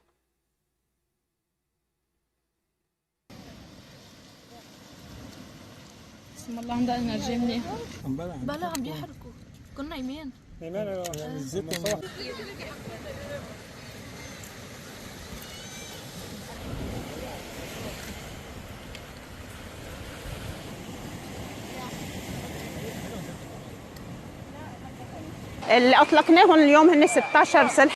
Today we released 16 caretta or loggerhead sea turtles. In Lebanon, 2 types of turtles live in nest, the loggerhead turtle and the green turtle. The green turtle is endangered.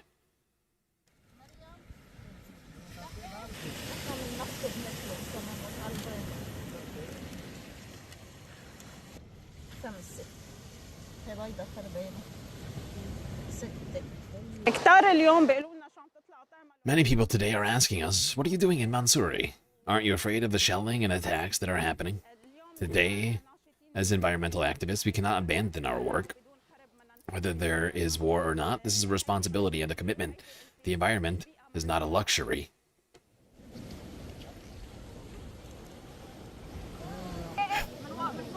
Yep, so activists in southern Lebanon for the last 3 years, honestly, ever since, Israel started its campaign of ethnic cleansing and genocidal onslaught on its neighbors and on Palestinians, people in southern Lebanon have continued their environmental work regardless of the danger that they knew it brought along with it. Because, of course, Lebanon has been on and off at war with Israel since the very beginning of all this. And that was at the time when they were in the first, before the first ceasefire, right? And you might be wondering, why is that story emotional? Well,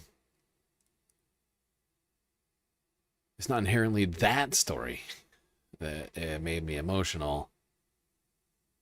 It was this one from Democracy Now! From Monday, detailing the death of a Lebanese conservationist who was killed by Israel.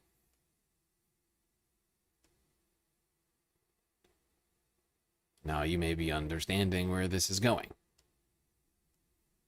This is Democracy Now!, democracynow.org. I'm Amy Goodman with Juan Gonzalez as we turn now to Lebanon, where the acclaimed conservationist Mona Khalil has died after being wounded in an Israeli strike on her beachside home in the village of Mansouri 2 weeks ago.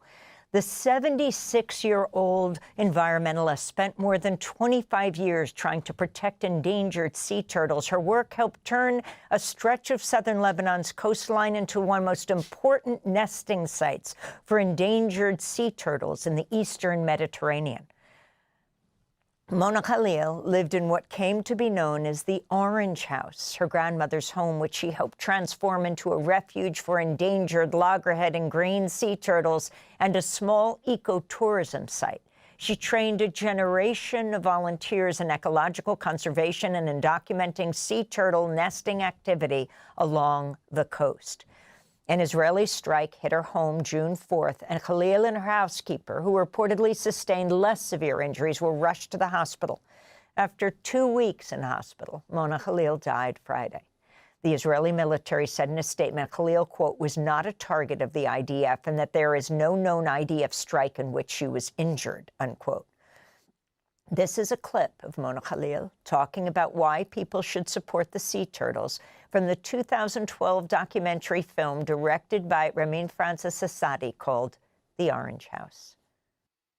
And the truth is, you don't need much money for this project. Not really. You need few things to buy, okay, and to maintain and keep the work going on. But the rest, people should help. This is not a project that belongs to me. It belongs to Lebanon. It belongs to the whole world. The turtles are not mine.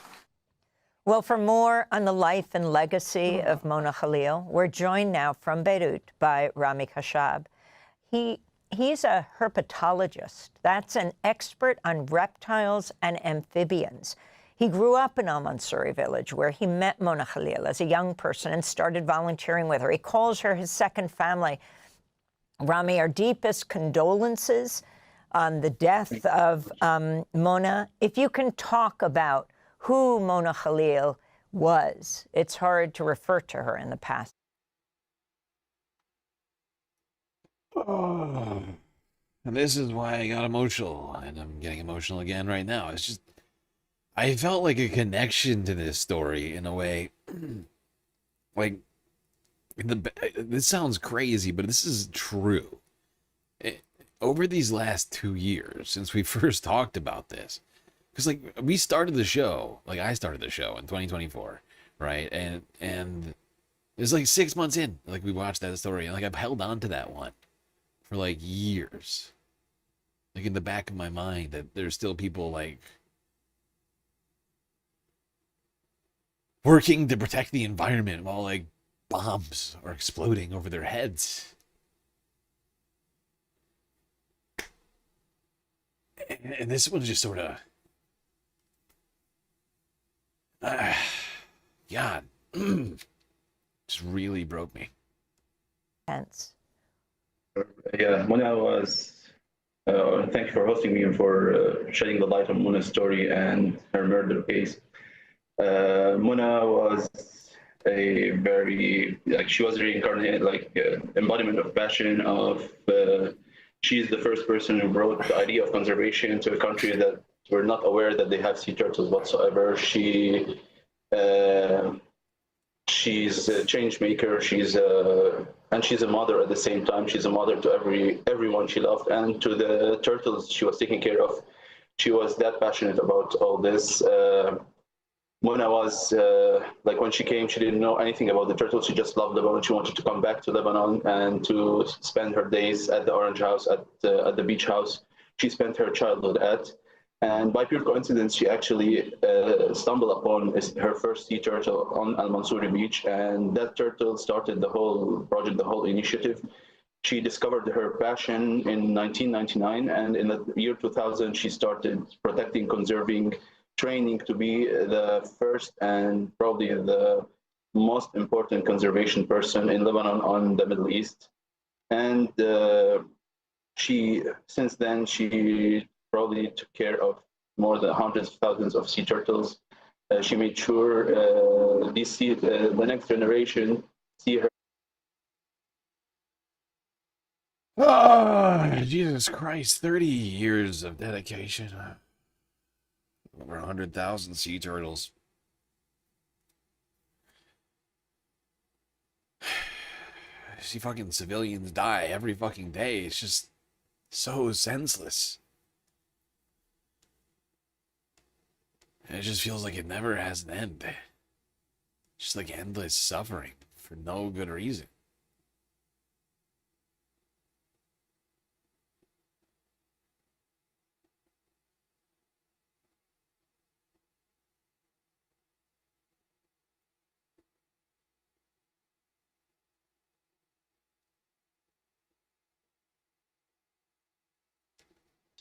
that was not the case, unfortunately. And Rami, could you talk about how you first met her and your relationship, and also the last time you spoke to her? So I met Mona when I was still in school. I was in the early 2010, 2011. I met her first by mistake. I was a kid from the Al Mansouri town. I was on the beach swimming like everyone else. And I already loved animals and snakes and stuff like that.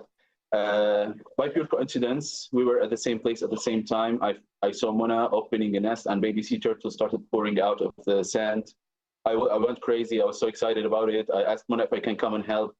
She was happy to hear that as well. So because no one offered her help from around, she told me to come to her the next season to volunteer with them the next season. So I did that. I thought she was just trying to get rid of me at that moment, but I did that anyway. And ever since then, we were inseparable. We were doing 5 a.m. beach monitoring for sea turtles every single day since then. Mona taught me a lot about not only about sea turtle conservation, but that the beach is a full ecosystem. We have to protect the whole thing. We had the daily cleanups. We had people who spread awareness to people as well about what we do and all the sea turtles. It started as a volunteer work. It became my first paid job. Actually, as a kid, I was still at high school.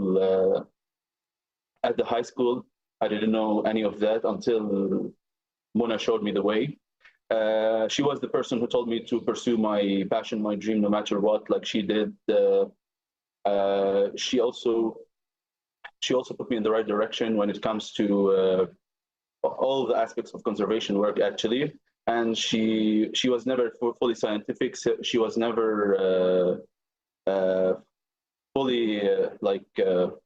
she was never too scientific, but she was always so passionate that it was infectious to everyone around her, even if the people are not really environmental type. She was resisted a lot by the locals, by the people around, because they didn't understand what she did, because she was a black sheep to them. After a while, they ended up respecting her because thanks to her, the beach remained virgin, remained clean, remained protected for their children and for their grandchildren, especially for the people in the area. I'm from Al Mansouri village.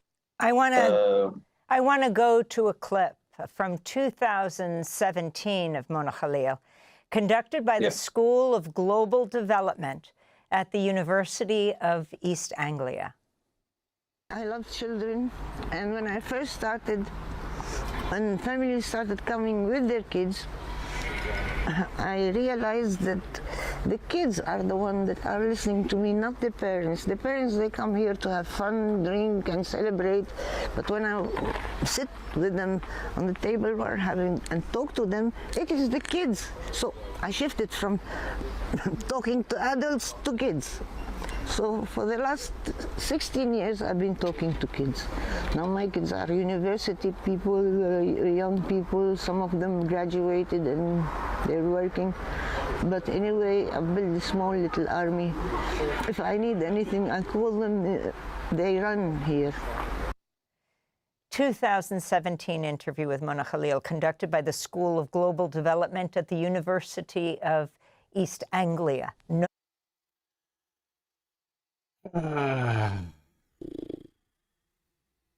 This was a rough one. I've still got one more clip left.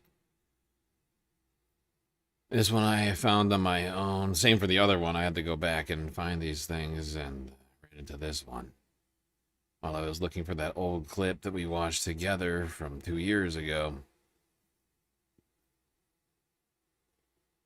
It's crazy how time flies.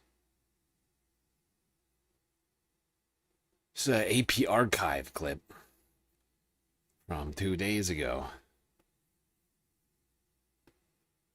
100 views, 139 views for this one. We're now doubling the number of people who have seen this.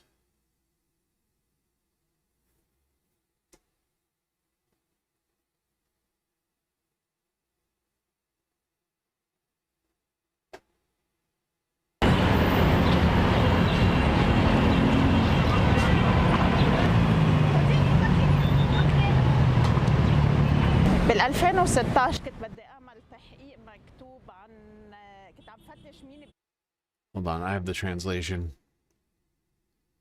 In 2016, I was planning to write a feature story about sea turtles in Lebanon. While researching who was working on sea turtle conservation, I got to know Mona.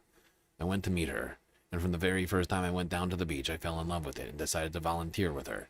From 2016 until 2020, Mona and I worked together on the beach, and over time, our relationship grew beyond volunteering. It became something much deeper. Mona became like a mother to all of us.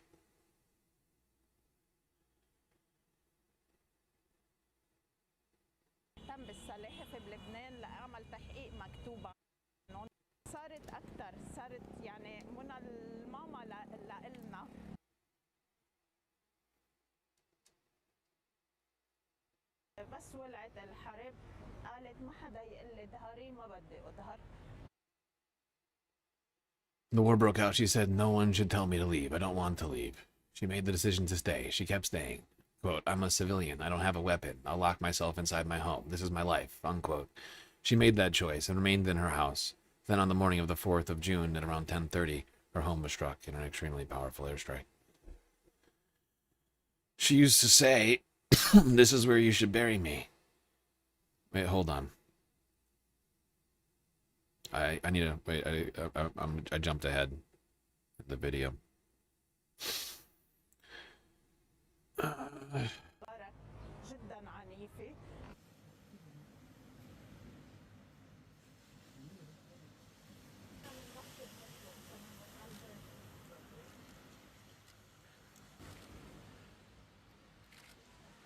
كانت تقول هون بدكم تدفنوني كانت تأشر.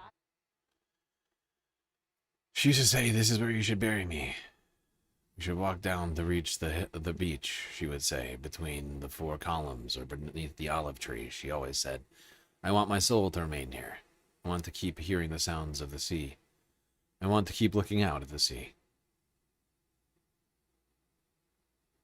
اللي بننسى روحي بدها تضلها هون، بدي ضلني عم بسمع صوت البحر، بدي ضلني عم شوف البحر.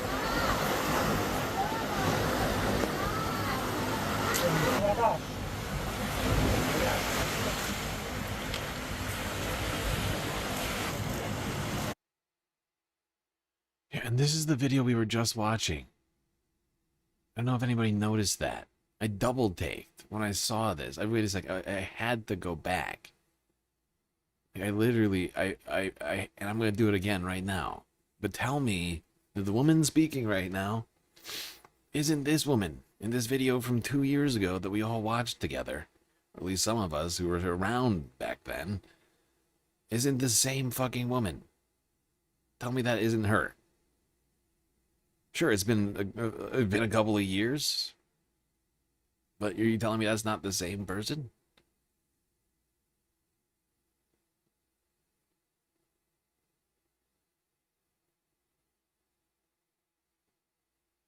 I'm almost positive. I actually sat there like going back and forth on it. Like, you can do that if you want to, but الفكرة إنه طالما السلاحف بتبيد على كل الشواطئ اللبنانية، طبعا إذا انفسح للمجال وما كان في إزعاج.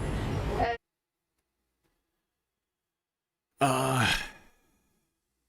had the idea that since sea turtles nest on beaches all along the Lebanese coast, provided that they're given the chance and aren't disturbed, why not start working on the beach closest to where I had been displaced? So I began working on the beaches of Ramallah and Jia. Not Ramallah, Ramallah and Jia near Sidon City. So far, I've managed to protect 3 nests. It's a small number compared to Mansouri. But I'm happier than words can express. I feel that when those hatchlings emerge, they'll be hatching in Mona's memory. They'll be my gift to Mona.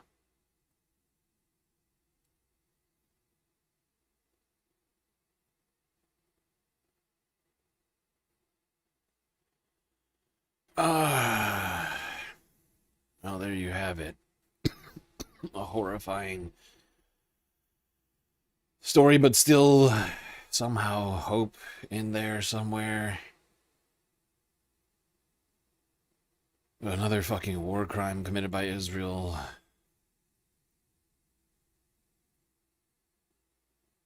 Somehow one that really really broke me up. Like, I've seen so many Israeli war crimes at this point.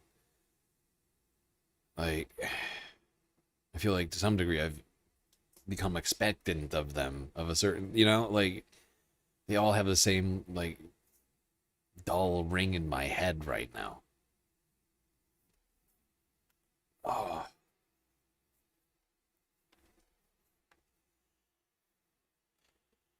But having it be of this thing, it goes back to, like, the very early days of the stream that I had, like, in my head of this, like, big positive fucking story, like, this tiny, like, beacon of hope in the middle of fucking all this horrible shit. Because this is, I think everybody here knows, like, I really care about the environment. It's why we fucking talk about it almost every single stream. It's upset. It was upsetting. All right, here's a Pride Month story / environmental news story for all of us here today. A documentary.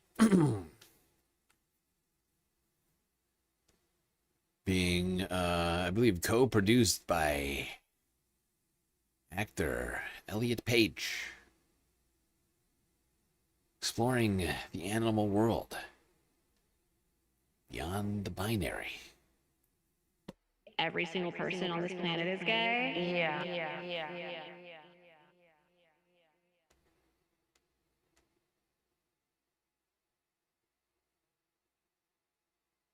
This is Democracy Now!, democracynow.org, The War and Peace Report. I'm Amy Goodman. Everything you didn't learn in high school biology. That's the tagline of a remarkable new documentary challenging some of our most deeply held assumptions about biology, gender, and sexuality. It's called Second Nature, narrated by the Oscar-nominated actor, the author, Elliot Page, and directed by Drew Denny. The film explores a growing body of scientific research documenting the extraordinary gender fluidity and sexual diversity found in the animal kingdom. From same-sex penguin parents to sex-changing fish, to pregnant seahorse fathers, to primate societies where traditional notions of dominance and gender roles simply don't apply. Daddies are more stronger than mommies. This is the film's trailer.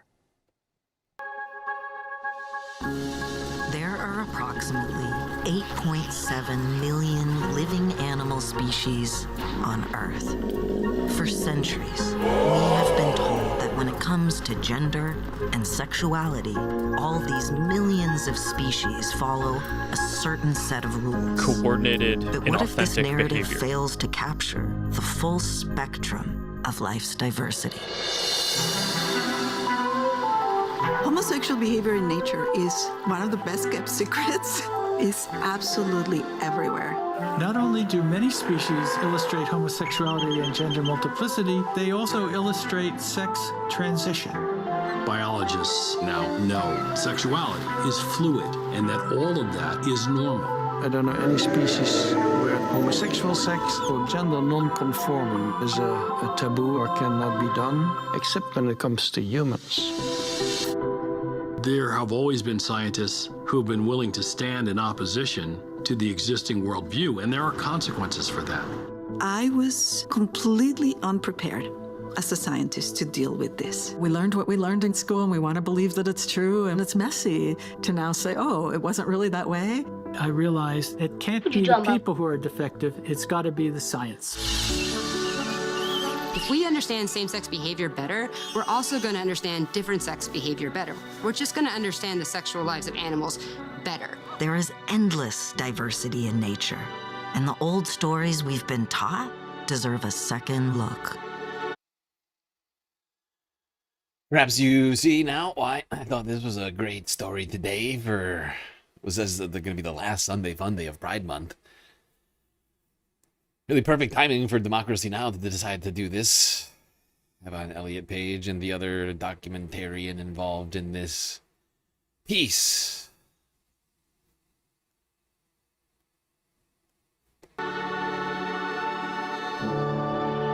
That's the trailer for the new documentary Second Nature, the film partly inspired by the trailblazing work of trans-evolutionary biologist Dr. Joan Roughgarden. It's science. And her groundbreaking book, Evolution's Rainbow: Diversity, Gender, and Sexuality in Nature and People. The film arrives amidst ongoing attacks on transgender rights, censorship of school curricula, and attempts to ban LGBTQ-affirming books. But the film is less interested in politics than the wild, rumpus, raucous world of animal, sexual, and gender diversity. But perhaps there's a lesson in there for us humans, too.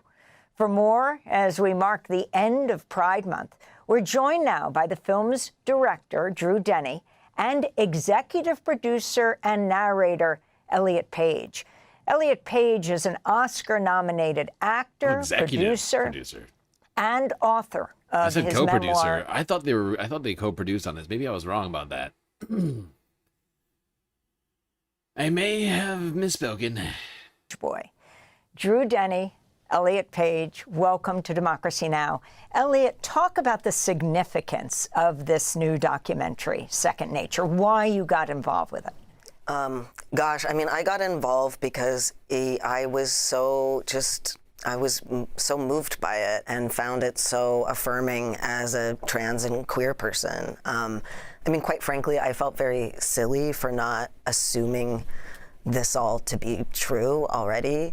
And what just was so exciting to me was how well made it was, of course, how informative it was, but also just how funny and expansive. And it's one of those things that even if I wasn't involved, I'd be telling everybody to see. So, yeah.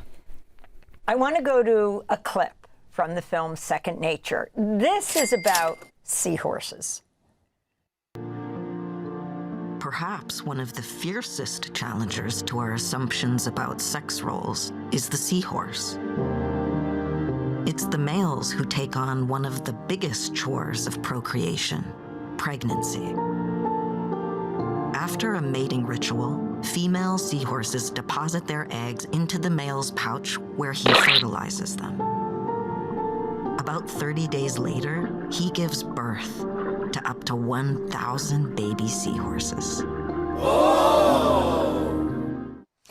Pregnant male seahorses. Drew Denny. Daddy can do no wrong. Just a little introduction to this incredible film. Talk about how you got involved and why you directed this. Thank you so much. First of all, it's a huge honor to be here. I've been so inspired by your work, and you're one of the reasons I went into journalism and became a documentarian, so thank you. I decided to make this movie because I grew up in Texas being told that females are naturally inferior to males and that queerness is simply unnatural. In my public high school biology class, students were invited to walk out of the class if they were offended by evolution, but none of us girls were asked if we were offended by sexual harassment and assault that we survived at school, and none of us queer kids were ever asked if we were offended by the relentless bullying that we faced every day. So it wasn't until I grew up and read Dr. Joan Roughgarden's book and learned about gay penguin dads and birthing seahorse dads, for example, and genderqueer chimps and our other closest relatives, bonobos, who are matriarchal, that I finally felt in my body for the first time that I belong here on Earth just like anybody else. Okay, now we're not going to watch this whole thing. It's fairly long. I think some of this I might run afoul. I don't know for sure whether I'll run afoul, but I don't want to get myself into too much hot water potentially. But we're going to watch a little bit more of this. Perfect music.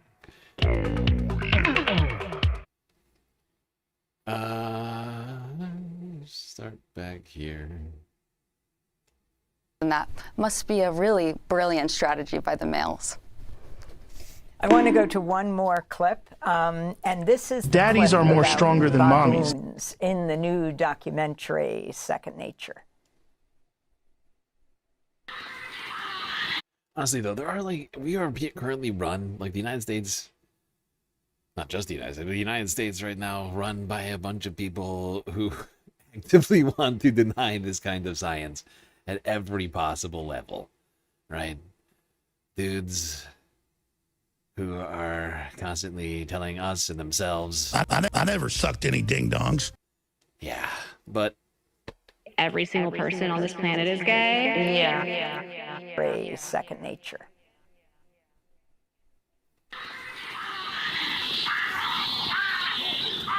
There's a very famous scientist from Stanford University named Robert Sapolsky, whose groundbreaking research on baboons in Kenya was featured in a National Geographic documentary. Baboons are known to be quite violent, particularly the alpha males. Robert had a situation where he was in the field and the baboons in his group discovered a garbage pit behind a hotel. And so the baboons are really excited about this wealth of free food. But it was only the roughest, toughest males who could feed in there because they were all fighting with each other over access to this food. And so all of his alpha males were the ones who were feeding there and not the other baboons. You are fat. Unfortunately, they caught a human disease by eating the half-eaten food. They caught tuberculosis, which is fatal for baboons. Immediately, if not sooner. And so the baboons were in the really unique situation of losing all of the alpha males at once. What were left were the low-ranking males and the females. What happened next was absolutely revolutionary. They forged a new society. It was a society where males didn't have to fight as hard to get in. Males were nicer to females. It's much more peaceful. It's much more calm, less stress. They're all getting along much better. Today, many years later, it's still organized in the same way. So that new social system lasted. A clip from Second Nature as we wrap up in these 30 seconds. Okay. Actually, I guess I'll let him wrap up, and then we'll end it. Elliot Page, what you want people to take away from this. And I should say that you're going to be here starting on Friday at DCTV, our beloved Firehouse Cinema, where Democracy Now! Used to broadcast from, with all sorts of scientists doing Q&As. Gosh, well, I mean, I hope this film for everyone, but, you know, for queer and trans people right now could make you feel less alone in this world and more a part of this world when we're told we're, you know, not natural or something's wrong with us or what have you, and to learn about all this information that's been, you know, purposefully kept from us. And we have to leave it there, but people got to see the film. Elliot Page, Oscar-nominated actor, producer, author of memoir Page Boy, and Drew Dennett. Second Nature. Now, there's a second half to that, too. And I'll leave you all to go watch that your own volition, time, what have you.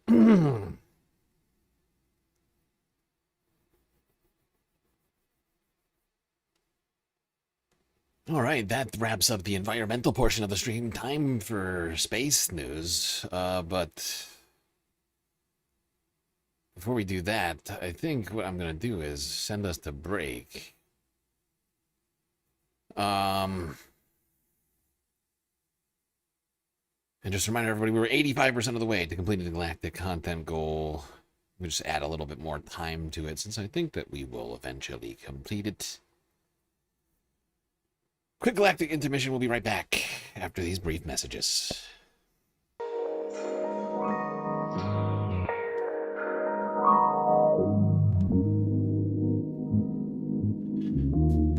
All right, everybody. Hope you've been enjoying the show so far. If you haven't already, hit the follow button on Twitch and the subscribe button on YouTube. Bell icon, like button.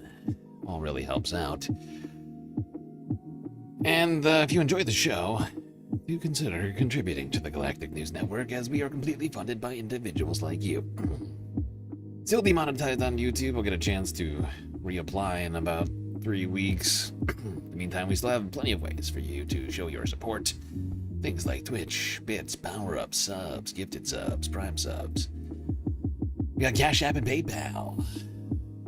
I even have Throne, where you can donate actual physical items that you would know eventually arrive at my doorstep down on Earth. And for the rest of the stream, for the rest of the content goal, I have that open as an option for contributing there. But of course, the very best way to get the most space benefits for your Earth dollars is to go on to Patreon, where you can become a Galactic patron for the low price of $3 a month. All right, everybody, enjoy the break. Grab yourselves a drink, maybe a snack, and I will be right back.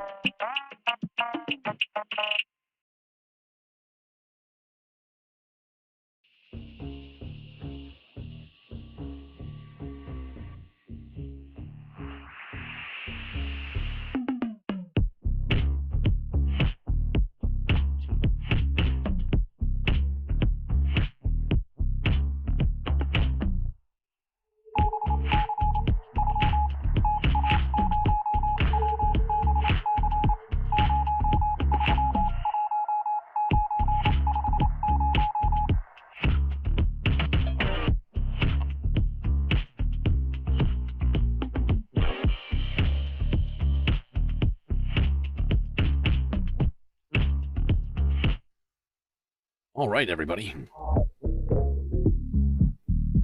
The break is over, and the stream is about to begin once again. So you better get back in those seats, otherwise you're gonna miss it.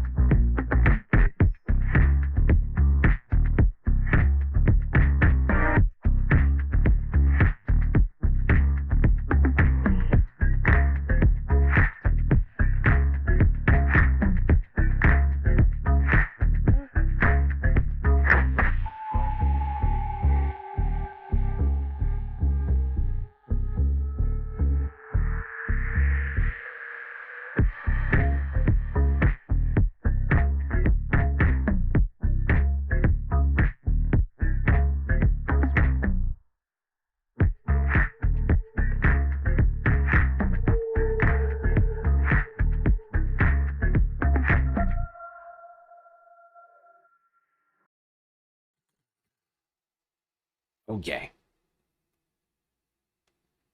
We're back.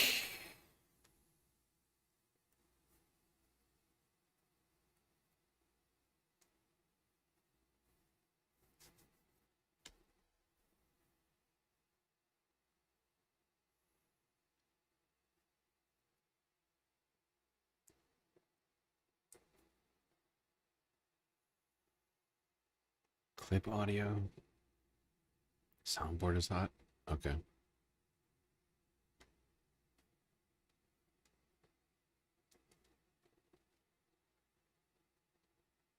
All right, space news time before we talk about all things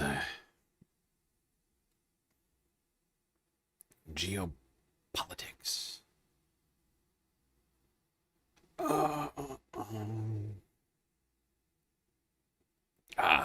Let's talk about this. About the unveiling of a $4 billion space telescope set to launch in August. NBC News.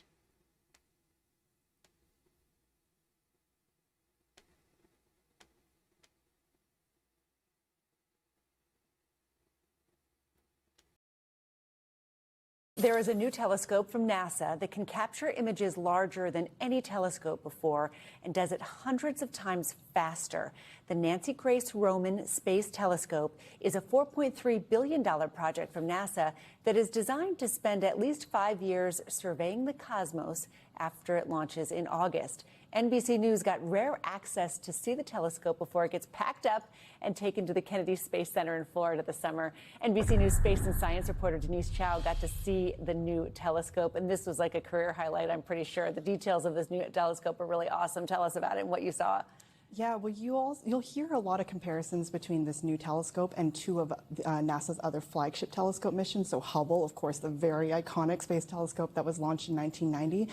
But they're designed to do very different things. So Hubble and the James Webb Space Telescope kind of take a narrow view and they stare off into the distant universe and they try to find distant galaxies early in the universe's history. What Nancy Grace Roman Space Telescope will be doing is basically taking in huge swaths of the sky and capturing these panoramas of hundreds of millions of stars and billions of galaxies. And there's a really cool example where NASA released this image in 2015 of the Andromeda Galaxy. There you go. An inside look at the next generation of space telescopes. Brought to you by NASA.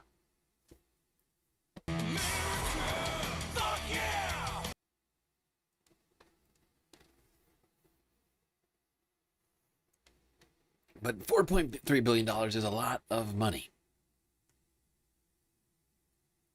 I don't know if you heard it in there, but it's going to be sent to the Kennedy Space Center in where's that? Cape Canaveral, I think. And you will be shocked to hear that while we're spending $4.3 billion on the telescope, the place that's supposed to be used to launch said telescope into space. What is this? Oh. Oh, shit. That's a real subscription. Christian Rochelle, a new follower on... Oh, I see. You're already subscribing on YouTube. You're one of our YouTube watchers, aren't you? And you're over here just continuing your support with actual human money, I would point out. Actual human money. I would just remind everybody while we're talking about Twitch subs. And boy, oh boy, do I appreciate them. But for those of you who have an Amazon Prime membership, you get a free Twitch subscription every month. You could forego having to give your money to Jeff Bezos, or at least more money, in the case that you already are. You see what I'm saying here? Just throwing it out there. But I do appreciate these subs. We got to get those sub points up.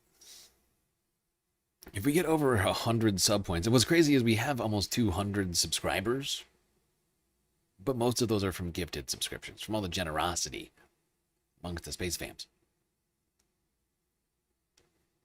But I think if we get over 100 actual subscribers at tier 1, we'll get to level 1 on the Plus program, which would get us over the 50% hurdle. Because, yeah, Twitch takes 50% cut on every subscription. If we get to Plus program tier 1, I think it goes to 60-40, so we'd get 60%. That would be nice. I think we could get there. I don't know exactly how close we are to that, but it's got to be achievable.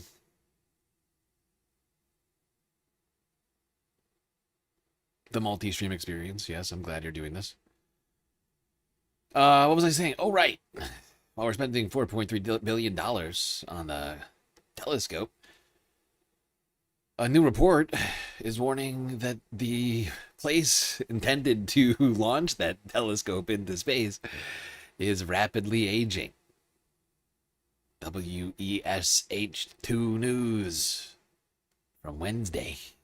Live look now over at the Space Center this afternoon, where a new report from NASA's Inspector General warns America's growing ambitions in space are running into a challenge much closer to home. And that it's aging infrastructure at KSC. WESH 2's Meredith McDonough is showing us the problems. And liftoff. It may be too much of a good thing. Rocket launches have increased sharply from the Cape in recent years. Now the NASA government watchdog says that the Kennedy Space Center isn't keeping up. Growing launch demands, aging facilities built decades ago, multiple users competing for launch access, Artemis missions increasing infrastructure needs.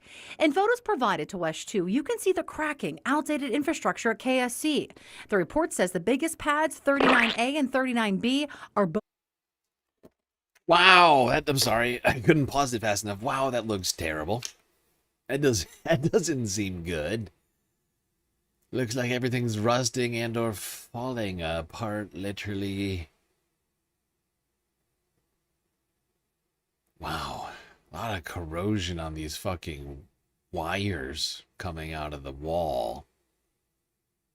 It doesn't seem... These pictures, I would say, don't inspire a great deal of confidence. Holy Toledo. Structure at KSC. The report says the biggest pads, 39A and 39B, are both in need of major upgrades. There are challenges as it relates to the commodities that the commercial providers need and NASA needs. There are challenges with the simple things like wastewater and electric. We need to make sure that the upgrades we do now are resilient. The director of the Kennedy Space Center is well aware of the changing launch cadence. This graphic shows the pace of commercial launches climbing every year. So while our government infrastructure continues to be used more and more for commerce and business of billionaires, we are continuing to underfund it. You'd see, maybe they should pay to fix it. Maybe Elon should pay. and the literal administrator of NASA, Jared Isaacman, who also runs a space company. Like, that seems to me to be the thing to do. And by the way, I would point out, if you look here,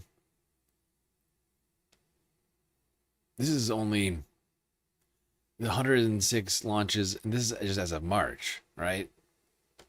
It's going to be way higher than last year. But give more money to Elon. Exactly. We continue to give Elon more tax breaks, but he doesn't pay to fix the shit that he's using. It's ridiculous. It's ridiculous. This is ridiculous. Utter nonsense. You could just use the reflecting pool money.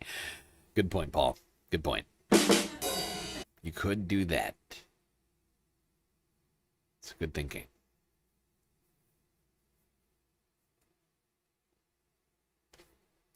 Well, first of all, some of the things that I say will be incorrect. Okay. Let's go here now. For some fun space news. Let's talk about the team tailoring the spacesuits for future lunar astronauts.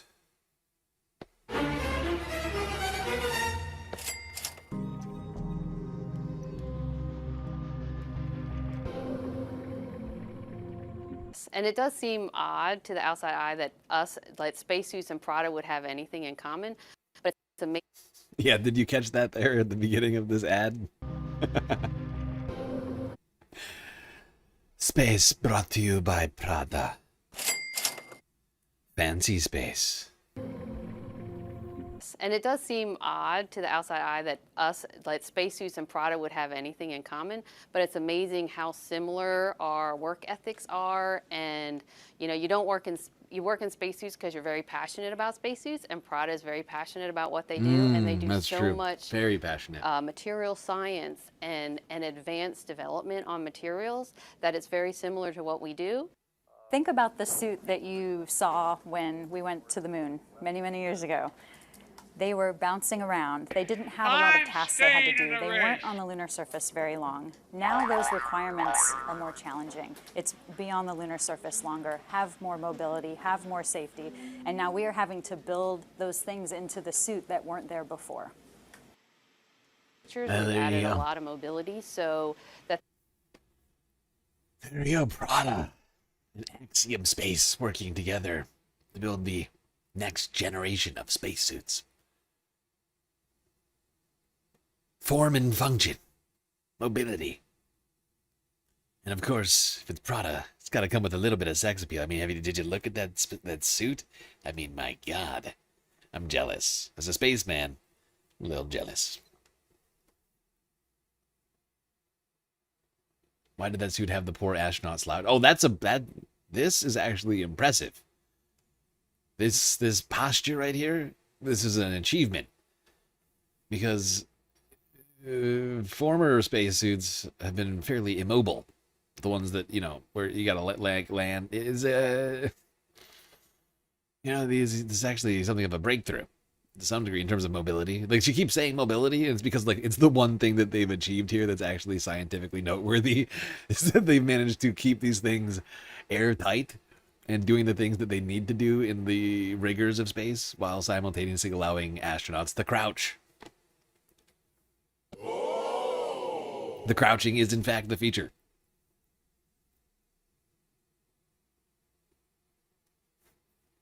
You can get low. Exactly. For the first time ever, humans will be able to get low in space.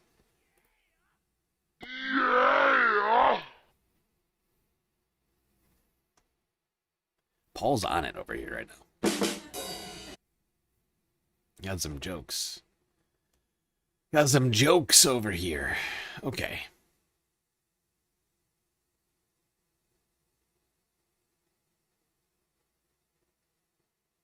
You're still waiting on that Doge and tariff check? I wouldn't wait. Princess Mouse, I'm just gonna say now. Please don't wait for that. They're not coming. They're never coming. They were always a lie.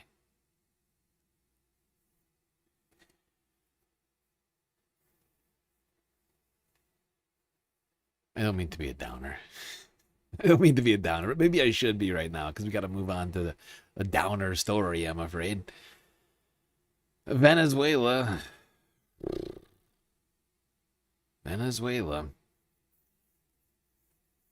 continues to try and remove people from the rubble before time runs out. The clock is running very low at this point. In fact, they're in, some would say overtime. I'm trying to remain slightly more optimistic toned, but it's not good. Suffice to say, it's been days. It's been more than 4 days. I think almost 5 days. It's hard to think that there are a lot of people left alive right now in Venezuela. What unfortunately is happening is that the death toll is now climbing and is climbing dramatically. The last time we talked about this, 50,000+ people were missing and 900 dead. We're now at over 1,500 dead, the last I saw, and that number is expected to climb rapidly due to the logistics of this current situation. As, unfortunately, people trapped in buildings tend to have about 3 days, according to just the rescue science out there. There are, of course, extenuating circumstances, outliers, people who live longer than that. But you try imagine being trapped alive in wherever you are right now, trapped between the walls and ceiling and floor, with no access to anything else because they're so compacted on you, you can't get to anything else in your wherever you are. Like, that's what we're talking about. People completely unexpecting, and all of a sudden everything collapses on top of them. Now try imagine living longer than 3 days in like some of the most like phobia-inducing circumstances, right? As well as the deprivation of like water, sunlight, being able to just move your body. In most cases, people are just completely trapped, right? Like, I mean, this is what we've been witnessing in Gaza. I don't feel like I have to tell anybody about like what this means for most people, because it's a similar circumstance. No bomb, but in terms of the amount of physical force involved in this, really no distinguishable difference. 3 days after the devastating earthquake in Venezuela, which has claimed over 900 lives, with thousands more injured, more details are emerging of people being rescued from collapsed buildings. The effects of the double earthquake, with magnitudes of 7.2 and 7.5, were felt across a large part of the country on Wednesday. The coastal region of La Guaira, north of the capital, Caracas, is the worst hit area, where teams, aided by those from the UK, the US, and Venezuela's neighboring countries, are concentrating rescue efforts, as Harry Fawcett reports.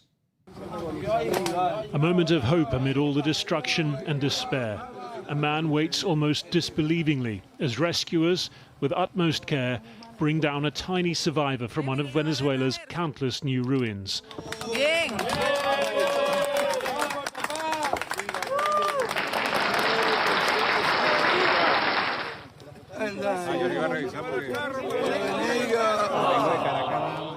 This baby, just 18 days old, somehow reunited, somehow safe. God. A reported 90 minutes later, the baby's mother, also alive, placed on a pickup truck. Wow. On this third day since the twin earthquakes, new stories, new images of survival still emerging. Jofram Gallipoli filming the ordeal he went through with his wife and 4-year-old son, stuck in a crawl space for nearly 26 hours. It's so, like, you see what I'm saying? Like, it's like claustrophobic. Like, if anybody has any problems with being in tight spaces, right? This is a fucking nightmare. I mean, it's already a nightmare, but like, you see what I'm saying? Like, it just, like, there's so many factors involved in this. I can't, like, it's so shocking that some people survived. Like, this ordeal, like, isn't so, like, I mean, it's gotta have been so traumatic to everybody on the ground. But I feel like I'm traumatized watching this shit. hope coming in the beats of sledgehammers. At last, they're pulled to safety. The little boy, Luciano, reunited with his grandfather, Jose. Joffrem told me the space they had was just 60 to 70 centimeters high. When the ceiling collapsed, it fell onto his head, but he managed to throw himself to the ground quickly, hugging Luciano and protecting him. In devastated La Guaira today, a Spanish rescue team joining the effort to find more survivors. Okay, that's all we're gonna do on this story today. Just because it's such a fucking rough. It's just so. It's so painful right now. Like it's been a really rough year. We're like exactly halfway through it at this point. It's Sunday Fun Day, and I just like at my limit. This week was so fucked. I'm just trying my very best to keep it valuetaining, like at least halfway valuetainning. But god damn it, like the numbers just keep going up on that, and I'm just like, oh, I almost want to stop talking about it until I know more. Like I'm not going to, but it's just like I know what's gonna happen. I'm just gonna keep coming back to this day in, day out, and it'll be like another 1,500, be like another 1,000, be like another 500, and then at some point, the number's just gonna go straight up to whatever the number I'm missing is.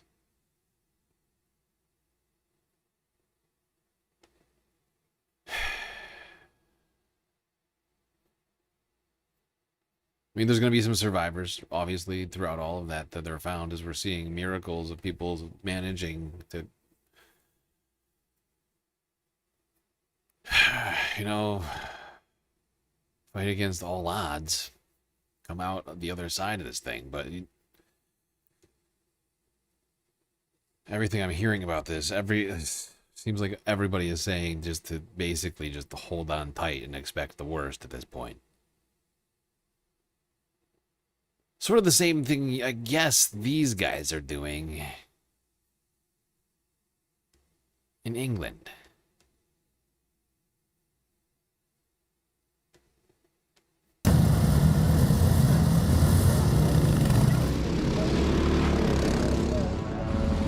You are not funny.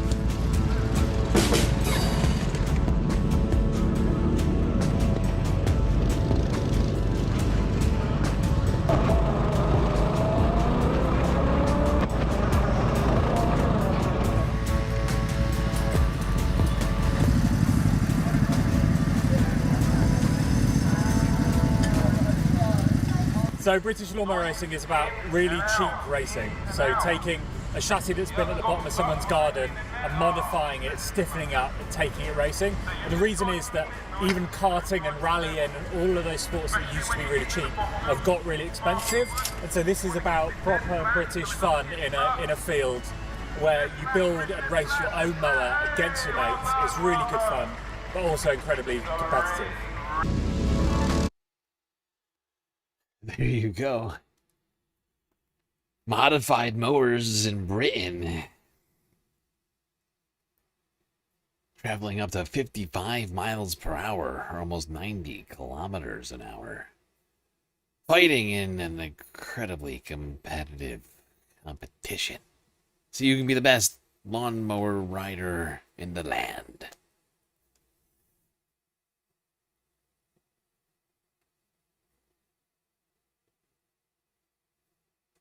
Has there been an update on the Colombian election? Did you miss the stream that we did the other day on South America? Because Keiko Fujimori was declared the winner in Peru. And then Alberto, whatever his fucking name is, I can't remember it now. Alberto de la... something.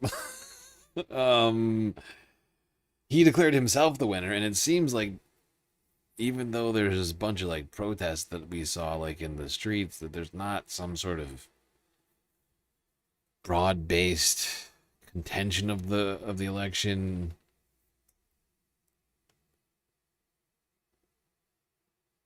Like by like the international community, I guess. If it seems like he is going to be the next president of Colombia. We talked about it a couple days ago. Friday, I think. It's a real disaster. This is you. This is you in Redquest. Okay. All right, to some more pride marches and activities this weekend in Budapest, Hungary. The wake of the fall of Viktor Orban. Pride marches, thousands in the streets.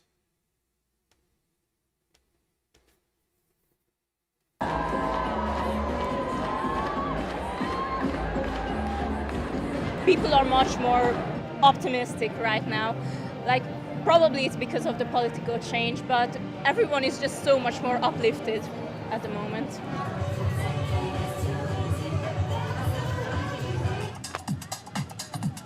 Atmosphere in the country is much more relaxed than last year. Last year was a protest, more or less, but this year is like celebration of freedom. I really hope more people feel accepted and loved by this government. And I truly hope they will deliver on the things they promised us. Yes, that last part, very important, of course, because, well, they do have a new government. It's not it's certainly not a leftist government. And they did make a lot of promises to Hungarians, apparently, on social issues to get where they got.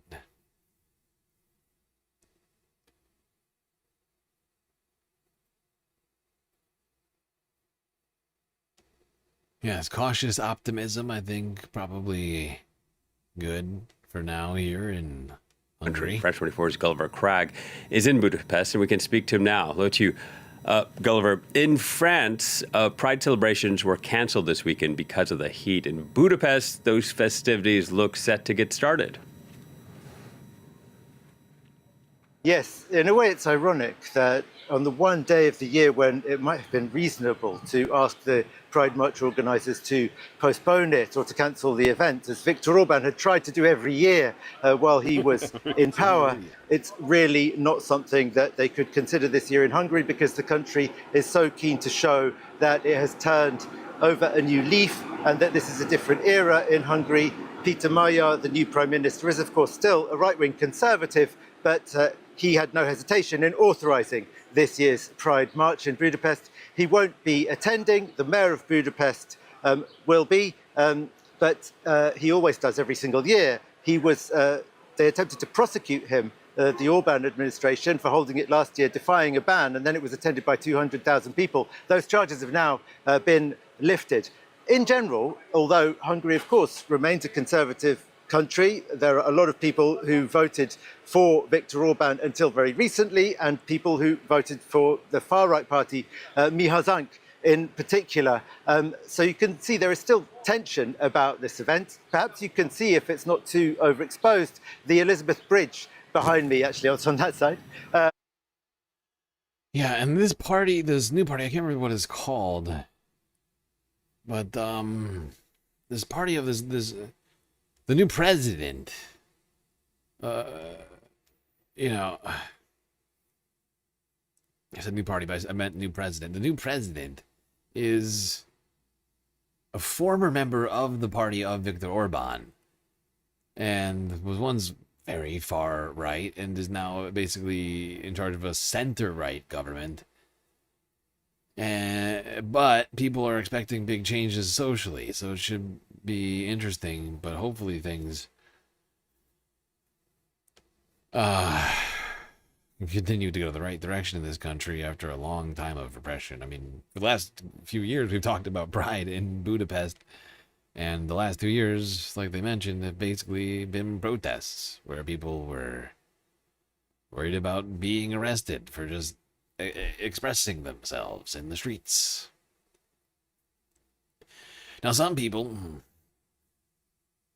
from across the planet have come together to express themselves in the streets of Rome, to express their love for a particular mode of transportation: the Vespa.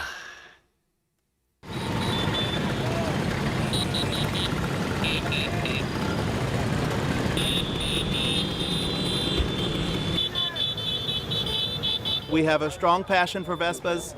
We watched Vespas in the movies, and we have 13 Vespas in Texas, and we wanted to ride our classic Vespa in Roma for this 80th celebration with the largest Vespa gathering in history. So we brought our Vespa Allstate from the United States. I brought it to Germany, and then I put it in a van from Germany to Austria, and then in Austria I got on my Vespa and I rode it all the way to Rome, 1,200 kilometers. In the Philippines, Vespa is very famous. So we know from On Holiday and the movie Luca. So all generations, from the old people to the young people, we all know Vespa.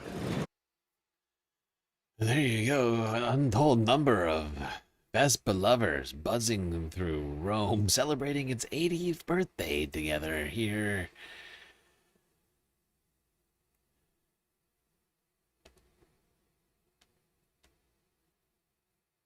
Kind of looked fun, not gonna lie. Although it was probably super hot. That was, I think that was yesterday. And that was, I mean, as the heat was traveling across, you can see this old guy at the front looks hot as shit. This dude, right, he kind of looks miserable. Also, is that H. John Benjamin? Am I wrong?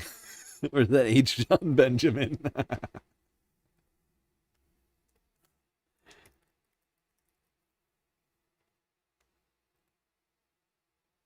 Am I wrong? Huh? I don't know. I think it might be. Secretly in Rome. Phrasing? In Rome secretly?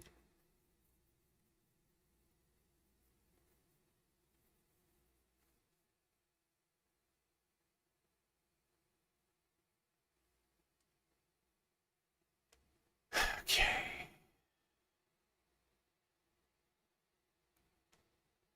Now a different sort of historical artistic appreciation under threat.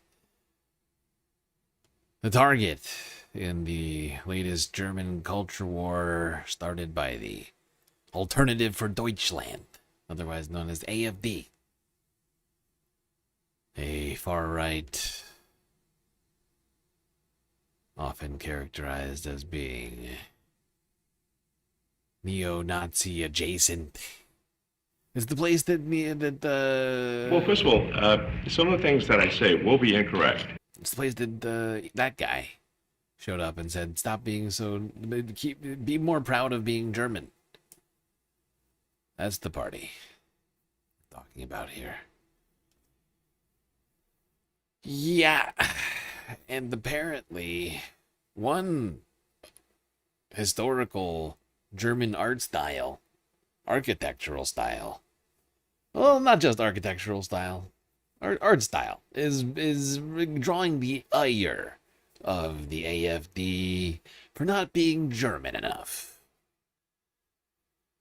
Bauhaus.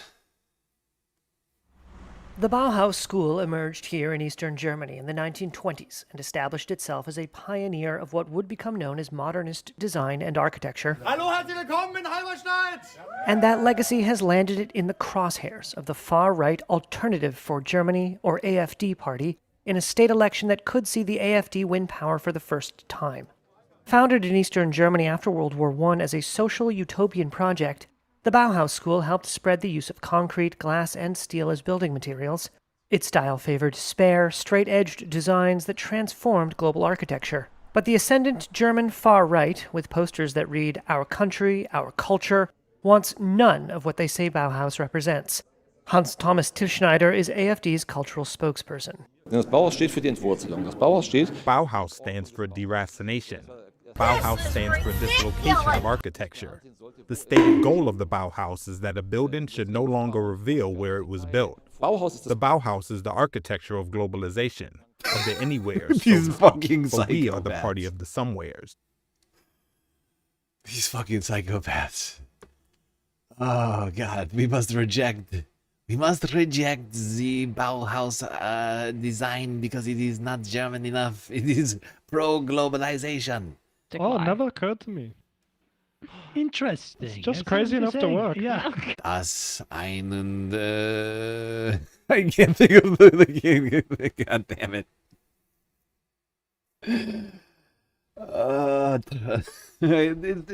This is just so stupid. Why? Like, this is such a dumb culture war to start. Oh, we must reject the we must burn. What are they gonna do? What are they gonna burn down all the Bauhaus buildings? I mean, honestly, these guys, I wouldn't put it past them. Somebody needs to do something about these fucking AFD guys. I think Bauhaus is nice. Okay. I think it's nice. It's also, if I'm not mistaken, I think one of the big, it's like one of the biggest like design movements of like the mid-century modern era.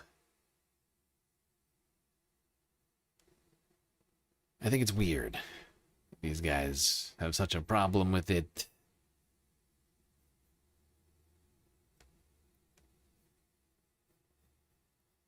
You just, might want to get checked. You have a mental health problem. AfD, it's not the first German political movement to target Bauhaus. The institute was banned under the Nazis. Here's director of the Bauhaus in Dessau, Barbara Steiner. Aus der AfD-Perspektive sind wir undeutsch. From the AfD's perspective, we're not German. So this term also comes up, and yes, this globalist agenda that people are accused of, ultimately, these are terms that also refer to a time 100 years ago. Auf eine Zeit vor 100 Jahren verweisen. Till Schneider insisted that while he opposes the Bauhaus vision, the institute would be safe under an AfD state government. But should they win the state election, they could have some say in what happens to Bauhaus. James Mackenzie is a deputy bureau chief for Reuters in Berlin. State governments have a great deal of power over cultural and educational things. They control a part of the funding towards that goes to Bauhaus and other cultural institutions. So in theory. Oh, for fuck's sake. I mean, they're just exemplifying the Nazis. Oh, well, let's go through the list of stuff the Nazis banned, and let's try and get back on that. It feels like what the AfD is doing here, and it's disturbing, to say the least. Oh, but we got our own problems back in the United States, of course.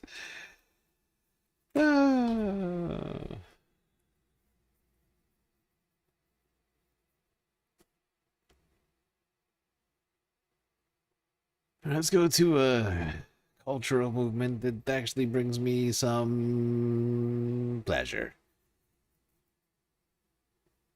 To Albania, where people still have not given up on protesting this Trump family Epstein Island resort project. Here's Reuters from yesterday. The place is full of good energy. Everybody is chanting, and I love this Albania. This is the new Albania as they are saying. What is beautiful about this protest is that we work until 6, and we deal with protests, as you see, before the protest happening. They are really. And then there is a march all over Tirana. Oh my God! Personally, I don't feel tired. Look at it. The flamingos are multiplying. Now they have like a fucking an assembly line system of manufacturing these things, and it's incredible. We've been covering this story for fucking weeks now, and it's the story that never stops delivering. The flamingos are multiplying. And then there is a march all over Tirana. Personally, I don't feel tired because that protest fills us with hope and dreams. Never give up, never surrender. Never give up, never surrender.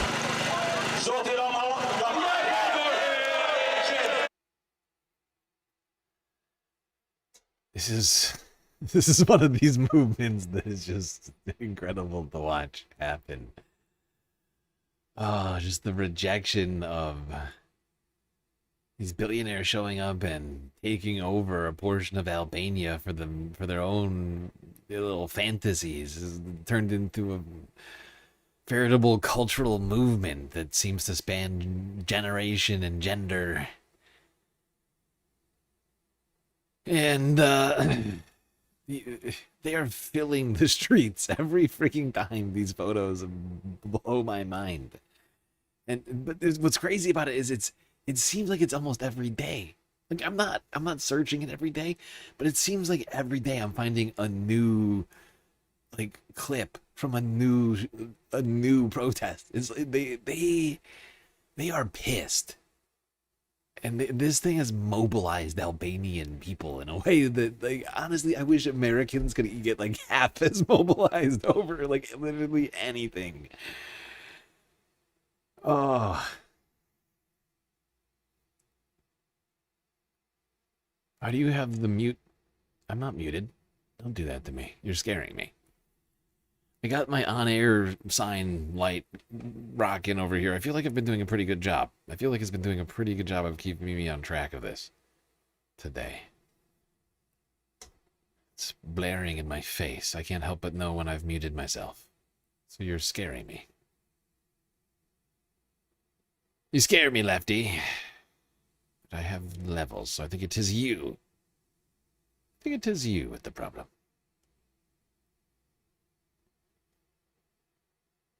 All right.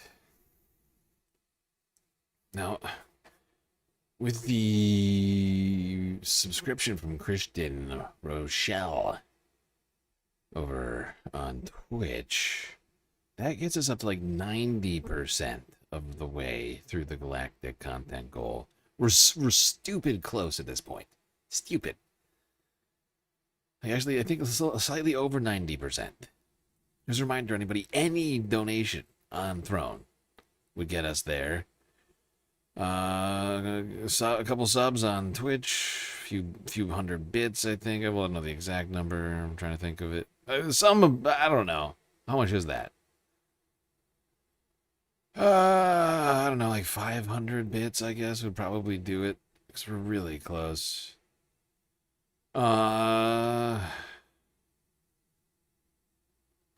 Like $5 on Cash App or PayPal. Or like I said, for limited time only, any donation of any item on Throne, which is not usually an option for galactic content goals, could get it done. We're 5.5 hours into the stream, people. And I've got technically a secret end to the stream I've been holding on to. I'm like, that I intentionally held on to. We could have done earlier today. But I felt we needed more celebrations of humanity in the back half of the stream. So I'll tell you now. We still got plenty left to talk about. We haven't even made it to the Middle East yet. But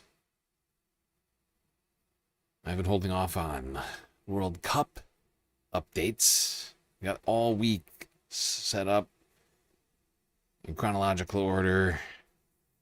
Try to keep it somewhat limited, but I got a little secret bonus World Cup content at the very end. If we do complete the galactic content goal, if we ever get there.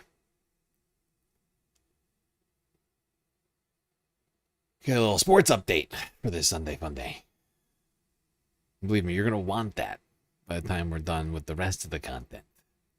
I'm afraid we're back to the not so good news. More war continuing. Over a dozen Ukrainians wounded in Sumy. That's S-U-M-Y, not an invitation into legal action.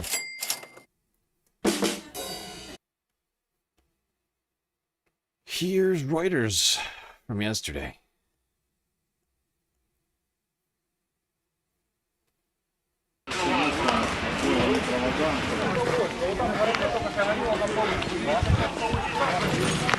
Yeah,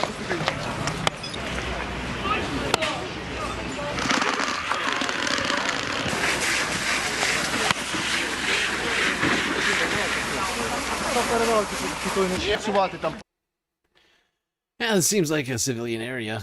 You see like 90-year-old ladies in sundresses and overcoats walking around. It gives civilian vibes. More war crimes. What's new? It's 2026. It's the state of play now. International law, meaningless. Who cares? Columbia Rican. Last time I'm going to try this. This is the last time. But I now that I'm thinking about it, I think I did. I think you were missing from Friday's stream, which was the night that we talked about the elections in South America, in Peru and Colombia. What's been decided, at least essentially, there's been some claims of wrongdoing, but Keiko Fujimori won in Peru. And then Alberto de la... I can't remember his last name right now.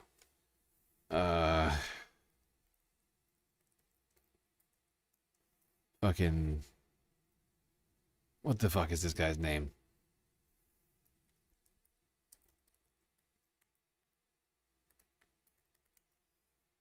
The guy that you're worried about in the Colombian election, Abelardo de la Espriella, he declared himself winner.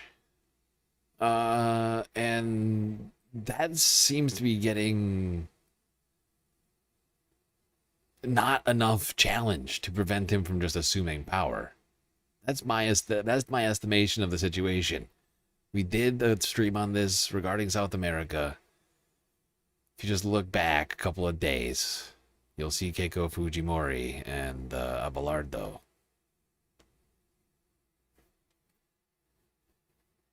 And it's not good. There were some claims of wrongdoing in the election stuff, but that's not getting backed up by the powers that be, the ones that would be needed essentially to really back that up. To get any sort of movement on that. I just don't see anything happening because they're both also backed by Trump, essentially, right? Like, especially the one in Colombia. So it's just, to me, that's a double L. Like, I don't expect there to be any change. If there is, that'd be great. It's like all of a sudden they like actually stop the steal or something. I don't know, but I'm not predicting that to happen. Maybe that's a good sign, actually. 'Cause I never predict good things from happening.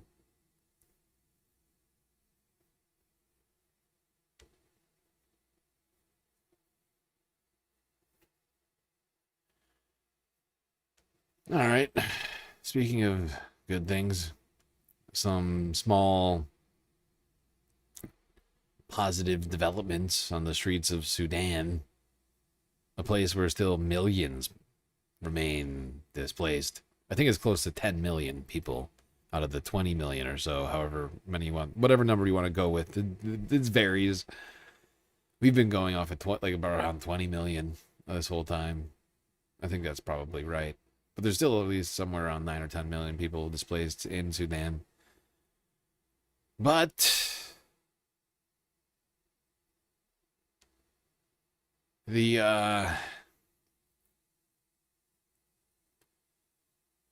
Sudanese military attempting to clear out thousands of destroyed vehicles from the streets in an attempt to bring things back to some semblance of order in the country.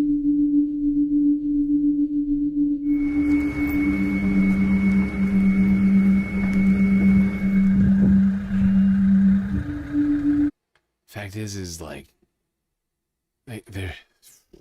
This whole thing is like there's something about like loss and like human tragedy.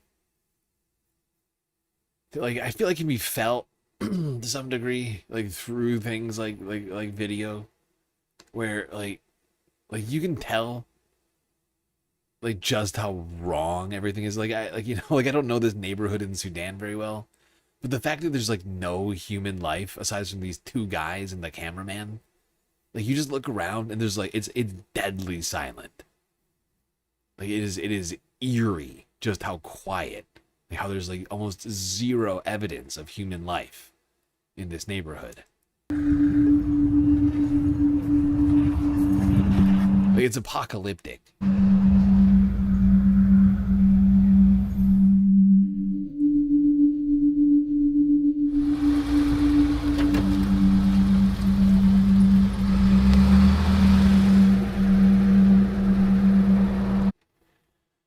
Honestly, hopefully this war can end, but it's not over. And that's the thing about this video, I think we must remember, is that while this is an effort to try and bring back normalcy to Sudan, there is not normalcy. There's still a civil war going on.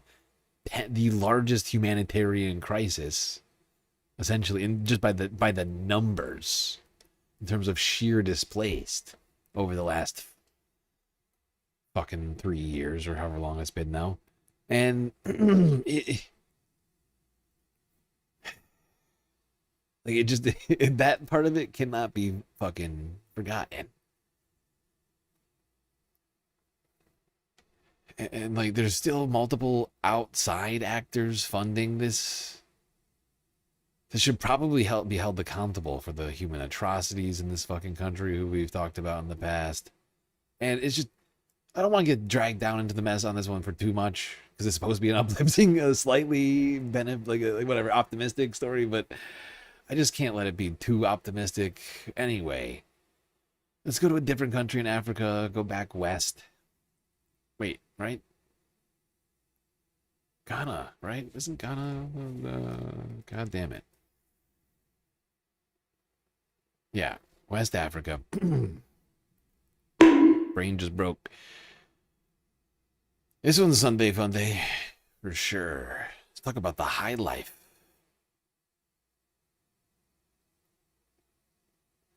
A musical act growing in popularity.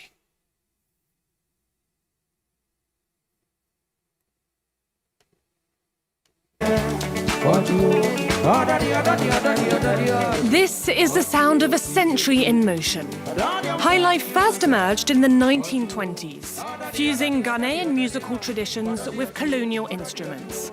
Born in exclusive clubs, it became known as the music of the high society, before becoming the soundtrack of West African independence. So high life in itself is a social phenomenon, but then the music now defines what it is. And it comes with the rhythm, the language, the blending of, genres, trying to put folk and, other things together to create one sound. And if you know what high life is.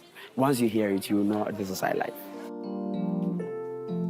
Following independence in 1957, Ghana's first president, Kwame Nkrumah, funded highlife band tours across West Africa to promote Pan-African unity. As the sound spread into different styles, Ghanaian musicians feared their role as pioneers would be forgotten. Veterans like Bessa Simmons have spent years fighting for recognition. There was a big risk of high life, just disappearing into the darkness, but it's there, but nobody mentions it. Musicians across West Africa started playing their own brand of high life.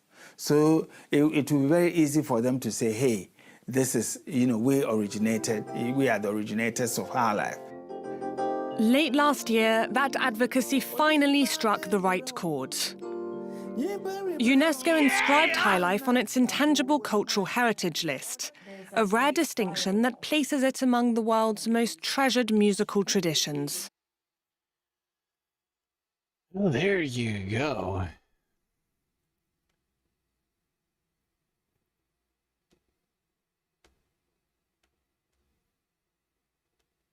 The West African musical tradition, the high life. Not only enjoying recognition in broadly in culture, but also specifically by the United Nations.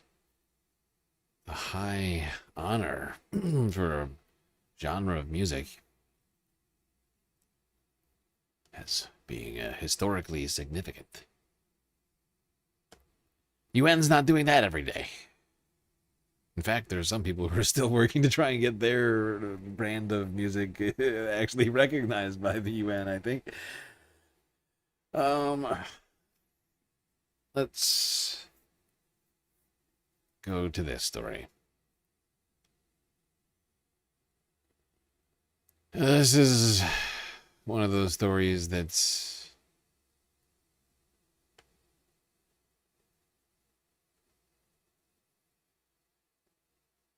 vaguely, what do you want to call it? Like on Sunday Fun Days, most of you probably know that I try and introduce a certain level of optimism into the discussions that perhaps is lacking from some of our other streams throughout the week, just because I know inherently that we're all about to face another week of probably bad news, as it's been for the last 3 years.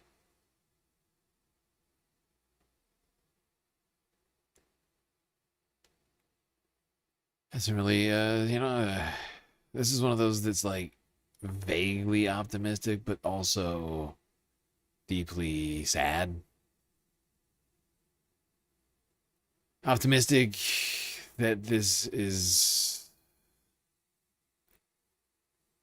this very basic thing, what should be a human right, is happening for people who had their rights taken from them.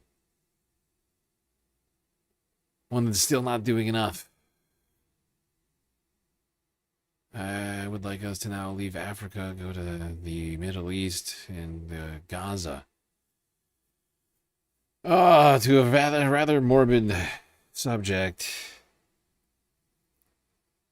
but still a beacon of hope for some.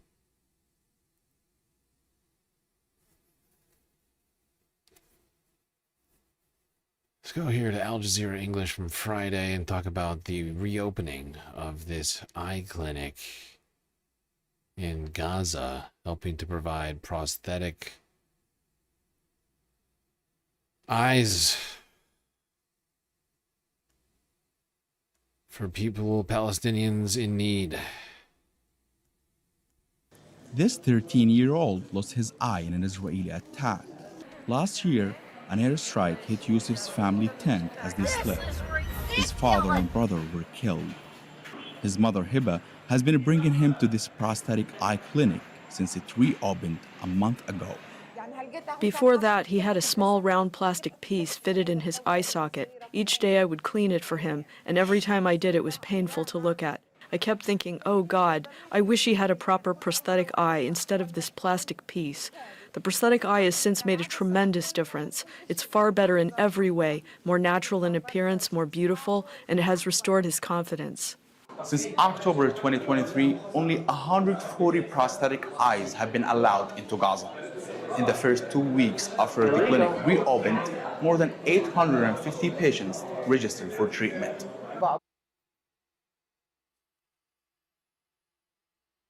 That is a fucking disturbing number. In less than a day, did he say? In 24 hours? 800, nearly 1,000 people came and said they needed prosthetic eyes. So what does that mean? I mean, how many more people are there that need them and didn't even show up to register? Couldn't even make it there because they, I don't know, couldn't see. Oh my God, these fucking numbers are so upsetting. Some of the available sizes didn't match the patient's requirements, the colors didn't match, the ocular centering was sometimes off, and in certain cases, patients had post-surgical complications that made fitting a prosthetic eye altogether impossible. Mustafa Al-Hwaiti says he's still coming to terms with the loss of his eye in an Israeli strike. He has not been able to find a prosthetic at the clinic. Jesus Christ. Ah.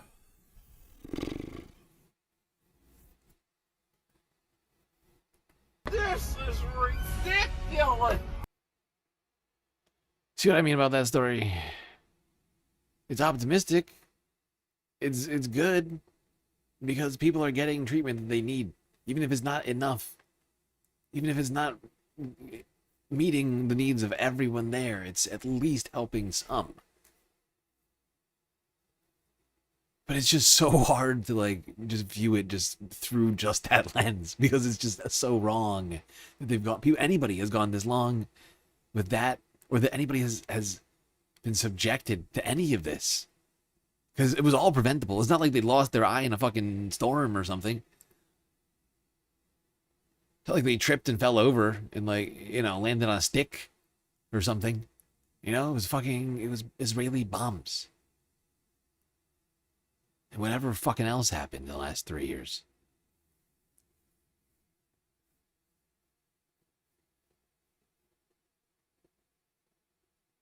This feed is faster than YouTube. Is it?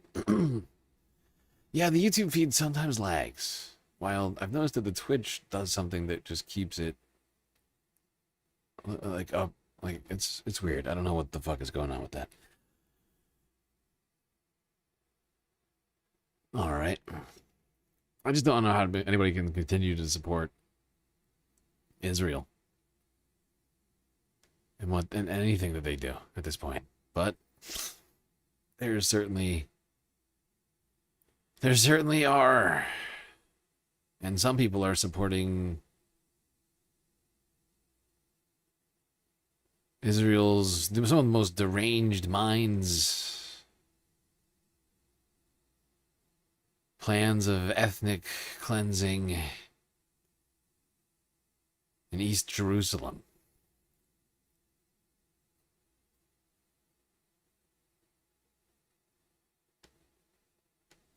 It is one of the holiest and most contested places on earth. The Al-Aqsa Mosque, a center of Islam for 1,300 years. 2 billion Muslims believe Muhammad ascended to heaven from here, making this the third holiest site in Islam. And Muslims in Jerusalem say it's under siege from Jewish extremists backed by the current Israeli government who want to destroy the mosque and build a temple in its place. Illegal. They're supported by many evangelical Christians who believe in a prophecy that once the Jewish temple is built here, Jesus will return and bring the end of days. Over here, as you can see, is the mountain of God. The mountain of God known as Zion. Yehuda Glick is one of the leaders of the temple movement, pressing for more Jewish rights at Al-Aqsa. I joined a group he was leading of mostly Christian tourists up to the mosque. To get there, we climb a ramp that goes over the Western Wall, the holiest site for Jews. They're still not allowed. This is really, really fucking disturbing shit. This religiously fueled ethnic cleansing campaign. I mean, we've all been witnessing it in broad daylight. But for it to be spelled out like this and to be like, look, we just want to replace the mosque with a temple, it's fucking deranged. This is the sort of thing. I'm trying to think of what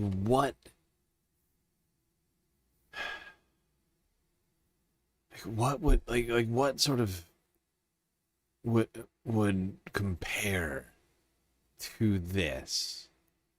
There's very few comparisons because of how holy this site is. And to do this based upon some shit from 2,000 years ago, but with this weird modern fucking deranged interpretation, it's wildly fucking problematic, to say the very least about it. But it disturbs me. It really does. It strikes deep within me, this horror, oh.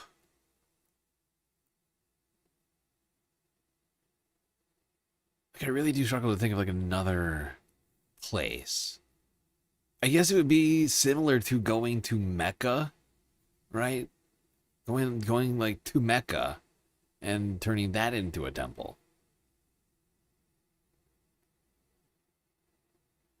Like, I just can't come up with like a better comparison, honestly.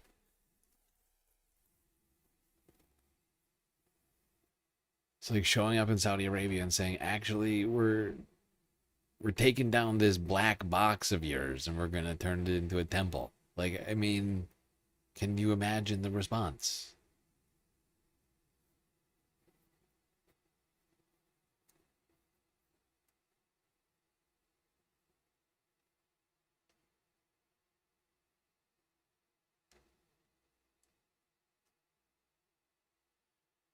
Let's just hear from some of the deranged fucking Christians who believe in this stuff that are on these tourist... I don't know what to call these things. Imagines what this compound would be like without the mosques, but with a Jewish temple here instead. Miracle signs and wonders. Miracle signs and wonders. Miracle signs and wonders. Sydney Galbraith is a tourist from Canada. She describes herself as a... Like, she's laughing. Can she even tell that she's laughing at herself? Can anybody else tell that she's literally laughing at her? She sounds crazy. Because she is crazy. Even she's laughing at herself. Because she's just repeating the same sentence over and over again. Like she's fucking possessed. These people are deranged. Miracle signs and wonders. Sydney Galbraith is a tourist from Canada.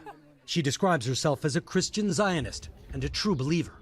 And what do you think should happen to the Muslim sites that are here?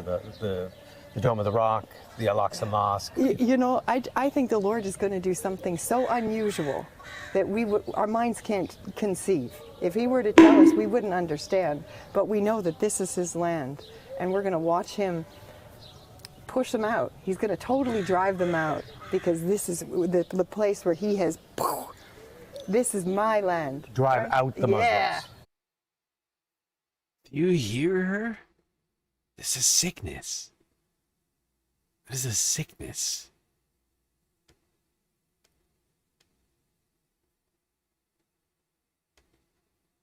It really is. It disgusts me.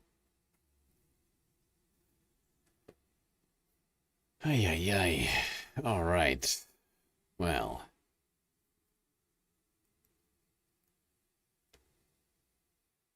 Unfortunately, we have a bunch of people like that in the United States who are self-avowed Nazis. I'm sorry, Zionists. I'm sorry, I mispronounced that.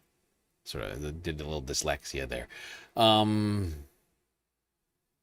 of course, one of the most known self-avowed Zionists, Christian Zionists, like this woman, is our former president. I'm staying in the race. And on this 250th year of the United States, I think it's probably important for us to reckon with this, and perhaps with the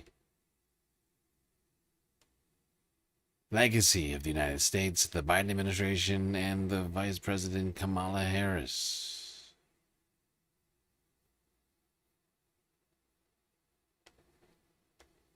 The Majority Report. Sam Cedar, Emma Vigeland on the Majority Report. It is a pleasure to welcome to the program Ta-Nehisi Coates. Ta-Nehisi. Journalist of multiple books, including graphic novels, which I've actually got. My son one is in. Oh. Now Saul's reading Ta-Nehisi Coates, which is in fact how you pronounce his name. Sam, we can't expect Sam to pronounce names correctly. I'm just here to make sure that when I notice, I correct him. It's not an opportunity you get on the show. I mean, at this point, it's just expected. I feel, to some degree, probably best. Oh, what was I about to say, though? I was about to say something. I can't remember. My brain just broke. I'll be right back. I think that probably was it. and also a contributing editor of Vanity Fair, Sterling Brown Endowed Chair in the English Department at Howard University. And we're here to discuss, at least in part, his piece, Did Kamala Harris' Silence on Gaza Cost Her the White House and Vanity Fair? Ta-Nehisi, welcome to the program. Well, thanks for having me, Sam and Emma. Chris, good to see you. Let's just start. What is your opinion? Just, I mean, on a before we get into actually the breaking down this question. Do we have a sense as to whether she lost over Gaza? I have a story to tell about that. So, just the short answer is I do not. Like, I could not definitively tell you that. Right. And I think for different reasons on both sides, there are people who would like to tell you that. Maybe they have a better sense of it than I do. The story I have to tell is that the original headline, if you go back and look at this story, if somebody can do it through, the Wayback Machine, that was not the headline. The headline was something, I can't remember what it was, but it was probably something more akin to what the story actually talks about.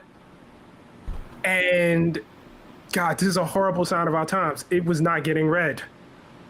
And so we had to figure out on our side, and I was intimately a part of this. Look, we just spent all this time doing this research, doing all of this reading and everything. How do we get this thing? How do we get people into this, much more complicated conversation that we want to have, that I want to have actually about American empire, about Palestine, about Gaza, how that actually fits into, American history, and what happens when that has a collision with, the Black freedom tradition in this country that in fact made Kamala Harris possible in the first place.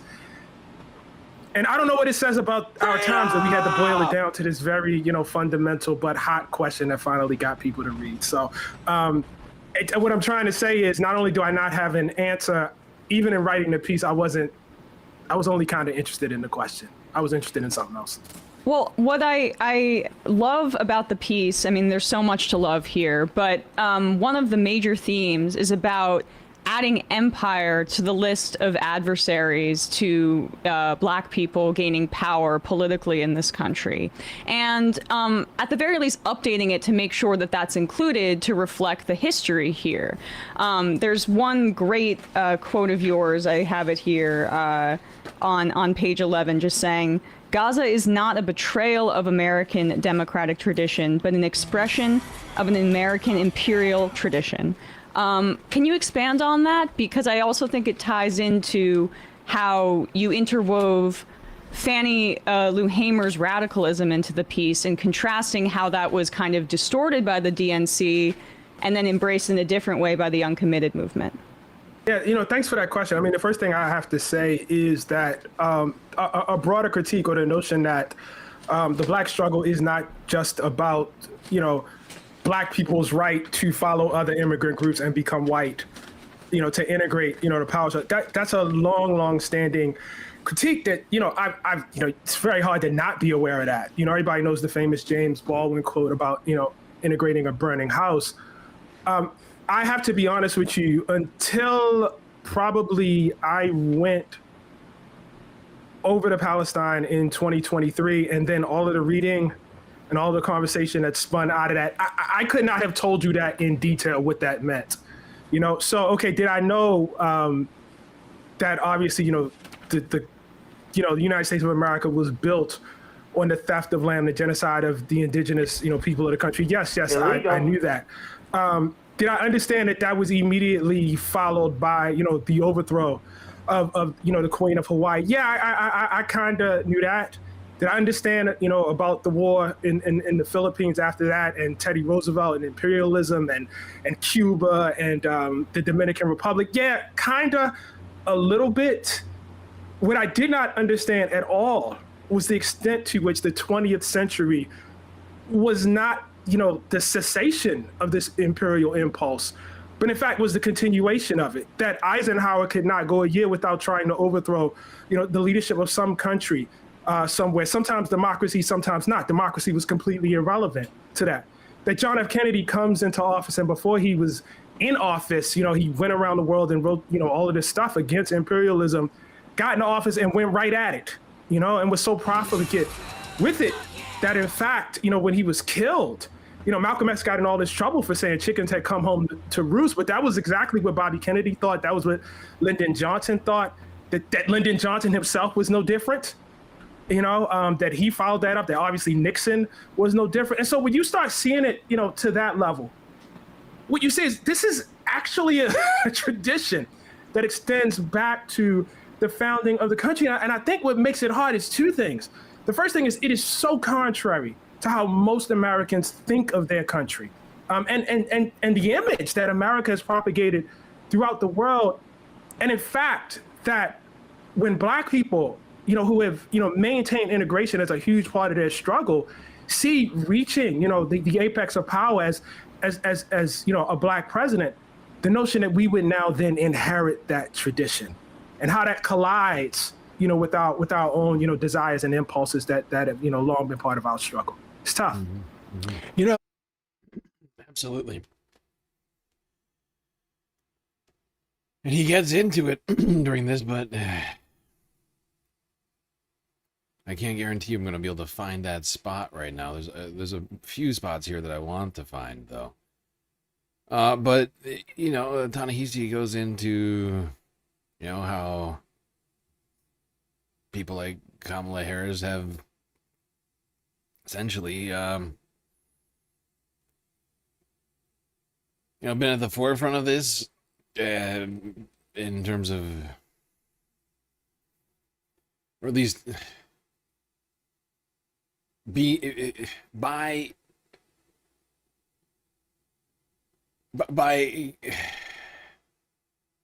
doing what Kamala did on a number of different levels, by basically giving credence, by like giving lip service to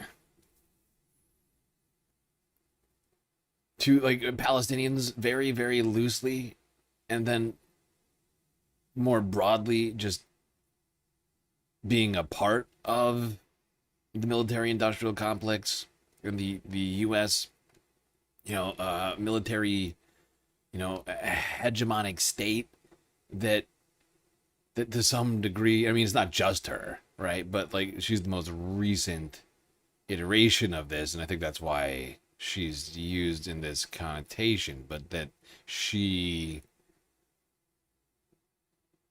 is effectively like as a Black woman co-signing these things, right? And giving legitimacy and credence to something that which we all know is illegitimate and oppressing people that look like Kamala, right? And is, if anything, just doing harm.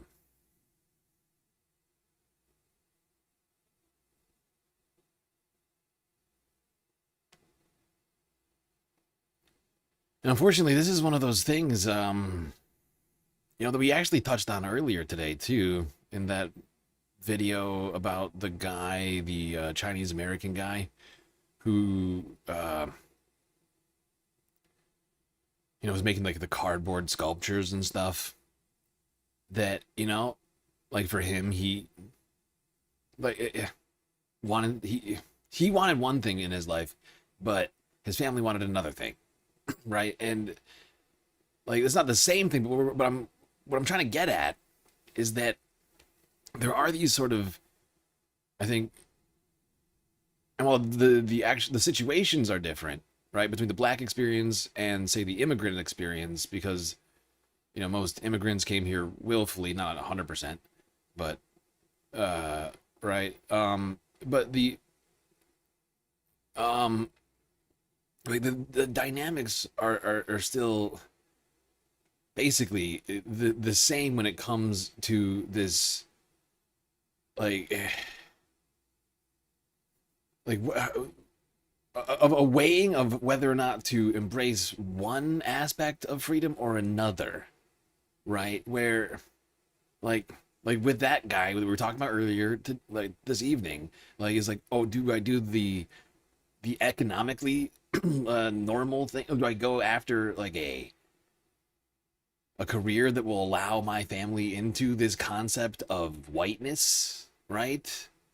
vicariously in one sense through class, or do I pursue something that actually makes me inherently happy as a human being, right? And that I can actually express myself, right? And all these other fucking things that go along with it. And it's just one story of like, you know, I think it's exemplary of a whole lot of stories that people experience in different ways. I think are important to examine when it comes to one's own relationship with empire and like the concept of like nationalism, you know, and 250 years into this supposed experiment we've all, or at least most of us, are part of. Hold on to, and this is what Tiffany was really speaking to, because I mean, she was actually speaking as somebody who was disappointed in Kamala, you know, not as somebody who, you know, was endorsing, you know, what Kamala's, you know, silence and her unwillingness, you know, to have a you know, a Palestinian speaker. She was actually speaking as of a disappointment. The notion is that it should teach you something. And I do hold to that. I do hold to that because, like, I do think that it's important to ask of people who have been oppressed, who have been, you know, terrorized themselves, who have been excluded and marginalized themselves, that they learn something from that. And I actually think that is contrary to the expectation, because I think, or it's contrary to the expectation that they won't, like, that they will have some automatic understanding of it and thus won't do it themselves just because they went through it. I think the expectation that there should be some degree of knowledge, some degree of compassion, some degree of understanding, I think it's a good thing. I mean, one of the things I say towards the back of the piece is, look, despite everything we've heard and everything we've read, and despite, you know, the division between, you know, certain camps of Black activists and certain camps of Palestinian activists, man, if you look at the polling, I mean, the most skeptical group of people of Israel's actions in Gaza were, in fact, Black people. The first, you know, co-sponsor of the ceasefire, you know, who works with Rashida Tlaib, is a Black woman. It's Cori Bush. And the first group, a majority, or I think it was like half of the group of people who ultimately signed on to that, were Black. AME Church, which, you know, is not known for its radicalism, you know, comes out, you know, against it. A number of Black pastors come out, you know, against it. So this is a very complicated thing, you know, that's going on. And I've seen it even in the reaction to my piece. I think it was, you know, very much in that piece. There were Black women in that piece who, you know, will support Kamala to the hilt. And there are Black women in that piece who were deeply, deeply disappointed, you know, in how she handled Gaza. And so, you know, I feel like, as somebody who roots himself in the Black freedom tradition, like, I have a responsibility to make sure that this experience does not become a badge for us to go and do things to other people or support the doing of things to other people. Yeah, and it's also when you Does that see make all sense? Oh, it absolutely makes sense. And the thing is about, is like, this is, he's going in the tradition of Martin Luther King, who said this exact thing, essentially, that the struggle of Black people here in the United States was also the struggle of people everywhere, and that the two could not be separated, partly because of, I think, because of the United States and its sort of hegemonic nature across the world, but of that of just broadly more, you know, white European supremacy. And like, it was a big question during Vietnam that was brought to Martin Luther King over and over again. Like, or not even a question, but I think honestly people were really upset at him for supporting the peace movement because it wasn't popular, right? We historicize it as if it was popular at the time, but it wasn't, right? Like, it's in our history. We celebrate the peace movement during the Vietnam War because the Vietnam War popularity plummeted at some point. I don't know exactly, couldn't tell you exactly the time-wise, but plummeted. And now in history, we celebrate the people who fought against this horrifying era and a chapter in our history, right? But at the time, it was people like questioned as to whether or not that was the fight of Black people in the United States, or if it was in fact detracting from that fight. But I agree with Ta-Nehisi, with MLK, that shouldn't be separating these things.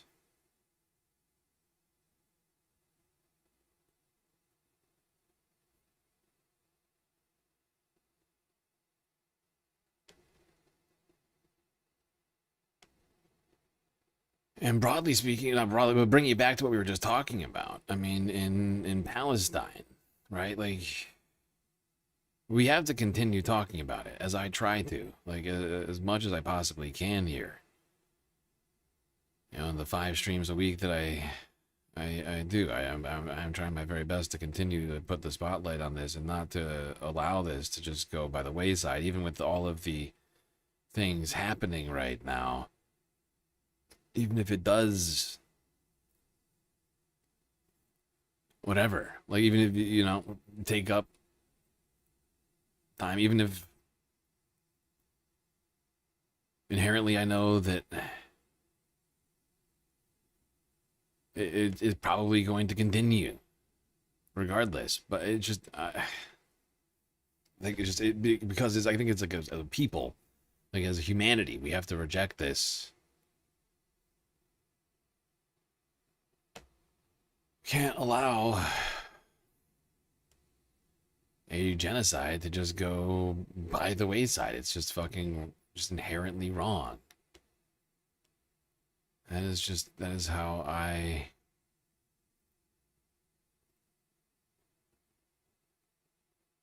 it's kind of just how I see it, I guess.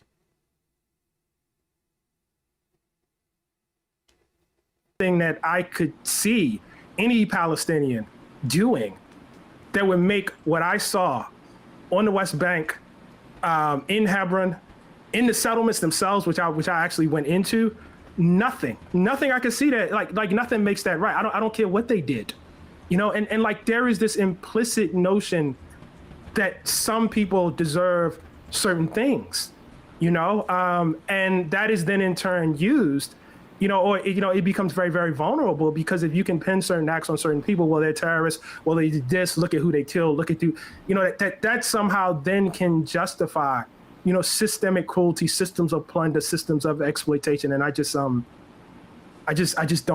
believe that. Can I just take just a quick journalistic license before we move off this piece? Sure. Of course. Sam, I want to ask you, because, you know, I've actually heard you, you know, speak about this quite a bit on this show, and your question really does intrigue me. What, like, having seen everything you've seen, and come to your place of consciousness about Palestine and Israel and Zionism and everything, what does all of that teaching about the Holocaust mean to you? Does the Holocaust have any sort of place in your politics? Does it have anything to teach you in terms of struggle? I mean, honestly, like, I think at this time, when I think about it and its resonance, I see it as a mass trauma. Like, it's almost like my perspective on it has changed to, you know, that's just what dominates my thinking now in this era, is that it's really more of like a psychological thing. Like, there's literally what we're seeing is some type of mass a reaction to like a mass trauma. I can't really place it in any other context. I mean,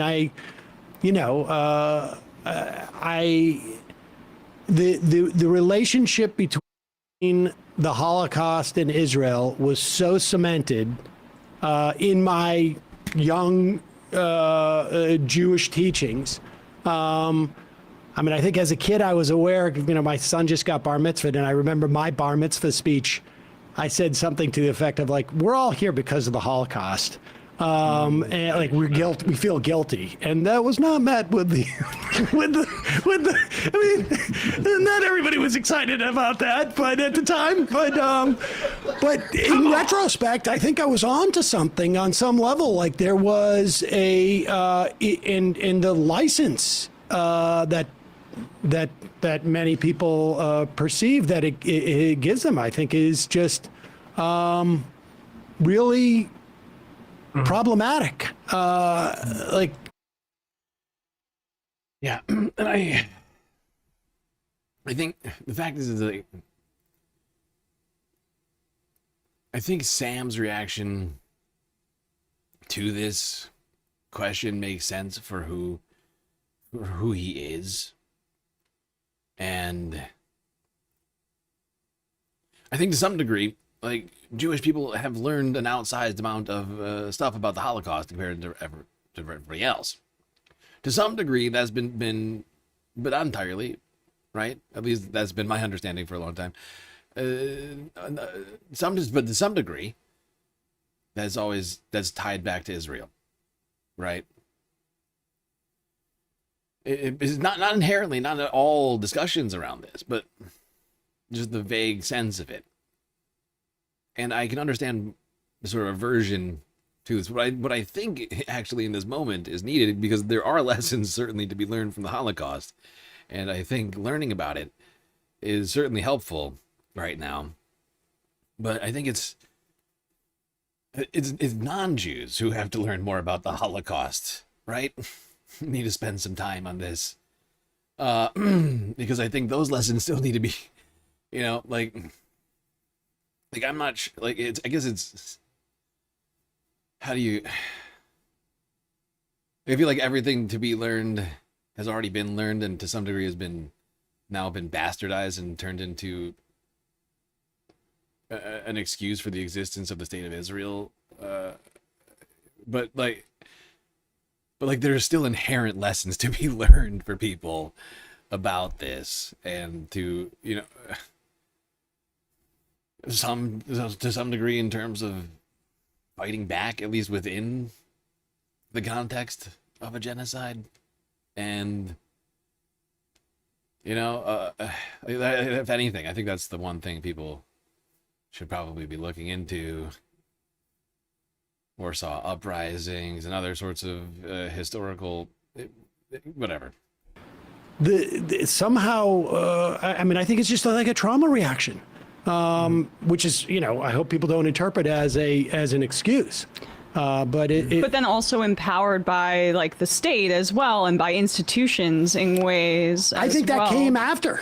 I mean, I think the impetus. I mean, look, the people in the Irgun and the Haganah and the Stern gang, they justified doing some horrible things, and I think it was because we're owed something. We have license, and I think that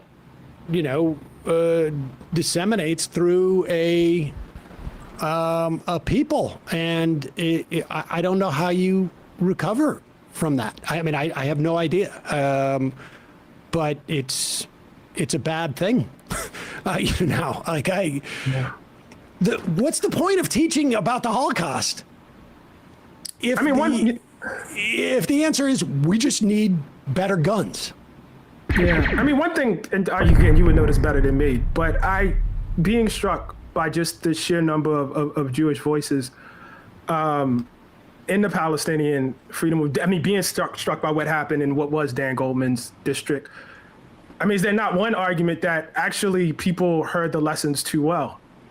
I mean, like they just believed them and took them too well in ways that maybe some of the people teaching the lessons did not want them to, and they're just applying those universally. Oh, in other words, that it wasn't taught. It was not taught like this means for everybody, but that some people absorbed that. I mean, that was the argument that. That was the argument that insane. I think it's fucking insane. This is ridiculous. I never heard that one time. I think I went to an outsized number of Holocaust memorial remembrance events.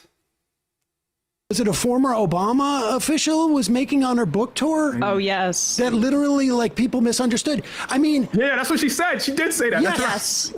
Fucking deranged. She's like, we made a mistake. Yes.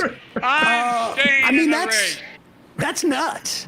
I mean, in my mind, that's nuts. I don't remember, and I grew up in Worcester, Massachusetts. It was not like a very it was not the most Jewish of places, but we were in Hebrew school. I don't remember a teacher saying, "Hey, look, you're learning this. When we say never again, It means that we've got to get armed and fight like that. No. Isn't that nationalism, though? Isn't that the drug of nationalism that gives you this feeling of empowerment and pride, and it can be addicting in and of itself? And you have Israeli nationalists that say, we are not the Jews that would let the Holocaust happen to us. And that is not reflective of Jewish diaspora in this country at all, but in Jewish institutions where they're at large-scale Zionist institutions, that is the operational view, and I think that's. Yeah, I'm afraid that, I mean, to some degree, it's a perfectly fine sentiment until it goes to the place of, oh, we need to pre-genocide people because of a fever dream that we had. You know, like, oh, I had a fever dream about Palestinians, and so we're going to do a pre-genocide right now. And while we're at it, let's do a little bit in Lebanon, Syria, and Iran. You know, it's fucking, you know, like, I mean, we can go further back than that, of course. And I think Emma does.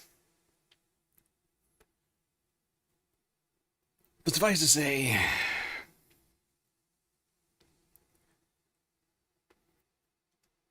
the United States has a very sordid history when it comes to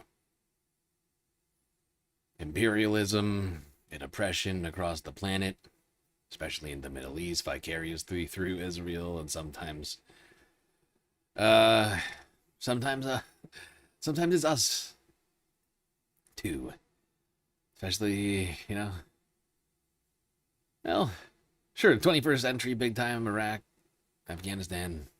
But of course, we also were doing stuff in Iran in the 20th century and Afghanistan back then, too. So, I mean, it's almost, it's like a tradition. I still haven't done that, have I?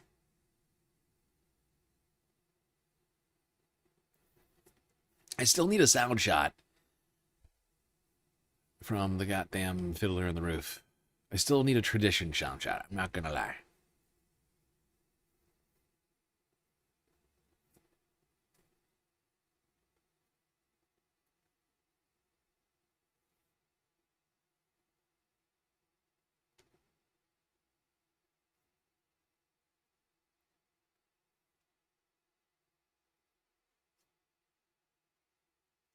Okay. Let's talk about Israel's campaign of violence. Not in Palestine. Well, at least we're done with that for today.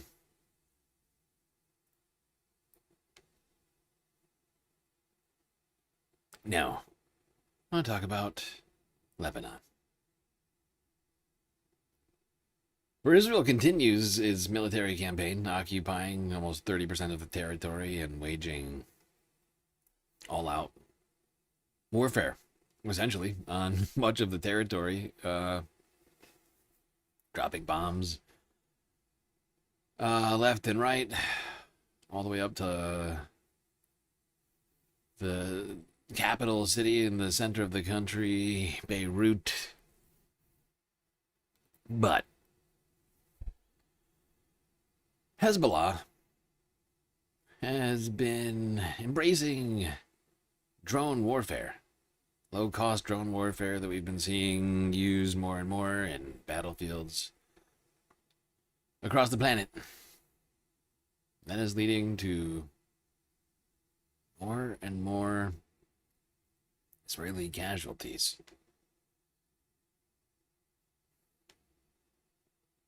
Cheap, deadly, hard to detect drones. They're Hezbollah's new weapon of choice, and Israel, with one of the world's most powerful militaries, has been caught off guard. And Jeremy Diamond has this exclusive report out front. A Hezbollah drone cruises undetected over southern Lebanon, propellers whirring until its target comes into view. A group of 6 Israeli soldiers caught off guard in front of a tank. The feed cuts at the moment of impact, which killed a 19-year-old sergeant. He is the first Israeli soldier to be killed by this type of drone, but not the last. The Lebanese militant group Hezbollah has deployed these cheap, explosive-strapped first-person view drones to deadly effect. Dozens of videos from Hezbollah show they've struck tanks, air defense systems, and unsuspecting troops in southern Lebanon and northern Israel. The Israeli military says Hezbollah's drones have killed at least 12 soldiers since the current conflict erupted in March, 1/3 of all fatalities. The key to their lethality, a spool carrying miles of thin fiber optic cable that keeps these drones tethered to their pilot, rather than emitting easy-to-detect radio signals. Fiber optics have utterly revolutionized drone warfare. Before it was, like they said, pretty easy to detect. Just basic RF signals, radio frequencies be jammed, and then these things would no longer be operable. Fall from the sky, or just remain motionless, and easy to pick off. But these fiber optics that are effectively the width of a light fishing line, I mean, basically invisible and impossible to detect, possible to interfere with, or nearly impossible. Has been combating these fiber optic drones for 2 years, but Ukrainian officials say their Israeli counterparts didn't heed their warnings about the emerging threat. The Israeli military now scrambling to catch up, deploying mesh netting like this to protect troops operating in or near Lebanon, and providing them with shotguns and fragmenting rounds to take out approaching drones. The military is also enlisting the private sector to help track this new threat, using acoustic, optical, and radar-based sensors. So what we're seeing here is a scenario when we want to protect this area.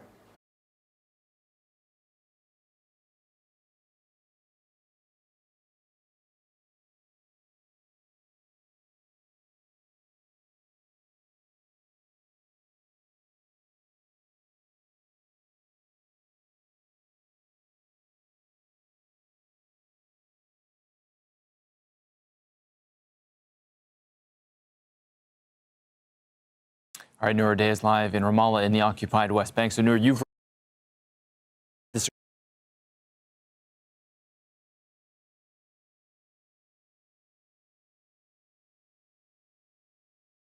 Oh shit, I'm muted. How did that happen? Oh, I didn't. Oh. I was snacking and I forgot to turn the fucking light off. God damn it. Sorry, I'm starving right now.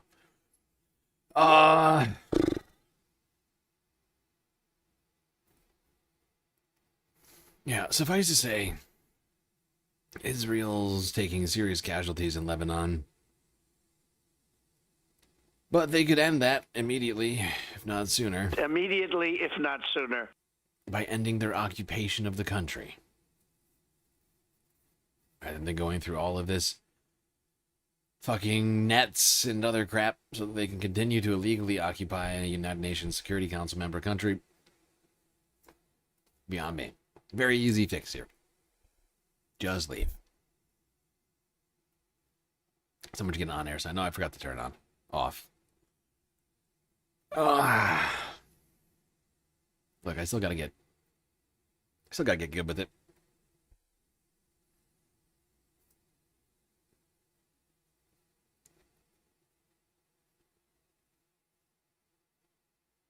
I mute myself more than you think to avoid all sorts of scenarios.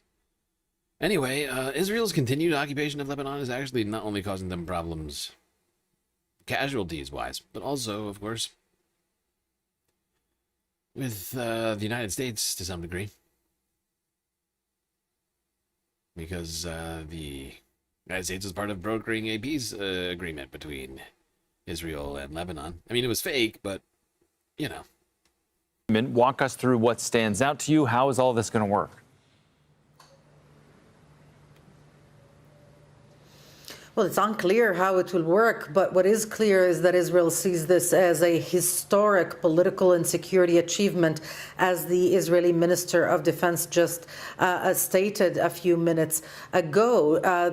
What stands out is that all the benchmarks, all the milestones that have been set out were for the Lebanese government. There is no time frame for withdrawal, nothing that Israel has to do or prove that it is willing to do, no end in sight to the displacement of tens of thousands of Lebanese from southern Lebanon, no talk about the ongoing demolition of Lebanese villages. So all in all, it allows the Israeli army to stay indefinitely. Yeah, honestly, as what we've basically been saying about this the whole time, is that this deal is just a farce intended to make it easier for Israel to continue basically just doing the same thing it does. A facade of bullshit.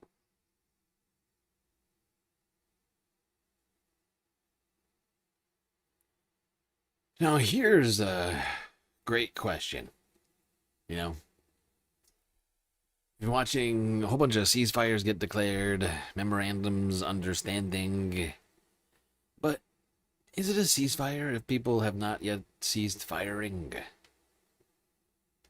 Here's, I almost called it Mississippi Now. Microsoft Now. More stuff now. MSNBC. 2 days ago.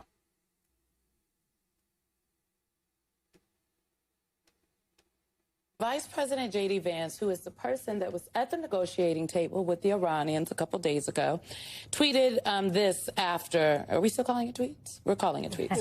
Tweeted this after the U.S. launched retaliatory strikes. This was at 6:08 p.m. Iran signed a ceasefire agreement. We have honored it. If they have disagreements about how the MOU is being applied, they can pick up the phone. But violence will be met with violence. Here's my question. Is it a ceasefire if people have not ceased firing? No. Okay.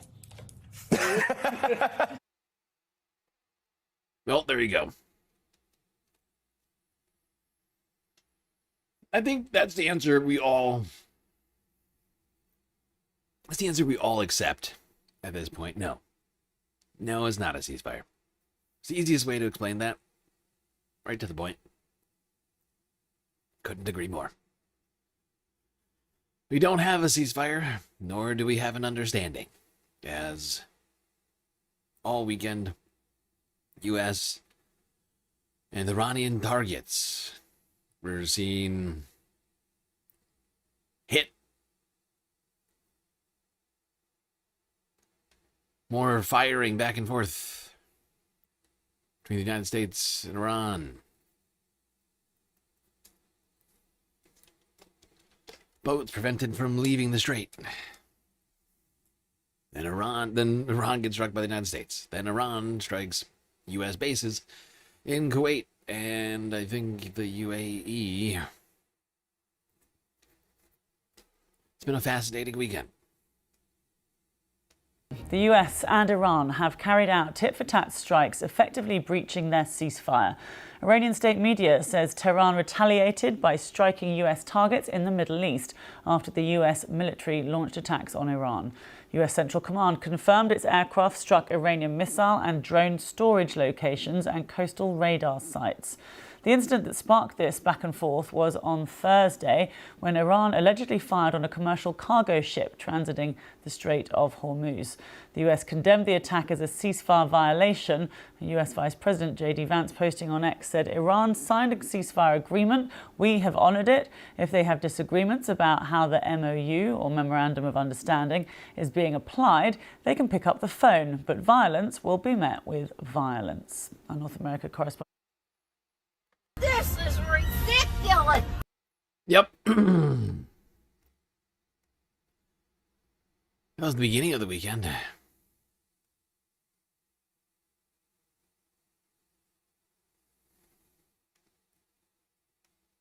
More strikes seen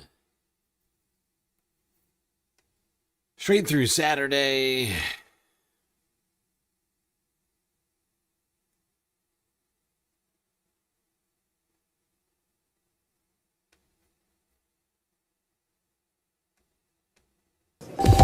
Let's update you now on our breaking news story. And U.S. Central Command confirming in the last few minutes that U.S. forces had conducted additional strikes on Iran after Iran's latest commercial ship attack. Several explosions were heard in the port city of Sirik, according to Iranian state media, in the last half hour. The official broadcaster citing a military source in Iran that said the explosions were the result of several projectiles that were targeting a telecommunications tower in Sirik. And now U.S. Central Command confirming that they have conducted additional strikes in Iran after Iran's latest commercial ship attack. Sirik is a city in... Yeah, back and forth and back and forth. And back once again with this one, which happened right after that last one we just got done talking about.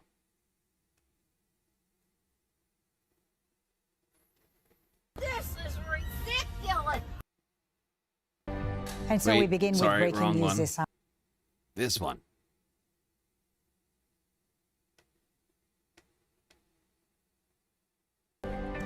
Iran's Revolutionary Guard says it's launched attacks targeting U.S. military sites in Kuwait and Bahrain. It comes after the U.S. carried out a second consecutive night of strikes on Iran's southern coast, marking the worst escalation since a Memorandum of Understanding was signed more than a week ago. Strikes were reported on the port city of Sirik and Keshem Island, where some of Iran's key military facilities are located. The U.S. says the latest strikes are in response to an Iranian attack on a commercial shipping vessel on Saturday. Both sides are now accusing each other of ceasefire violations. I mean, what do I even say at this point? I mean, have I not been the guy over here saying don't believe your lying leaders? There ain't no fucking ceasefire around here. There ain't no understanding, you hear? It's a memorandum of misunderstanding. Ay, ay, ay. I hate that I'm right. Just about all the bad stuff. Why can't that be more prescient about the good stuff? I would say one thing we should probably do is actually create, like, some kind of framework for how, I don't know, countries like the not countries, but bodies like the EU and the UN deal with these things when violations of international law actually happen. I think, honestly, like, just automatic economic sanctions and other sorts of consequences should probably just happen. Consequences! Without really, like, any ability for the United States to veto them. Like, we need to lose our veto power. Like, there should be no veto power, honestly, in the United Nations. Like, no country should be more, like, worthy of... you know what I mean? Like, it's just... It's fucked. It's fucked. That whole situation's fucked. Like, we just need to have some actual fairness. This shit's out of control. Like, we can't continue to have a world without laws.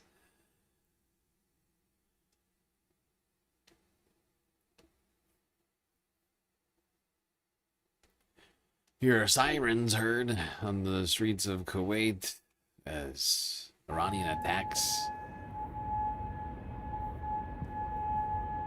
flew over the airspace.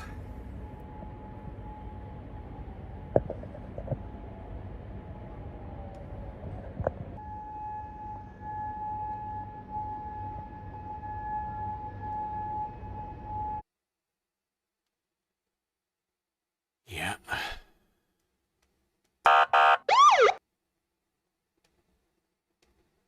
Feels like we're right back to day one. We're seeing multiple attacks a day now going off between the United States and Iran.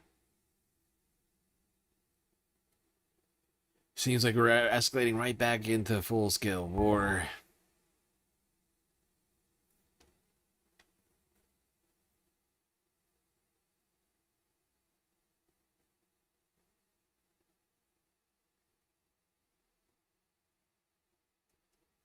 Oil prices making their way back up a little bit this morning as well, I would point out, most likely connected to this resumption of conflict here in the region. Or really, it's really not the resumption, it's the resumption of the continuation of conflict.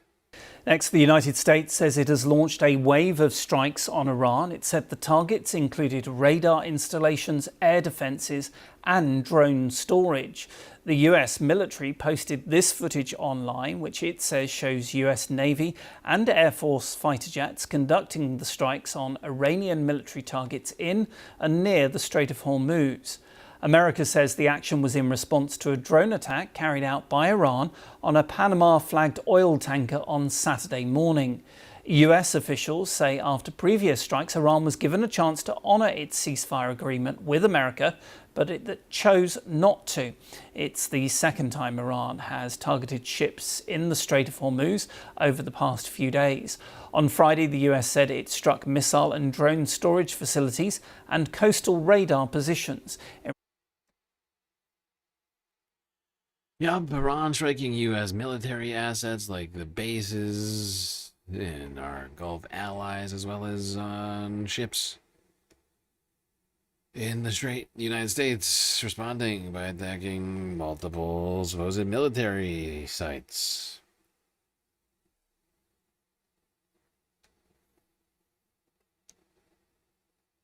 Doesn't seem great. Now, Iran's foreign minister, Arachi, came out 17 hours ago to tell everybody that Iran alone controls the Strait of Hormuz for the next 30 days and warning against attacks by the United States. Response to a previous drone attack on a cargo. Or otherwise.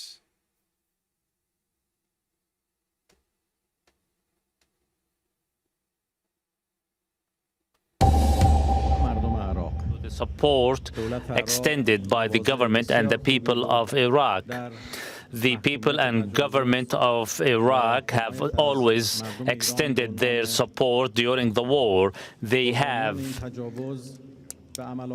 always supported the Iranian people who were victims to the Israeli-American aggression. We have also touched massive support by the Iraqi people who have always supported their Iranian brothers. So the first purpose of my visit is to extend thanks and appreciation to the government and the people of Iraq.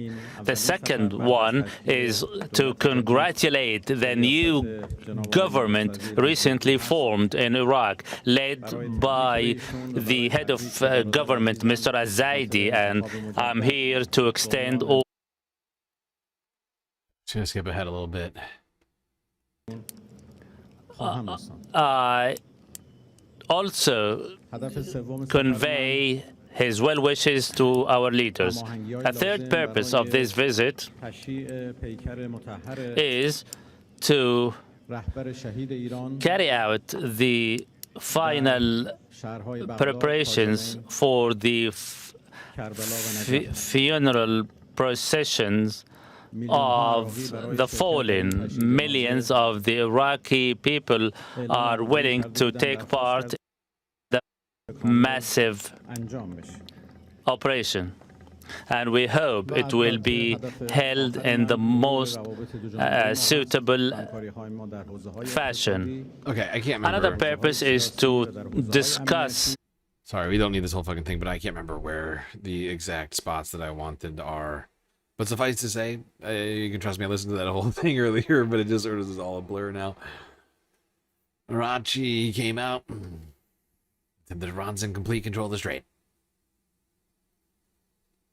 Full and complete control, according to the foreign minister of Iran. Which could present some problems, as the United States is saying the exact fucking opposite right now. And while the Memorandum of Understanding is somewhat murky, my reading of it is that the next 30 days it was supposed to be open, so I don't know. I'd have to go back and read it again, I suppose. Well, what I also wonder, because I feel like the U.S. would do something, but there's no way that nobody would notice it, but you can see like the United States like giving them a completely different copy of the memorandum. Just be like, oh, why aren't you going with what the memorandum says? But I feel like that's even beneath the Trump administration somehow. We did do that to the Native Americans. And so did Britain.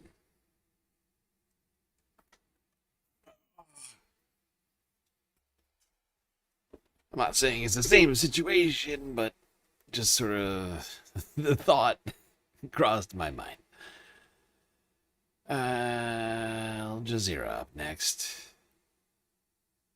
Talk more about the Iranian retaliations to the latest U.S. strikes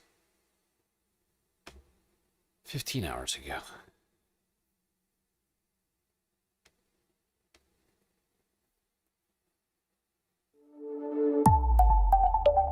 Al Jazeera Podcasts. I'm Marta Vanderwolf, and this is The Take. As Israel's war on Gaza continues, we're coming to you on Sundays with a weekly roundup. This week, 270 days into a ceasefire, Israel has killed at least 1,038 Palestinians in Gaza. Iran launches retaliatory strikes on Bahrain and Kuwait. Israel and Lebanon agree on new framework. Iran needs hundreds of billions for reconstruction. Today's Sunday, June 28. Israel has killed at least 70. Okay, I'm not gonna listen to this whole thing. This is a full breakdown from Al Jazeera for the last couple of days, but I want to stay focused.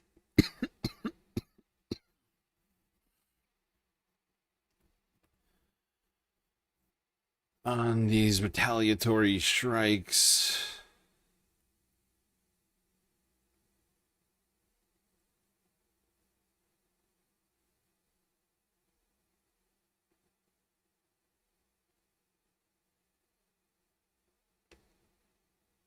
Is this where they start?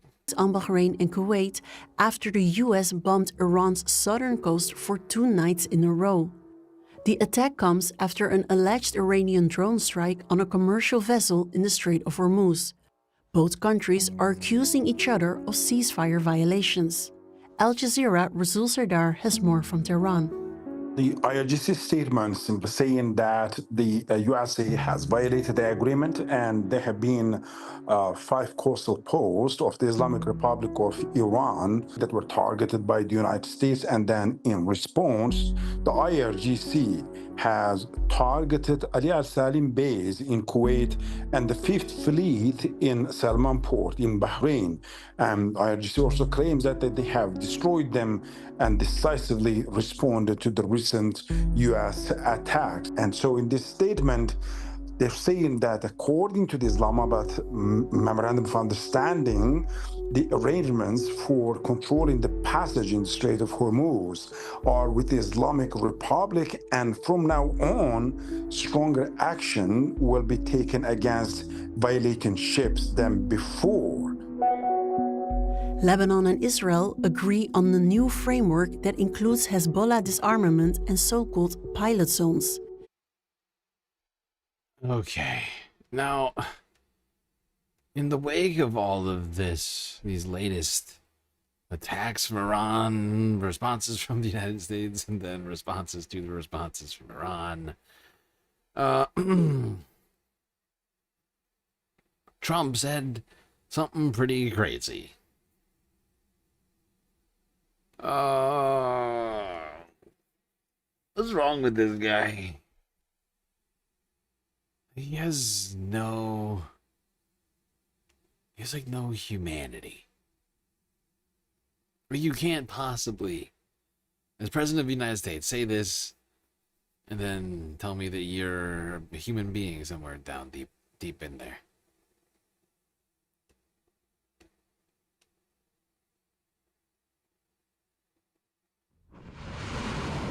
Iran's Islamic Revolutionary Guards Corps released video on Sunday showing what state television claimed were fresh missile strikes on U.S. bases in Kuwait and Bahrain. Washington and Tehran traded fire and further threats over the weekend in the most significant escalation since both sides agreed to a 14-point memorandum aimed at ending the armed conflict. Photographs released by Bahrain's police were said to show damage to a residential building hit by an Iranian drone. A U.S. official confirmed Iranian attacks on U.S. facilities and told Reuters there were no reported U.S. casualties or major damage to U.S. sites. U.S. President Donald Trump wrote on social media that, quote, there may come a point when we are no longer able to be reasonable and will be forced to militarily complete the job that we very successfully started. If that happens, he wrote, the Islamic Republic of Iran will no longer exist. Iran will no longer exist, says Donald Trump. I can't even do an impression of this right now. This is so deranged. He's like... he's the Orange Napoleon. Or like something... he is out of control. Islamic Republic of Iran will no longer exist. It won't exist anymore. No more Iran. Like... I can't... I cannot believe that he said that. It's our president, everybody.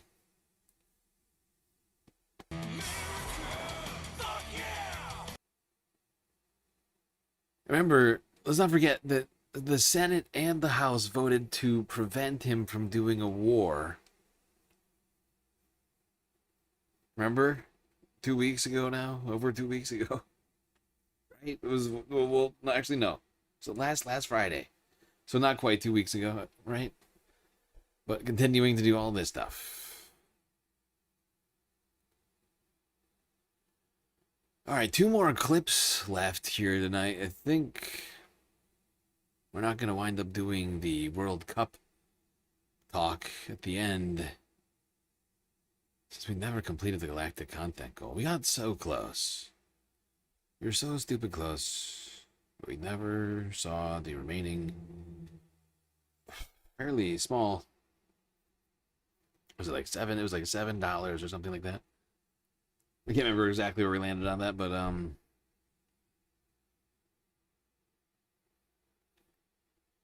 never completed it.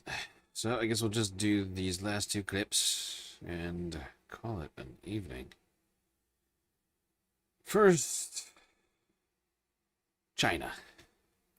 China! Well, technically California.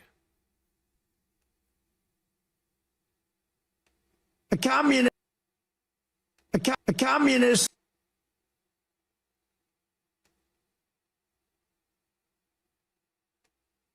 Let's go here to take a peek at Hassan finding his next life goal.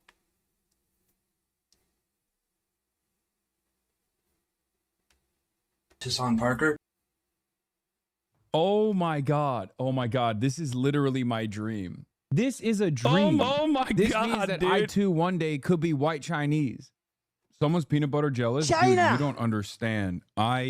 First of all, I'm gonna do this. I'm gonna do this in the future. When I go to China next time, I will absolutely do this. You couldn't have even done it because construction finished after you left. They waited for me to leave the country because they knew I would never leave.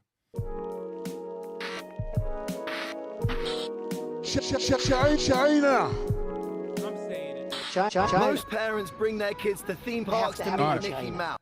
It's time for fun stuff. I love this guy, and he is living my dream. He's back in China, and this time he's at that Chinese Civil War reenactment theme park, and I really want to go here too. Chinese parents are bringing their kids here to fight nationalist swine. Welcome back to China.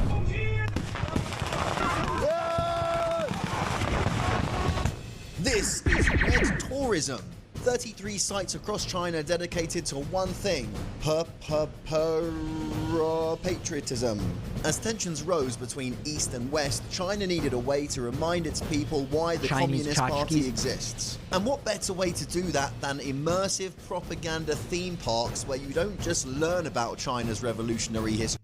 It's so funny to say this when, I mean, it's literally the same as the LARP in our Civil War, right? Like Civil War reenactment is I like Mike. I like Mike a lot. I think he's a great guy.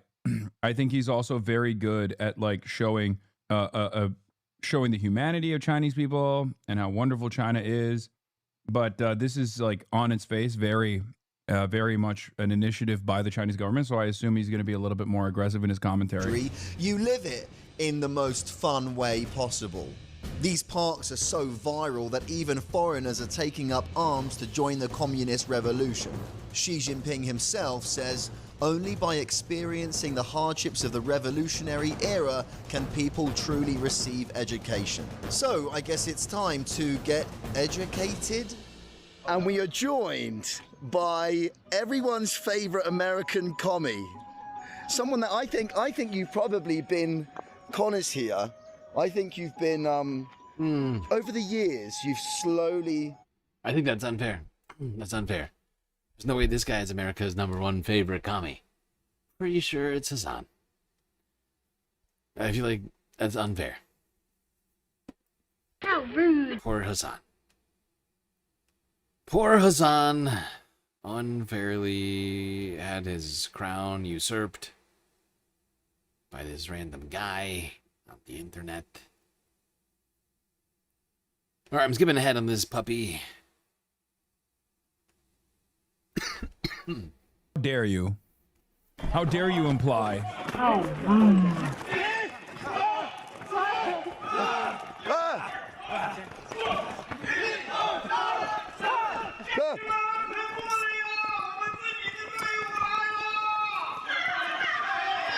Yay! It's all the ethnic minorities here have come to say hi. Thank you. Thank you. Thank you. Thank you. Oh, he's done me. He's done me. Yay, He's done me. He's done me. We saved them. 咱们红军又有毛主席来指挥了。 Yay. 那里的百姓在流血，那里的倭寇在杀人，他们杀的是我们的同胞啊，是我们的父老姐妹。我们应不应该突破重围，北上抗日啊？突破重围，突破重围，北上抗日，北上抗日，必须拿起枪杆子，推翻反动政府，建立我们自己的红色政权。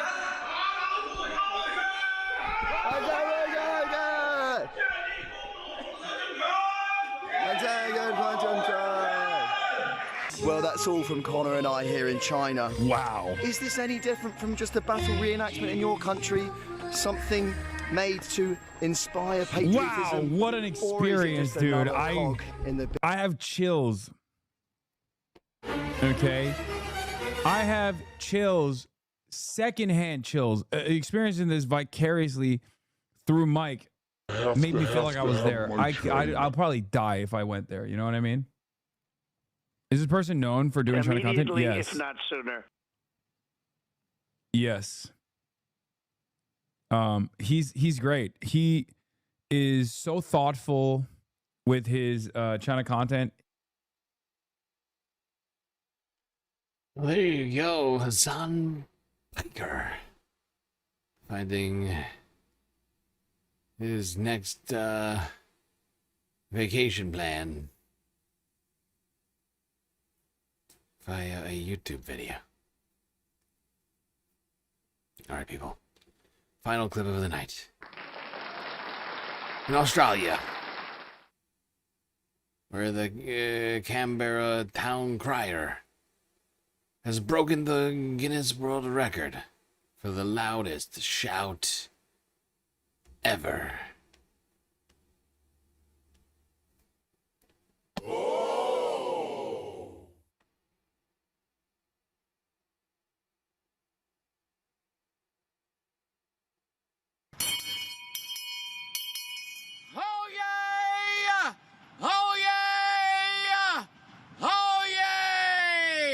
There's no way that you can actually practice for it. You have to just keep it for the day, especially with the world record attempt. It took me 7 attempts just for one word, which was the word now, and my voice was shot for the next couple of days as well. It was husky. It was terrible. My lords, my ladies and gentlemen, welcome to Canberra.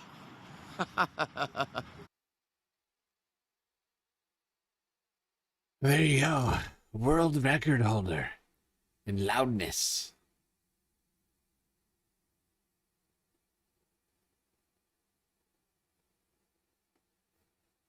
World record holder in human loudness. Well, Space Fams, that's your Sunday Fun Day show. So much stuff we did tonight. The only thing missing is the World Cup coverage, but we did everything else. So much stuff. Pride Month.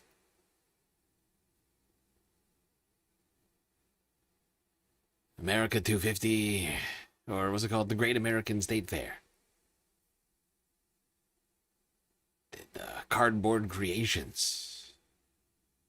Affordability. Poly market. Internet repression. Mutant mice, bodega cats, Larry the cat, canceled pride parades due to heat, a heat wave which is causing Europe some serious problems. A horrifying tragedy in Lebanon, space news of multiple varieties. UK, Albania. Venezuela, Italy, Germany, Ukraine, Sudan, Ghana. I mean, what country didn't we stop in? Come on. Come on! Oh, we are so much more up to date. And now we have another week ahead of us. Hopefully, the stream has left you all feeling slightly more prepared for that week.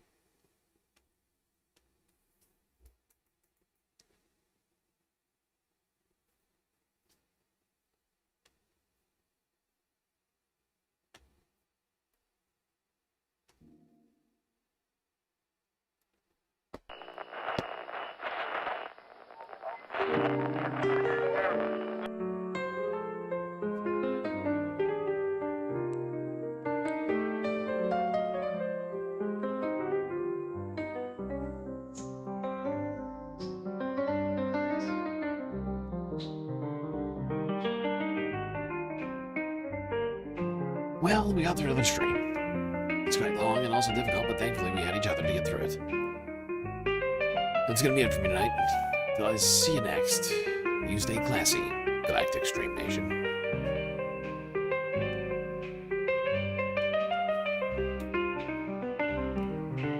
Can't forget this. These are your galactic patrons. Gabby, Gold Dogs, Aaron W., Schmegley, PB, Mitty, Afrobonics, Narwhal by Nature, Interplanet Janet, Godcat, Robot Cat, Disco Wolf, Callie Brady, Sammy, Geodragon, the Anti-Corporatist, Obsessive Audio, Owen Up, Nadia, Choki, Skelt, Selena, Omega Star, Sasha G, Pitchfork Dragon, Vincent Morales, Donald James X, Evan from Portland, Lovely Pariah, Mish, Becky, D-Cypher, Icebreaker, Columbia, Rican, New York, Wheeling, Detroit, Sisyphean Task, BC, Free Palestine, Urban Neurologist, HBX, Manda, Lori Lunchmeat, Carl Gaslightocracy, Paige Larson, Frisla, Benny Hanna 99, Dog Sparkle, CJ from the 6, The Reference Frame, Glitchmaster, Social Butterfly, The Anarchist, PerfXL, Winnie and Robin, Young Chris, Akios, Emily S, Picate, Trevor, and Sweet Chewy Forever. That's right, all these people here have helped produce the show, which your eyes and ears just got done enjoying. You can too for just a few US dollars a month on Patreon.